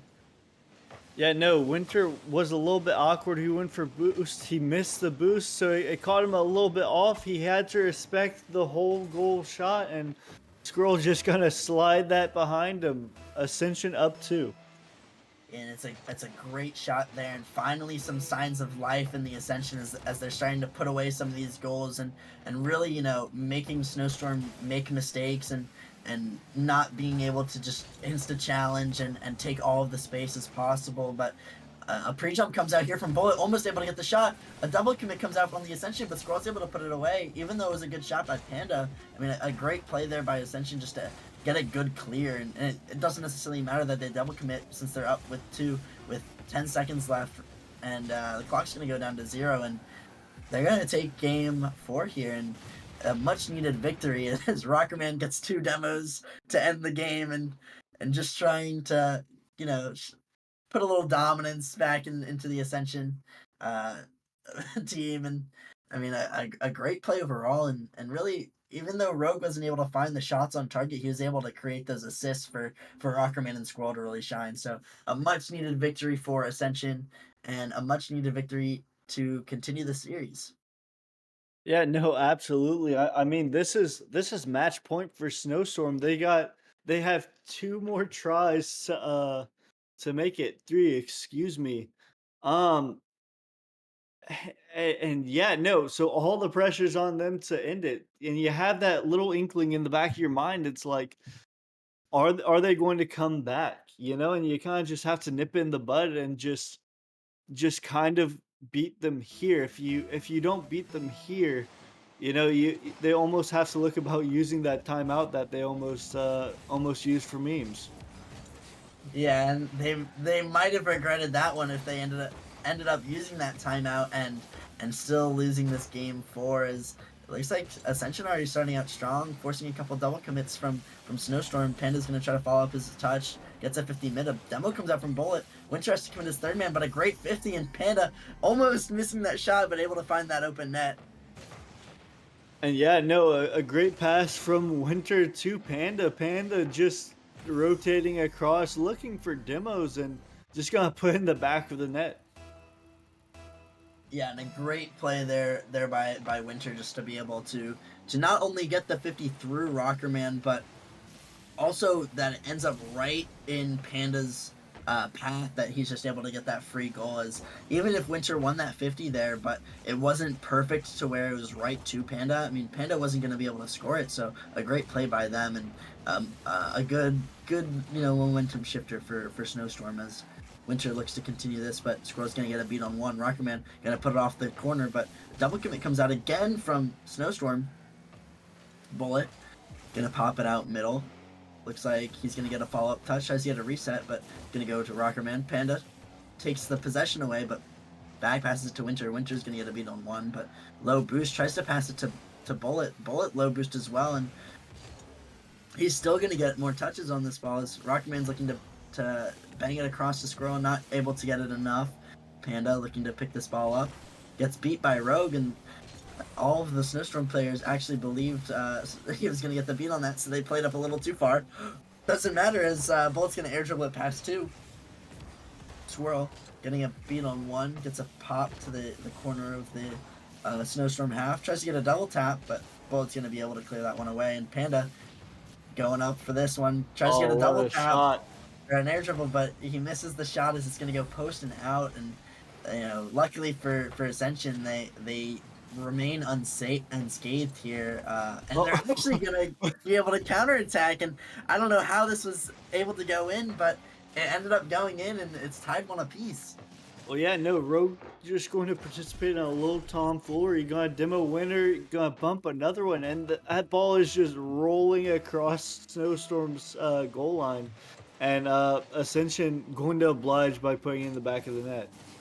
Yeah, and definitely a necessary thing there is a free jump challenge by Rogue, definitely questionable there. Panda, zero boost, has to make a touch to get that ball back, but luckily Bullet's going to be able to cut that rotation and allow the pressure to remove itself. But I mean, another double commit there allows some more pressure to be built, but another double commit by Ascension kind of ruins that, as Rogue gets beat as a third man commit, and Rockerman has to rush back to net and make sure that the defense is safe and sound, as he's able to get a 50 onto Bullet. Gets a beat on the second one. Panda has to clear to the corner and has to get another touch.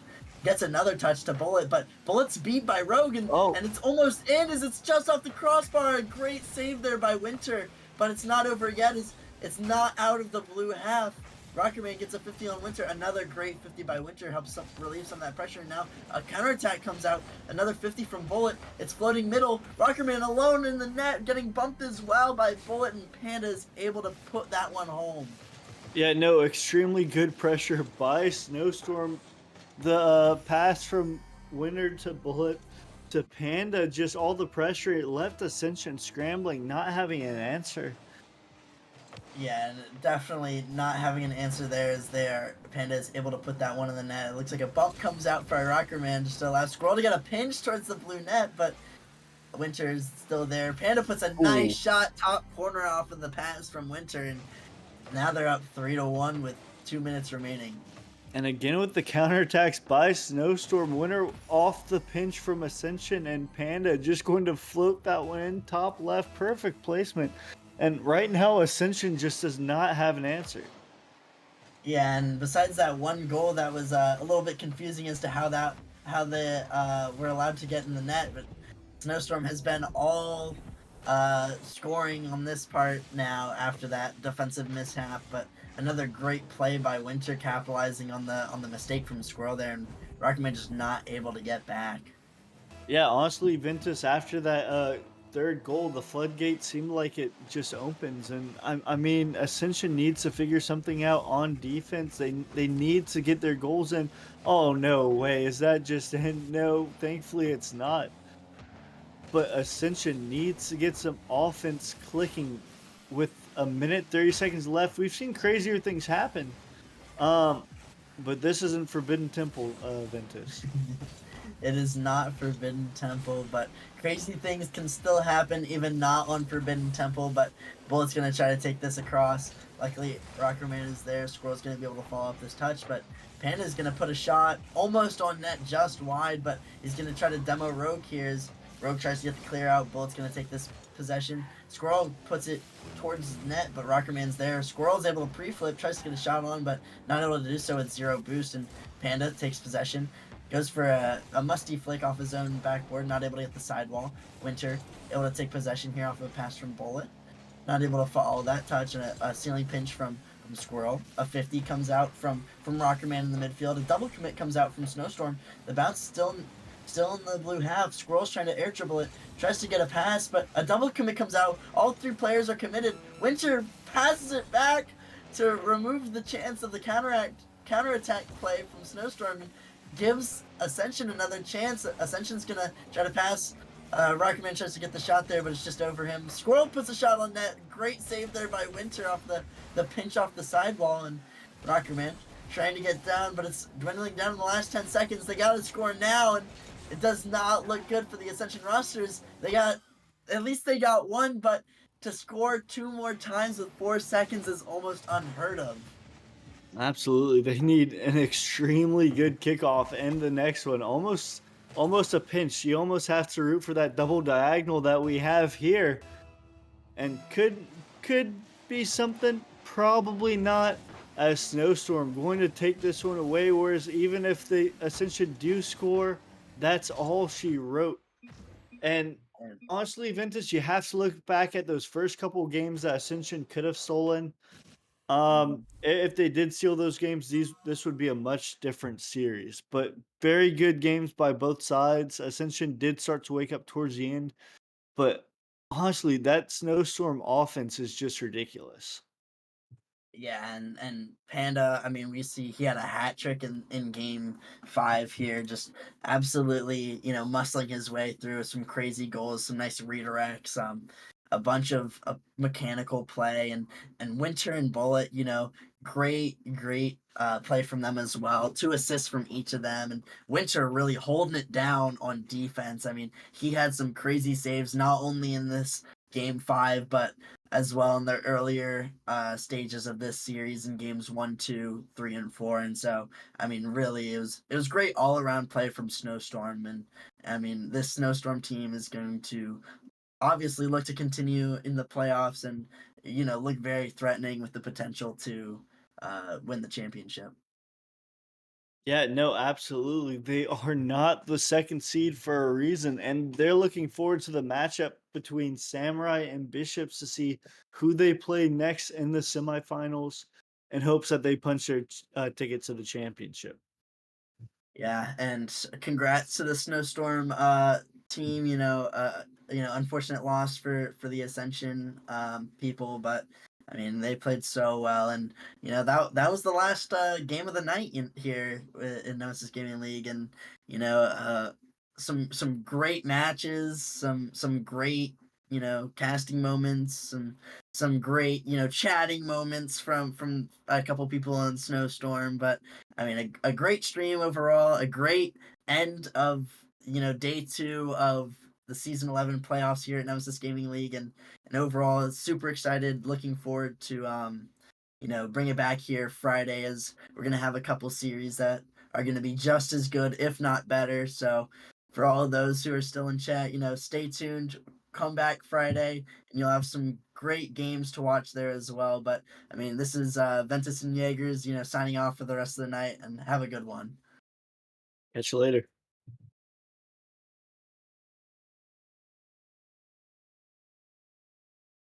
No, I make you feel good. Don't you wanna feel good, good, good? Sometimes I wish that we could go back before you got hurt, hurt, hurt. When before I was scared, now I'm feeling prepared. Don't you wanna feel good? Don't you wanna feel good, good, good? When you said you were leaving, I thought that you meant it. I played the victim, you start as indifferent. Hindsight comes standard with rose-colored lenses. Hate to admit it, you're better off. Now you're too afraid to look, too scared to miss it. We're night and day, solar eclipses. Too afraid to look, too scared to miss it. We're night and day. eclipses.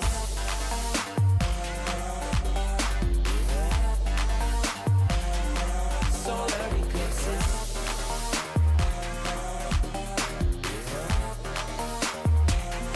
Solar eclipses. Caught up in your gravity, always end up lost in your wake. Intoxicated, maybe we can start again. Caught up in your gravity, always end up lost in your wake. Intoxicated, maybe we can start it. Maybe feelings change, I can remember all the reasons why we've been separate ways. Feeling all alone in your company, keeping you captive with guilty chains.